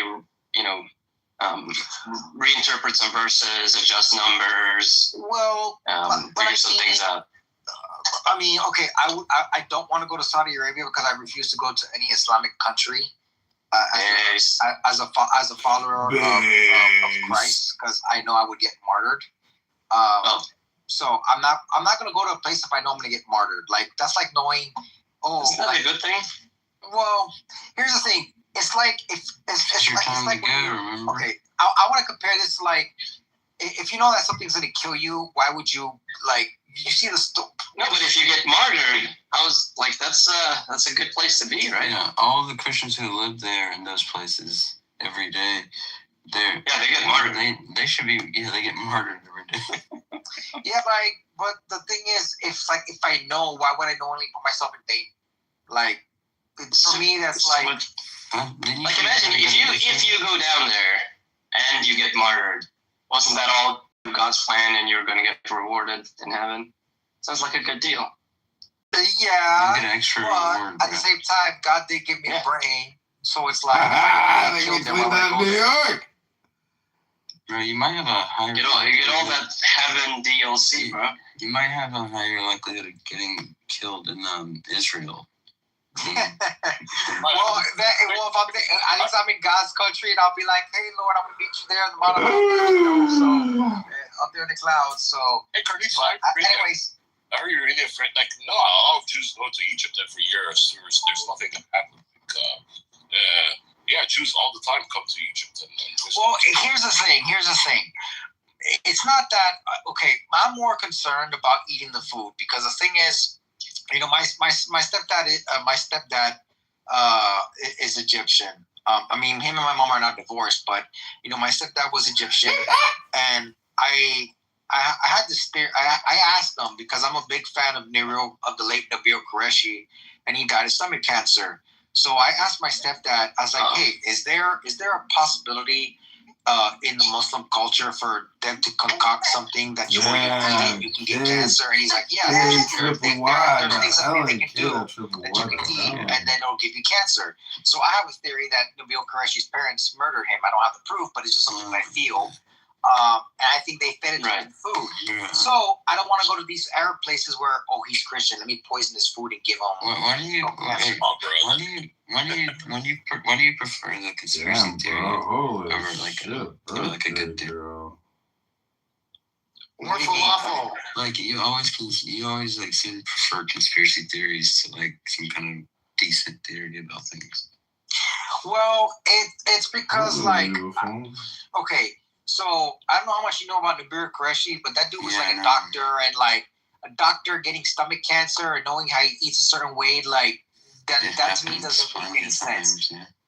I would understand if someone was eating like a terrible diet. Take Bob for example. No, but stuff like cancer. Bob's a doctor, right? And he's got spiritual cancer, for example. That's right. And this huge soul tumor right here. Okay, the point I'm trying to make is because I found this out, I don't want to eat any food from those countries. So if I go there, I'd have to go my own food. No, but you understand the point is just that people get stomach cancers even if they eat well. Yeah, that just happens sometimes. Yeah, I understand that, but I mean the fact that and there's no food one can eat one time that gives one cancer unless it's. Well, maybe it's. I know it has to be maybe it was like I know it has to be uranium pellets or something that kind of serial the converse. Yeah, I understand, but if he's eating eating dinner with his family every Friday and they poison the food with like something that'll give him cancer, like. You know, for all you know, they could have been putting mercury in his food. I don't know. They could have been just doing something to it. Carlito, you're being poisoned in the United States. He was only all the Roundup and all the pesticides. Yeah, I know that. That's right. Well, let me tell you, there was a famous guy that started the jogging craze, and he died of a heart attack while he was jogging. There was a famous guy that, you know, there's all these ironic paradoxes. I know that. But the point I'm trying to make is that because I found that out, I don't want to eat any food from any of these Islamic places. Okay. You're being illogical about it. It's fine. When you say you found that out, you mean what you just said a minute ago, that you don't have evidence, but you feel it is true. When you found that out, like, you never. No. When I said what I feel is true, I'm talking about Nabil. Right now. Okay, yeah. And him getting. I feel that his parents murdered him, poisoned his food, and gave him stomach cancer. Was he a doctor since he was born? Could it not have been something in the first, like, say, 30 years of his life that he was eating? No, because then all Muslims would have stomach cancer. What? No. He was Muslim, and they eat like certain types of food in that culture. So it's like, I mean, and that means everybody in that kind. I'm not gonna eat burritos, Carlito. Hey, I'm not Mexican. Don't even go there. I like it. Well, wait, but here's your theory. I like it, right? That his parents, instead of praying every day that he reconverts to Islam, they thought, let's kill him so he doesn't have the chance to. That's your view. Well, usually in Islam, when you leave Islam, you become that word. I forgot what it's called. So they want to kill you because you become it. No, well, there's a word. I forgot what it's called. So they want to kill you. So because the Quran demands that you get killed. So that's what they were doing. They were upholding to the Quran. But I think that's a better reason not to go to a Muslim country. There's nothing. It's just a really stupid theory. I don't even think his parents lived in the United States, did they? Yes, they did. Are you sure? I saw YouTube videos with his parents were there, and he was okay. But you realize he wasn't a teenager, right? Like, he didn't live at home with his parents. Okay. And your view that, like, I don't want to go to a Muslim country because of this, when his parents poisoned him in America. No, the point is, if they could poison you and poison America, they could do the same thing over there. Oh yeah, right. So then don't go over there because they could do it over there. They could do the thing they could do here over there, so don't go there. Yeah, exactly. They're poisoning in Santa Monica these days. Listen, Converse, I don't have proof that this is what that his parents did that to him, but it's just a feeling I have. Yeah. And that's the only reason why that's the only reason why I asked myself that if it was possible to do it in the Islamic culture, and he's like, yeah, it's possible to be done. There's people that do that. Sure.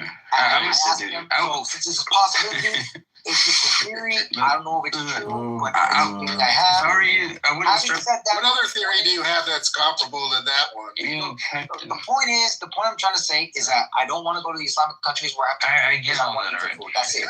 Okay. That's it. But I wouldn't start that theory with, I don't exactly have proof for it. Right? You literally have nothing for it. So I would just start with, I have nothing. I just want it to be true. Yeah. Like saying I don't exactly have proof for it sounds like I have some evidence for it, but I can't prove. But in actuality, anyways, the reason why I was even bringing up the Middle East stuff is because Bob, you're asking about the Exodus. You do know that in Saudi Arabia, the mountain and where the Exodus, where God gave the Ten Commandments, is there in Saudi Arabia, and then in that mountain area, they have like the. What is it, Ararat? Was that the mountain? No, Ararat. I keep forgetting. No, Ararat. It's Arafat. It was named after the Palestinian. Ararat. Oh, yes, Yasser Arafat. Yeah, I remember that. Yes. Hey, Ararat? It's Sinai. What? Wait, are you saying Carlitos that it's Ararat? No, Bob was. No. That was correct. I know it's Sinai. You're talking about the flood account. Is He there? was making a joke saying Ararat, and I was correct. I was like, no, not Ararat. Ararat's in Turkey. I was talking about, Mount Sinai is in Saudi Arabia, and if you look at where that mountain is, the very top of it is black, just like as it described in the Bible. And then there's around that area, where the rock was split in two, where the water came out, and also like there's stuff of like painted on there for like the altars and things like that. Like there's archaeological stuff there for that. Right, but like it's like that's not going to help you with the Exodus. No, but it's also it's also not positioned very.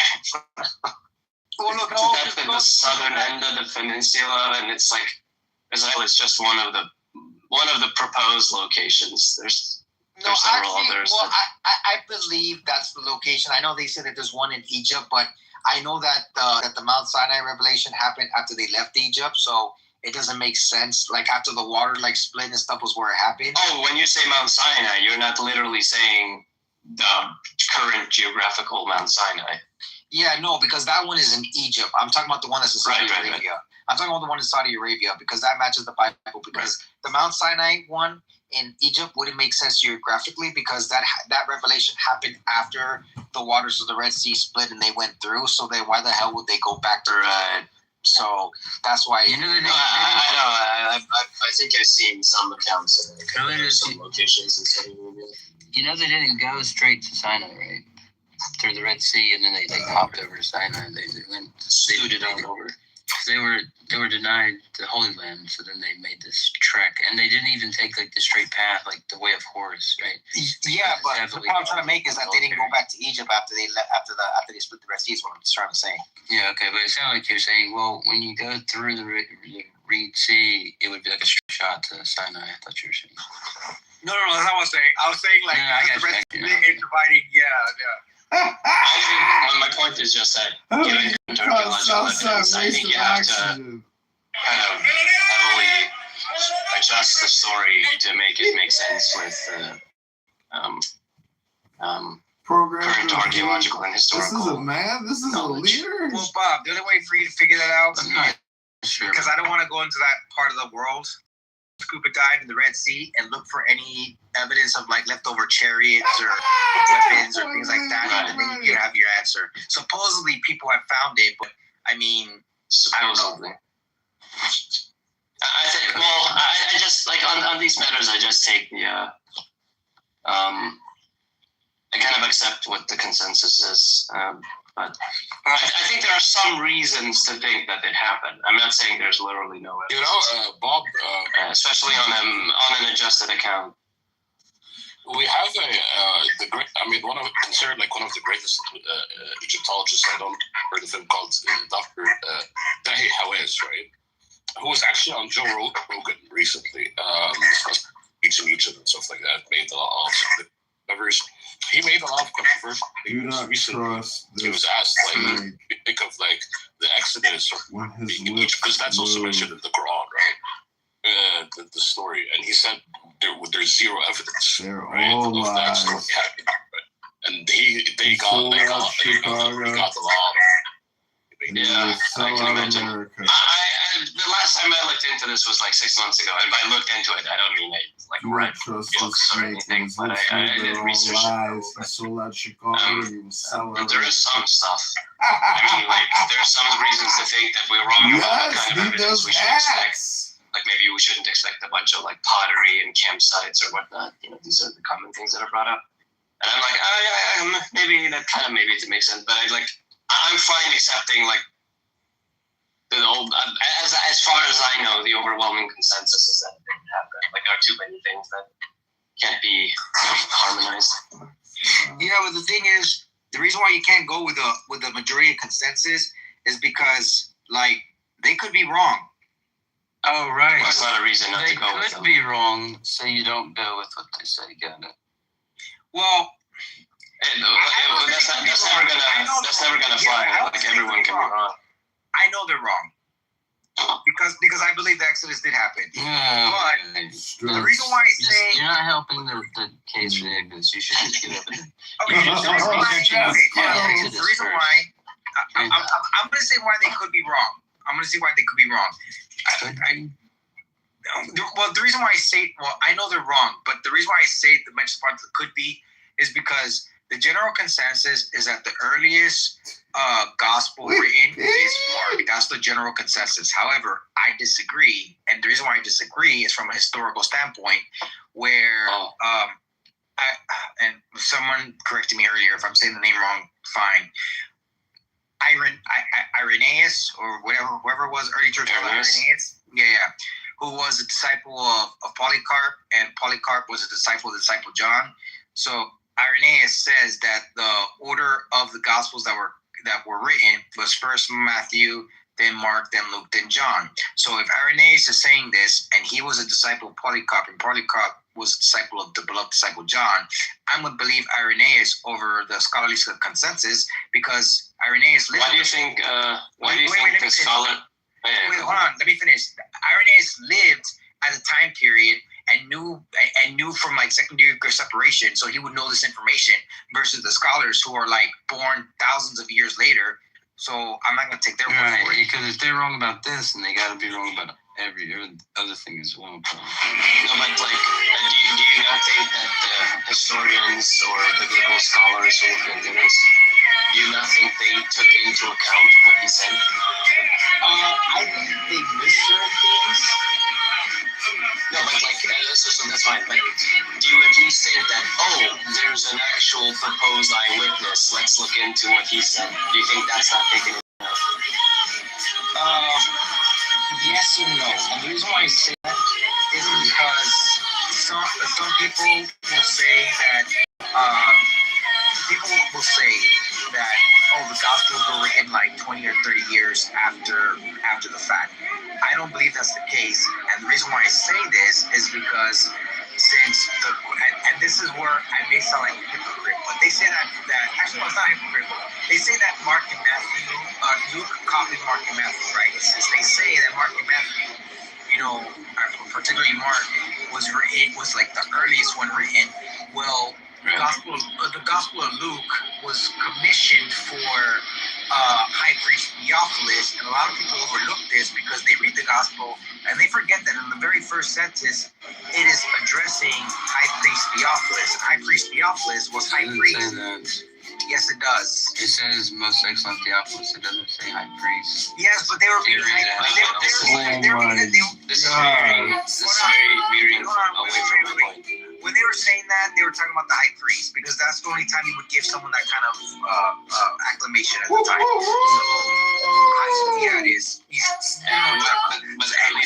we're straying away from the point. Yeah, my point is, like, when scholars. Let's not because you're like steering away from the point. No, I'm trying to get to my point, but Congress interrupted. No, but I'm trying to get you to interact with my point.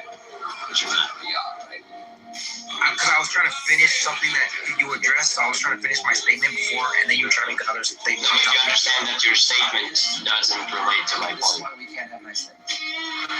Okay, so this is supposed to be a response to what I said, and I'm telling you that you're not responding.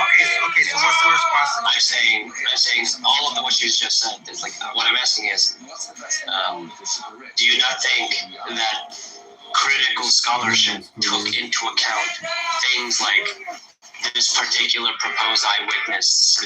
I did, and that's why I was making my point. I was saying, yeah, they probably did or didn't, and the reason why I said that was because of the fact they probably did or didn't. What does that mean? Okay, some scholars may have looked at it and considered it, and then some didn't. The reason why do you think that there's a Bible scholar who just completely ignored, like, just didn't care to investigate why this person says this? I would say the ones that say that says, oh no, this is the general consensus, I would say they ignored. And then there's probably some that say, no, he's right. In fact, there is a group that say that, because that's why when you get the Bible, that's why they have this Matthew, Mark, Luke, and John when you open the New Testament. First, let me just. Anyways, the point. But the point I was trying to make was that these very same scholars that deal with like the general consensus, they say that, you know, Mark was written first. Like I was saying, you know, because of the Gospel of Luke, and before Converse interrupted me, you know, he's saying that it's not the high priest, but I know it's the high priest because there was no other person in history with that name that would have been addressed like that. That's actually wrong. Felix, Festus, a bunch of governors are addressed by that. You also get the equestrian order. You did not understand what I said. I said with that name like that. I didn't say names. I said with that name Theophilus. No one else was addressed with the name Theophilus as you know, addressed like that in that sense. You said nobody else is used of most excellent like that. No, I said with that name, Theophilus. I'm saying whenever you said before, you said most excellent Theophilus, right? You said most excellent there means high priest. No, I said they were addressing the high priest like that. That's how they were addressing the high priest. Yeah, that's how they addressed a bunch of Roman governors. Yeah, I'm aware, and then he started mentioning these names, but I wasn't talking about. I was talking about the name Theophilus himself. There's no other person in history with the name Theophilus that was addressed like that, because a high priest would be addressed like that. So Theophilus was high priest from 37 to 49 AD. So Luke is writing to him, so that means that would point Luke to be written between 37 and 41. Since we know that Luke copied Mark and Matthew, that means Mark and Matthew would have to have been written earlier. But the general consensus is that, Mark is written first and it's written around 55 AD. So that's why you can't always know by the general consensus because they could be wrong based on what I'm saying. They could be wrong. So they I know they're wrong. I'm just saying could be to give the benefit of the doubt, but I know they're wrong. Theophilus was a common Greek name, so that is the issue. Being addressing someone named Theophilus. The also common greeting. Often also common sort of literature, most excellent. Right. And we do have more Theophiluses around with that too, because we have Theophilus of Antioch. We have Theophilus in the Egyptian papyruses from. Carlitos, man, he seems to be wrong a lot. What's going on, bro? No, I'm not wrong. They're speaking there when they think they're trying to go with the general consensus. I've researched it, and like I said, for the time and the stuff that they were reading, the fact that Luke was a companion of what's his name, Paul, that means that all those things that they're saying would not make sense geographically or historically. Yeah, no, I know exactly what you're talking about. Theophilus, but I mean, if Luke was a companion of Paul, he's not going to be writing to all those other Theophiluses that you're talking about because there are different areas they didn't go there. Is what I'm saying. There's multiple. Yeah, go ahead, Mark. No, there's multiple, but I'm saying if we're going with Luke being a companion of Paul, and the region that he would have been with would not have been those areas for those other Theophiluses. The other Theophilus is what I'm saying. Well, first of all, I mean there were Theophiluses probably all over the Hellenistic world. And second of all, we don't know that the author of Luke was writing, in modern day Israel or Palestine for an audience of people who were there. Like he could have just, he could have been in Greece. He could have been, in some Greek-speaking diaspora part of, Rome. Could have been in Alexandria. There are lots of places where they facing 91 criminal charges.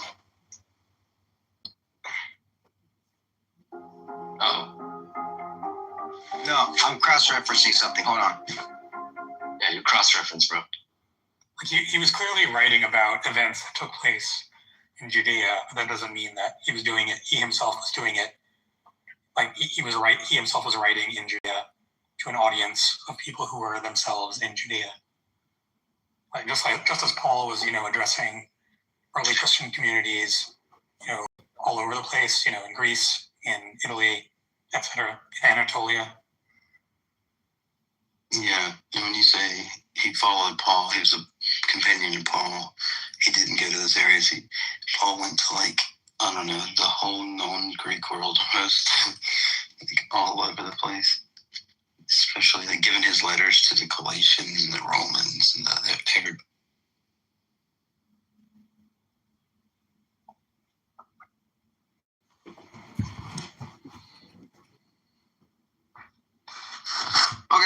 what I was looking up. I was confirming where Paul had traveled to. But based on the stuff of what I was saying, I don't see any of the places where you said that you mentioned for like the Theophilus stuff. So like Antioch, I mentioned. What do you mean? It was a common name. Like there were random people named Theophilus in all of these places, just because there were lots of Greeks and all Greeks or Greek-speaking people in all those places, and Greeks and Greek-speaking people have common Greek names. Yeah, but I don't think you address every person you meet with like, oh, most excellent. You address that with someone with power and authority. Right. So it wasn't just a totally random person. It was probably. Sorry, 1 second. I'm muting for the sake of Bob. Give me 1 second. Okay. Yeah. I mean, there was probably an extremely well-off, possible official named Theophilus. He was addressing that guy. It's like being surprised if I call someone, most excellent John. Like there's probably a John who's like a wealthy, benefactor of my writing, or is some sort of like, prestigious judge or academic or politician or something. Like it's totally normal for there to be, a wealthy benefactor who had a good speaking name. So I know you're deal with that. There will be opinions where we differ. Oh man, I gotta fucking make fun of this motherfucker. You were fake.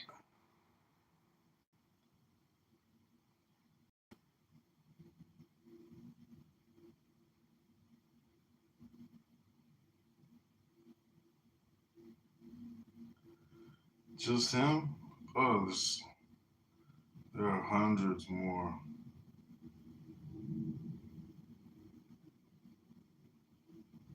Did you, Mark, or anyone watch the documentary that was done by Michael Jones from Inspiring Philosophy related to the Exodus? What did you guys think of it? Or I didn't watch it yet. Oh, wait. You're talking about the Exodus Rediscovered? Yeah, that one's not up anymore. Because a friend of mine who's an Egyptologist he's a Christian, right? And so there's tons of evidence for the Exodus, right? But Inspiring Philosophy based his fundamentalist off of the early date of the Exodus. So Falk goes through it in his review and does like a scathing review, like literally chuckling at the Inspiring Philosophy. And then Inspiring Philosophy, like instead of getting mad, he goes provides the best content on X. Looks like he's right. Yeah, I'm gonna do the whole thing and try to start a new. And now they're friends. That's pretty cool. That's good. Yeah, that's honest. That's pretty dope. Yeah. Yeah. It was. I think it was big of him to take it that way. I guess. Like the thing that pisses me off a lot with public speaking is when people start. You've read about this kind of stuff a lot. What is the motivation to take the view that Carnitos is proposing? You let us. About because there's usually a reason. It's not just like, oh, critical scholarship with me here.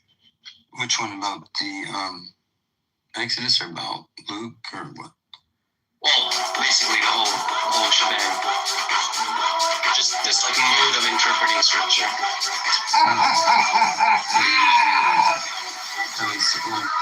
Better said this, so I'm gonna ignore the scholars. Like, that kind of stuff doesn't seem to come out of thin air. Well, so the one thing is like Irenaeus, whenever I think that maybe one of his works that was preserved partially in Papias, but I have to it's in Papias. I think it was Papias. But if it is, scholars sometimes, especially critical scholars, see Papias as dubious. A lot of his writings, but they don't discount it could be true, but the issue is that they put less like authority And then you had a bunch of people running around going, oh my god, this guy looks cool. So they do consider it, like you were saying, it's just they put less weight on the actual Starship itself. That's pretty cool. Because the booster did make it back. And I assume there are reasons for why they do that. Like, it's not just like, oh, we don't care about this. Boost was successful, so that's good.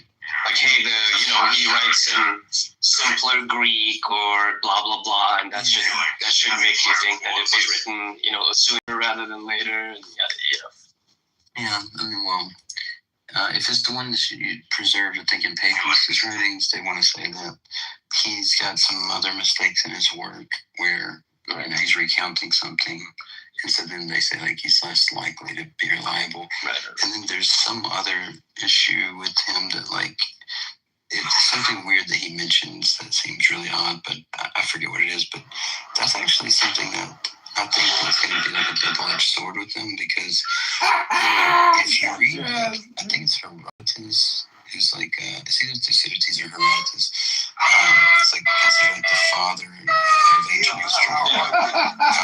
He writes about all kind of insane things, like ants the size of dogs, and like all kind of stuff. So some of those things I think. Well, what I'm asking in long form, I guess, is, are these particular interpretations and these particular hermeneutics, are they part of some sort of narrative, like established narrative? Like, in order to get to point X, we need to interpret it like such and such. Well, about the high priest specifically? Yeah, about all of that, all of these facts that seem to be like taking the very fringe position on all of these interpretations of facts. Well, yeah, I mean, I think that, we basically, with the like New Testament stuff, it's like we have our Bible today in a specific order because of don't even go there. And we have like ordering and blah blah blah. And so then it's like we want to preserve that. So there's some motivation there. And then with the high priest thing as well, like it's like we do have the guy Theophilus Ben Ananias, which is one of the most popular candidates for who Theophilus is there. I was just saying that he, is not the only one. It could have been any of these guys. But I think I could just sure. Hello, I have a question for you when you are finished talking forever. Let's give you a time out, bro. Sorry. Yeah, I don't know if that answered your question, Bob. But It basically did. Okay. But yeah, I think there's actually a decent amount of evidence for the Exodus, and No, you and I have spoken. Yeah, I remember. Yeah. But even if you don't think that there was an Exodus, definitely I think that the authors were Semitic peoples who lived probably much later in the country. And if you look at a ton of even the terms they use,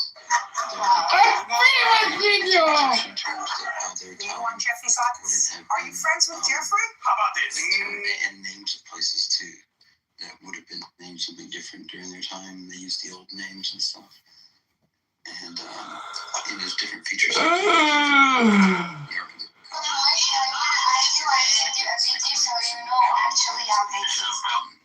Ritual furniture and stuff like that. What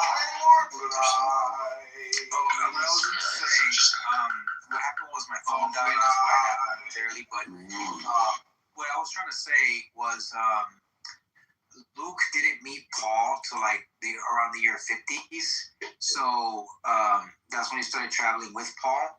So that means that the only candidate prior to the 50 would have been that, high priest Theophilus that reigned. I mean, clearly he was writing long after that, and again. No, I know he was, but he was also writing before he met Paul. So maybe that's why Paul wanted him to go with him on his journey, because he knew a lot already. Okay, I don't know what you think he was writing before the Gospel of Luke. But regardless, the fact that there was a high priest at some point named Theophilus who may have died by the time the Gospel of Luke was finished. I mean, it's compatible with everything else I was saying. It's just that he was probably funded by some other Greek-speaking patron named Paul. Theophilus got converted to Christianity. Yeah, and it's like giving.